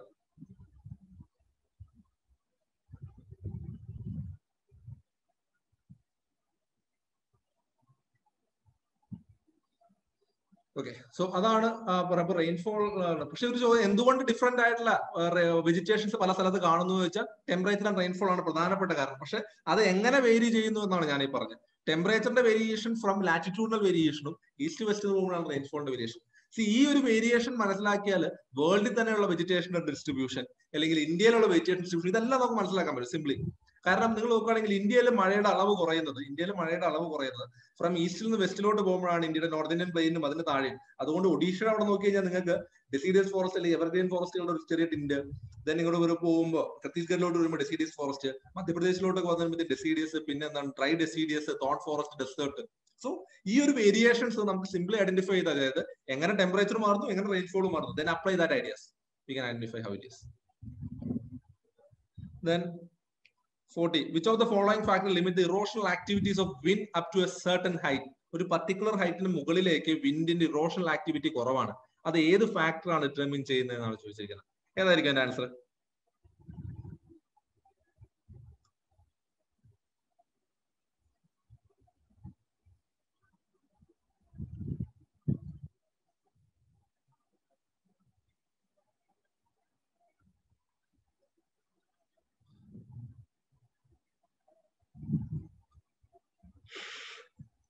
ഉത്തരവില്ലേ?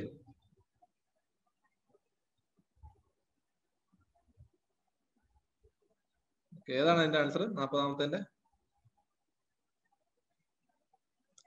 സാൻഡ് പാർട്ടിക്കിൾ ആണ് പ്രധാനമായിട്ട്. കാരണം നോക്കുകയാണെങ്കിൽ ഈ ഒരു കാറ്റടിക്കുമ്പോൾ ഇറോഷൻ നടക്കുന്ന പ്രധാനമായിട്ടും ഒന്ന് ഈ കാറ്റ് വന്ന് അടിച്ചിട്ട് അത് ഈ ഭിത്തിയിലൊക്കെ അല്ലെങ്കിൽ മരങ്ങളിൽ വന്ന് അടിക്കുന്ന ഒരു ഫോഴ്സ് ഉണ്ട്. അതിന്റെ സ്പീഡ് കാരണം അങ്ങനെ അത് കൊണ്ടുവരുന്ന കല്ലും മണ്ണും ഒക്കെ വന്ന് ഇടിക്കുന്ന ഒരു ഫോഴ്സ് കൊണ്ടുണ്ടാവുന്ന കുറച്ച് ഇറോഷൻ. രണ്ടാമത് ഈ കാറ്റ് അടിച്ചു പോകുമ്പോൾ ഈ കാറ്റ് അതിന്റെ കൂടെ കൊണ്ടുവരുന്ന സാൻഡ് പാർട്ടിക്കിൾസ് ഉണ്ട്. ഈ പാർട്ടിക്കിൾസ് ഈ പറയുന്ന സ്റ്റോണിൽ വന്ന് ഇങ്ങനെ ഉരഞ്ഞു കഴിയുമ്പോൾ നമ്മൾ ഈ സാൻഡ് പേപ്പർ ഒക്കെ ഇട്ട് ഉരയ്ക്കുന്ന ഒരു പരിപാടിയാണ്. ആ രീതിയിലുള്ള ഒന്ന് പ്രോസസ് വരും, അബറേഷൻ എന്ന് പറയും. സോ അങ്ങനെ ഒരു അബ്രേഷൻ കാരണം എന്ത് സംഭവിക്കും? ഇറോഷൻ സംഭവിക്കുന്നുണ്ട്. ആ അബ്രേഷൻ കാരണം ഈ സാൻഡ് പാർട്ടിക്കിൾ ഒരു പർട്ടിക്കുലർ ഹൈറ്റിന് മുകളിലേക്ക് നമുക്ക് ഡസ്റ്റ് പാർട്ടിക്കിൾസിന് സാൻഡിന് ഒന്നും കാണാൻ കഴിയില്ല. കാരണം അതിന്റെ വെയിറ്റ് ഒക്കെ അതിന് മുകളിലേക്ക് ഇങ്ങനെ സോൾട്ടേഷൻ ഒന്നും അങ്ങനെ പൊങ്ങി നിൽക്കാൻ കഴിയത്തില്ല. സോൾട്ടേഷൻ അല്ല, അതിന് മുകളിൽ ഇങ്ങനെ ഫ്ലോട്ട് ചെയ്ത് നിൽക്കാൻ പറ്റത്തില്ല. അപ്പൊ അതുകൊണ്ട് തന്നെ എന്ത് ചെയ്യുന്നില്ല, ഒരു പർട്ടിക്കുലർ ഹൈറ്റിലേക്ക് മുകളിലേക്ക് നമുക്ക് സാൻഡ് പാർട്ടികൾ വരില്ല. അപ്പൊ അങ്ങനെയുള്ള അബ്രേഷണൽ ആക്ടിവിറ്റീസ് ഒരു പർട്ടിക്കുലർ ഹൈറ്റിന് മുകളിലില്ല. നിങ്ങൾ മഷ്റൂം റോക്ക് എന്ന് പറയുന്ന സാധനം കണ്ടിട്ടില്ലേ? നമ്മൾ ഈ പറയുന്ന ഈ ഡെസേർട്ട് ആ സ്ഥലത്തിൽ ഏറ്റവും പ്രധാനപ്പെട്ട നമ്മൾ പിക്ചറിൽ കാണുന്ന താഴെ ഇങ്ങനെ ഇരുന്നിട്ട് മുകളിൽ ഇങ്ങനെ വലിയതായിട്ട് ഇങ്ങനെ നിൽക്കുന്ന സാധനം, ഒരു മഷ്റൂം പോലെ ഒരു കൂണ് പോലെ ഇങ്ങനെ നിൽക്കുന്ന സാധനം. സോ അതെന്തുകൊണ്ടാണ് ഇതിന്റെ ഈ ഒരു പർട്ടിക്കുലർ ആ താഴെ അതിന്റെ ഒരു സ്റ്റെം പോലെ നിൽക്കുന്ന ഭാഗമല്ലേ, അവിടെ ഈ പറയുന്ന വിൻഡ് പാർട്ടിക്കിൾസ് കൂടുതലായിട്ട് സാൻഡ് പാർട്ടിക്കിൾ കൂടുതലുള്ള വിൻഡ് ആയിരിക്കും അവിടെ നിൽക്കുന്നത്. അപ്പൊ അത്രയും ഉയരത്തിലേക്കാണ് എന്ത് വരുന്നത്, ഈ സാൻഡ് പാർട്ടിക്കിൾ. അവിടെ എന്ത് ചെയ്യും, അബ്രേഷൻ കൂടുതൽ ആ ഭാഗത്ത് സ്റ്റോണിനെ കുറെ അത് ഇറോഡ് ചെയ്തു. മുകൾ ഭാഗത്തേക്ക് അത്രയും സാൻഡ് പാർട്ടിക്കിൾ ഇല്ലാത്തതുകൊണ്ട് അവിടെ ഇറോഷൻ കുറവായിട്ട് നിൽക്കും. ആ ഭാഗം ഇറോഡ് ചെയ്യാതെ ഇങ്ങനെ നിൽക്കും. അങ്ങനെയാണ് ഈ പറയുന്ന എന്ത് സാധനം പോലെ മഷ്റൂം റോക്കുകൾ ഉണ്ടാകും. സോ ഇത്രയാണ് പ്രധാനമായിട്ട് നമുക്ക് സബ്ജക്ട് റിലേറ്റഡ് ആയിട്ടുണ്ടായിരുന്ന ചോദ്യങ്ങൾ. ഇനി നമുക്ക് കറണ്ട് അഫയേഴ്സ് റിലേറ്റഡ് ആയിട്ടൊരു 10 ചോദ്യങ്ങൾ കൂടിയാണുള്ളത്. സോ കഴിഞ്ഞതിനേക്കാൾ വളരെ പെട്ടെന്ന് തന്നെ പോകുന്നുണ്ട് അല്ലെ. നിങ്ങൾക്ക് ഡൗട്ട് ഇല്ലാത്തതുകൊണ്ടാണോ ഞാൻ എക്സ്പ്ലെയിൻ ചെയ്യാത്തതുകൊണ്ട് പടം. സോ ഈ ERMB എന്ന് പറയുന്നത് എന്താണത്? 41ാമത്തെ ആൻസർ എന്താണ്?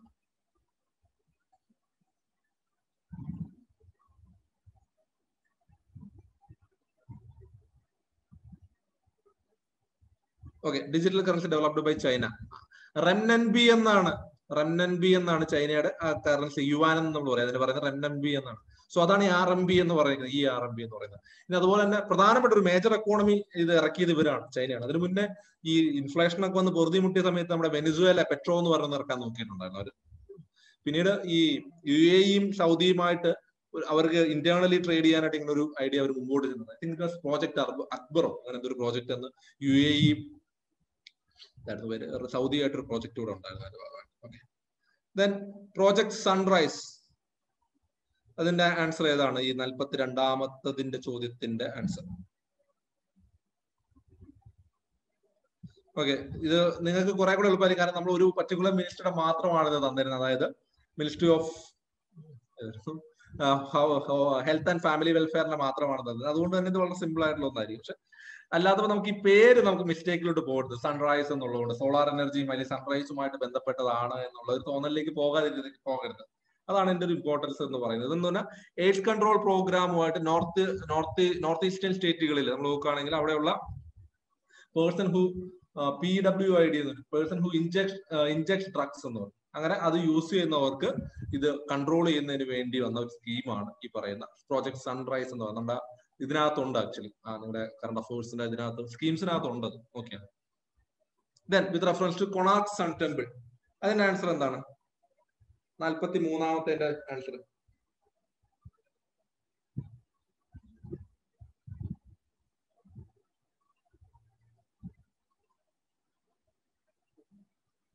ഓക്കെ, 1 ഉള്ളിയാണ്. കാരണം കൊണാർക്ക് സൺ ടെമ്പിൾ എന്ന് പറയുന്നത് അത് നഗര സ്റ്റൈൽ ഓഫ് ആർക്കിടെക്ചർ. നമുക്കറിയാം നോർത്ത് ഇന്ത്യയിൽ പ്രധാനമായിട്ടും നഗര സ്റ്റൈലും സൗത്ത് ഇന്ത്യയിൽ ദ്രാവിഡ സ്റ്റൈലുമാണ്. ഇതിനിടയിൽ വരുന്ന ഡെക്കാൻ റീജിയൻ, പ്രത്യേകിച്ച് കർണാടകയുടെ ഒക്കെ ഭാഗങ്ങളിലാണ് പ്രധാനമായിട്ടും വെസറ സ്റ്റൈൽ എന്ന് പറയുന്നത്. മിക്സ് ഓഫ് നഗര ആൻഡ് ദ്രാവിഡ നമുക്ക് കാണാൻ കഴിയും. ദ്രാവിഡ സ്റ്റൈൽ നമുക്ക് നോക്കുകയാണെങ്കിൽ നമുക്ക് കാണാൻ കഴിയില്ല, വലിയ ഗോപുരങ്ങൾ എൻട്രൻസിൽ വലിയ ഒരു ഈ എന്തായാലും പറയാം നമ്മൾ ബൗണ്ടറി ഒക്കെ കൺസ്ട്രക്ട് ചെയ്തിട്ട് വലിയ ഗോപുരങ്ങൾ കാണാൻ കഴിയും. അതുപോലെ തന്നെ വലിയ ഉയരം കൂടി വിമാനാസ് ഒക്കെ വരുന്ന ഒരു സ്ട്രക്ചർ ആണ് എന്ന് പറയുന്നത്. മറ്റേന്ന് പറയുന്നത് ഒരു സിംഗിൾ യൂണിറ്റ് ആയിട്ടാണ് നഗര ആർക്കിടെക്ചർ വരുന്നത്. ഗർഭഗൃഹ എന്ന് പറയുന്ന സാങ്ച്വറിയത്തിന്റെ മുകളിലായിട്ട് വിമാനാസ് വരുന്നത്, അല്ലാതെ ഗോപുരംസ് ഒന്നും ഇല്ലാത്ത ഒരു കൈൻഡ് ഓഫ് കൺസ്ട്രക്ഷൻ ആണ് നഗര ആർക്കിടെക്ചർ എന്ന് പറയുന്നത്. ഇതിന്റെ ഒരു മിക്സഡ് ഫോർമേഷൻ ആണ് വെസറ എന്ന് പറയുന്നത്. പ്രധാനമായിട്ട് കർണാടകയിലൊക്കെ നമുക്ക് ഒരുപാട് കാണാൻ പറ്റും വെസറ സ്റ്റൈൽ ഓഫ് ആർക്കിടെക്ചർ. നിങ്ങൾക്ക് അത് ആർക്കിടെക്ചറിന്റെ ഡിസ്കഷൻസ് വരുന്ന സമയത്ത് അത് എടുത്തു വെക്കുക. ഞാനിപ്പോൾ ഇവിടെ അത് ഡിസ്കസ് ചെയ്ത സമയം കളയണ്ടായിരുന്നു. The following statements: locusts are a collection of certain species of short-horned grasshoppers. The desert locust species cannot be found in India. And the third statement: locusts are edible insect. ഇതിനകത്ത് ഏതാണ് correct ആയിട്ടുള്ള ഇതിന്റെ answer? ABCD ക്ക് ഏതാണ്?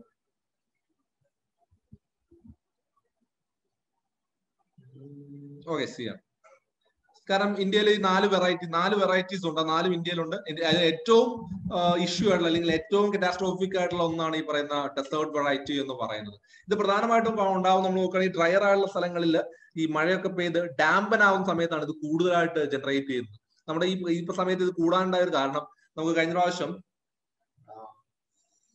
Indian ocean dipole പോസിറ്റീവായ സമയത്ത് നമ്മുടെ ഓസ്ട്രേലിയയുടെ അവിടെ ബുഷ് ഫയർ ഒക്കെ വന്ന് ഭയങ്കരമായിട്ട്, ആ സമയത്ത് ആഫ്രിക്കയുടെ ഭാഗങ്ങളിൽ ഭയങ്കരമായിട്ട് മഴ പെയ്യുകയും അവിടെ ഫ്ലഡ് ഒക്കെ ഉണ്ടായി. ആ സമയങ്ങളിൽ ഈ പറയുന്ന നോർത്തേൺ ആഫ്രിക്കയും അതുപോലെ തന്നെ ഗൾഫ് റീജിയനും കുറെ ഡാമ്പനായി. അപ്പോഴാണ് ഇത് ഭയങ്കരമായിട്ട് കൂടുതലായിട്ട് ഉണ്ടാവുകയൊക്കെ ചെയ്തു ലോക്കസ്റ്റ്. അത് ഭയങ്കരമായിട്ട് ഇന്ത്യയിലേക്ക് എത്തുന്ന പ്രശ്നങ്ങളൊക്കെ ആ സമയത്ത് ഉണ്ടായിരുന്നു.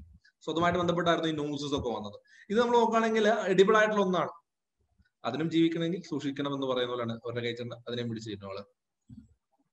Okay, then which of the following statement is all correct regarding Nikshay Poshan Yojana? Nikshay Poshan Yojana ഏതാണ് അതിന്റെ answer? Then it is launched in 2011 to eliminate the high out-of-pocket expenditure for pregnant women and neonates. It is a centrally sponsored scheme under the National Health Mission.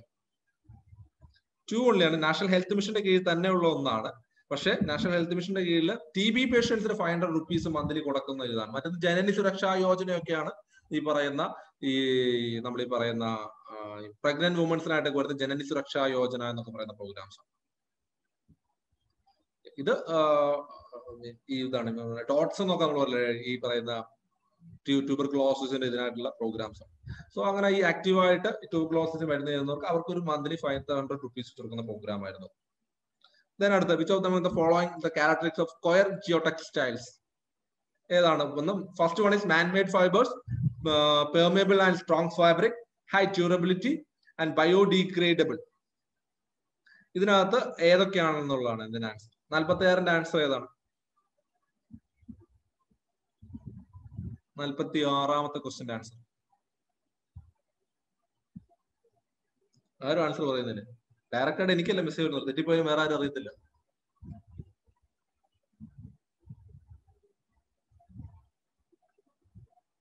D ആണ്. 2, 3 and 4 ആണ്. കാരണം coir Jio textiles എന്ന് പറയുന്നത് natural ആണ്, അല്ലാതെ man-made അല്ല. നമുക്കറിയാം കയർ മലയാളികളായി നമുക്ക് കൂടുതൽ ആരും പറഞ്ഞു തരേണ്ട കാര്യമില്ല.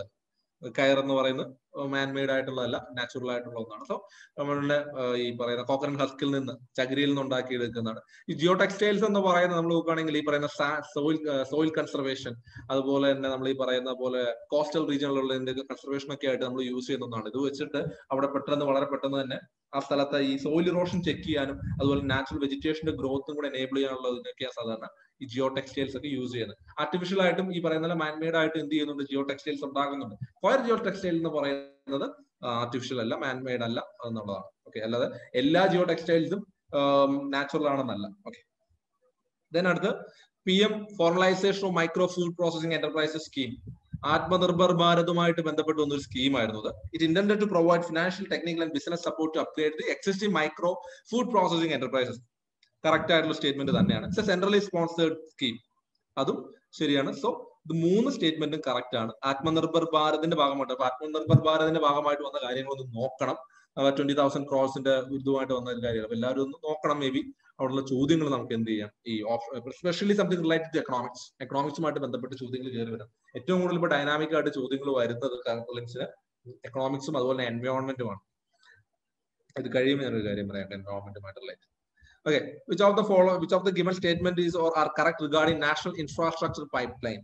First statement, it enable a forward outlook on infrastructure project which will create job, improve ease of living and provide equitable access to infrastructure for all.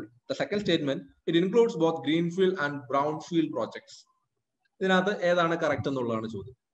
So 2 സ്റ്റേറ്റ്മെന്റും എന്താണ് കറക്റ്റ് ആണ്. ഈ നാഷണൽ ഇൻഫ്രാസ്ട്രക്ചർ പൈപ്പ് ലൈൻ എന്ന് പറയുന്നത് ഇന്ത്യയിലെ infrastructure, അത് നമ്മൾ നോക്കുകയാണെങ്കിൽ social ഇൻഫ്രാസ്ട്രക്ചറും physical ഇൻഫ്രാസ്ട്രക്ചറും രണ്ടും കൂട്ടുന്നതിന് വേണ്ടി കൊണ്ടുവന്നിരിക്കുന്ന ഒരു ഐഡിയാസ് ആയിരുന്നു national infrastructure pipe line. 11,000 crore ഇന്ത്യയോളം 11,000 11 lakh ഞാൻ കൃത്യമായിട്ട് ഓർക്കുന്നത് 11,000 11 lakh ആണ്. അത്രയും ക്രോർസിന്റെ വലിയൊരു പ്രോഗ്രാം തന്നെ വേണം ഇതിവിടെ ചെയ്യാനായിട്ടെന്ന് പറഞ്ഞിട്ടാണ് ഈ ഒരു പ്രോഗ്രാം വരുന്നത്. നമ്മൾ തന്നെ ഒരു കമ്മിറ്റി, ചക്രവർത്തി കമ്മിറ്റി ഒക്കെ ഇതിനു വേണ്ടി വന്നിരുന്നു. അവർ സ്റ്റഡീസിന്റെ ബേസിലാണ് ഈ പൈപ്പ് ലൈൻ പ്രോജക്റ്റ് എല്ലാം മുന്നോട്ട് വെച്ചത്. അത് ഗ്രീൻഫീൽഡ് ആൻഡ് ബ്രൗൺ ഫീൽഡ് രണ്ടിനും അതെന്താണ് പോസിബിൾ ആണ്. ഗ്രീൻഫീൽഡിലും ബ്രൗൺ ഫീൽഡ് 2 പ്രോജക്റ്റുകളും അത് എന്ത് ചെയ്യാൻ പറ്റും, നമുക്ക് ഇംപ്ലിമെന്റ് ചെയ്യാൻ പറ്റില്ല. അത് ഗ്രീൻഫീൽഡ് പ്രോജക്റ്റുകൾ മാത്രമല്ല, നേരത്തെ തുടങ്ങി നിർന്നുപോയ പ്രോജക്റ്റുകൾ അല്ലെങ്കിൽ പഴയ പ്രോഡക്റ്റിന്റെ റിനോവേഷൻ, അതൊക്കെയാണല്ലോ ബ്രൗൺ ഫീൽഡിൽ വരുന്നത്. അങ്ങനെയുള്ള പ്രോഗ്രാമുകളിലും ഇത് പോസിബിൾ ആണ് എന്നുള്ളതാണ്. Okay, then voluntary retention route സ്കീമുമായിട്ട് ബന്ധപ്പെട്ട് അതുമായിട്ട് ബന്ധപ്പെട്ടുള്ള ഏത് സ്റ്റേറ്റ്മെന്റ് ആണ് correct? It's a new channel of investment to attract long term and stable foreign direct investment. Second one, it allows the investment to participate in repo transaction and also invest in exchange traded fund and invest in debt investment. ഏതാണ് ഇതിനകത്തുള്ള answer correct ആയിട്ടുള്ളത്? 49 correct ചോദിച്ചത് ഏതാണ്? 49 B ആണ്. കാരണം ഇത് repo ട്രാൻസാക്ഷൻസിൽ involve ചെയ്യാൻ, അതുപോലെ എക്സ്ചേഞ്ച് ട്രേഡഡ് ഫണ്ടുകൾ, ഡെപ്റ്റ് ഇൻസ്ട്രുമെന്റിൽ ഇൻവെസ്റ്റ് ചെയ്തിട്ടുള്ള എക്സ്ചേഞ്ച് ട്രേഡഡ് ഫണ്ടുകളിലും പറ്റും. പക്ഷെ ഇത് FDI അല്ല, പകരം FPI ആണ്, ഫോറിൻ പോർട്ട്ഫോളിയോ ഇൻവെസ്റ്റ്മെന്റ് ആണ് കൊണ്ടുവന്നിരിക്കുന്നത്. അതെന്ന് പറയുന്നത് ഇതുപോലെ ഒരു ലോങ് ടൈം ഇൻവെസ്റ്റ്മെന്റ് അല്ല ഈ ഫോറിൻ പോർട്ട്ഫോളിയോ ഇൻവെസ്റ്റ്മെന്റ് എന്ന് പറഞ്ഞാൽ. അത് വളരെ വോളറ്റൈൽ ആയിട്ടുള്ളതാണ്. ഈ ഫോറിൻ ഡയറക്ട് ഇൻവെസ്റ്റ്മെന്റ് എന്ന് പറയുന്നതാണ് എപ്പോഴും വളരെ ലോങ് ടൈം ഇൻവെസ്റ്റ്മെന്റും അതുപോലെ തന്നെ ഒരു കൺട്രിയുടെ ഗ്രോത്തിന് സഹായിക്കുന്നു. പക്ഷെ ഫോറിൻ പോർട്ട്ഫോളിയോ ഇൻവെസ്റ്റ്മെന്റ് തന്നെ എക്കോണമിയിലേക്ക് പെട്ടെന്ന് മണി വരും, പക്ഷെ അത് വളരെ പെട്ടെന്ന് തന്നെ എക്കോണമിയിലാവുന്ന ചേഞ്ച് കൊണ്ട് വളരെ പെട്ടെന്ന് തന്നെ വിഡ്രോ ചെയ്തുകൊണ്ട് പോകുന്നതാണ് ഈ ഫോറിൻ പോർട്ട്ഫോളിയോ ഇൻവെസ്റ്റ്മെന്റ്. പക്ഷെ ഫോറിൻ ഡയറക്ട് ഇൻവെസ്റ്റ്മെന്റ് ഒരു കമ്പനിയുടെ ഡയറക്ടർ ബോർഡിലേക്കൊക്കെ അത് ഇൻവോൾവ് ആവും. അത് കൂടുതലും കുറെ കൂടെ സസ്റ്റൈനബിൾ ആയ കുറെ കൂടെ ലോങ് ടൈം ഇൻവെസ്റ്റ്മെന്റ് ആണ് FDI. അതുകൊണ്ടാണ് ഗവൺമെന്റ് എപ്പോഴും FDI പ്രൊമോട്ട് ചെയ്യുന്നത് FPIക്ക് പകരം. ഓക്കെ, FPI അഥവാ FII എന്നൊക്കെ പറയുന്നതിനേക്കാൾ കൂടുതൽ ഇത് ചെയ്യുന്നത്. ദെൻ ഇത് എക്സ്ചേഞ്ച് ട്രേഡ് ഫണ്ട്, ഡെപ്റ്റ് ഇൻസ്ട്രുമെന്റിലൊക്കെ എക്സ്ചേഞ്ച് ട്രേഡഡ് ഫണ്ടുകളിലൊക്കെ ചെയ്യാൻ പറ്റും. എക്സ്ചേഞ്ച് ട്രേഡഡ് ഫണ്ടുകളും മ്യൂച്വൽ ഫണ്ടുകളും ഏകദേശം സിമിലർ ആയിട്ടുള്ള 2 കാര്യങ്ങൾ തന്നെയാണ് അത്, മ്യൂച്വൽ ഫണ്ടും എക്സ്ചേഞ്ച് ട്രേഡഡ് ഫണ്ടും. പക്ഷെ എക്സ്ചേഞ്ച് ട്രേഡഡ് ഫണ്ട് എന്ന് പറഞ്ഞാൽ വേർഡ് തന്നെ ഉണ്ട്, കുറെ കൂടെ ആക്റ്റീവ് ആയിട്ട് നമുക്ക് എക്സ്ചേഞ്ചുകളിൽ, അതായത് സ്റ്റോക്ക് എക്സ്ചേഞ്ചുകളിൽ ട്രേഡ് ചെയ്യാൻ കഴിയുന്ന ഒന്നാണ്. അത് ആ സ്റ്റോക്ക് എക്സ്ചേഞ്ചിന്റെ ചേഞ്ചസ് ഒക്കെ അനുസരിച്ചിട്ടാണ് അതിന്റെ വാല്യൂവിൽ പെട്ടെന്ന് ചേഞ്ച് ഉണ്ടാവുന്നത്. പക്ഷെ മ്യൂച്വൽ ഫണ്ട് എന്ന് പറയുന്നത് കുറെ കൂടെ ഒരു മാനേജർ ഫോളോ ചെയ്യുന്ന കുറച്ച് കാര്യങ്ങളുണ്ട്, അതിന്റെ ഡിഫറൻസസ് ഉണ്ട് ആക്ച്വലി. അപ്പൊ മുഴുവൻ പറയാൻ നിൽക്കുന്നില്ല. Consider following statement regarding രാഷ്ട്രീയ കിഷോർ സ്വാസ്ഥ്യ കാര്യക്രം. ഇംഗ്ലീഷ് പേരിടായിരുന്നു, വായിക്കാൻ ഭയങ്കര പാട്.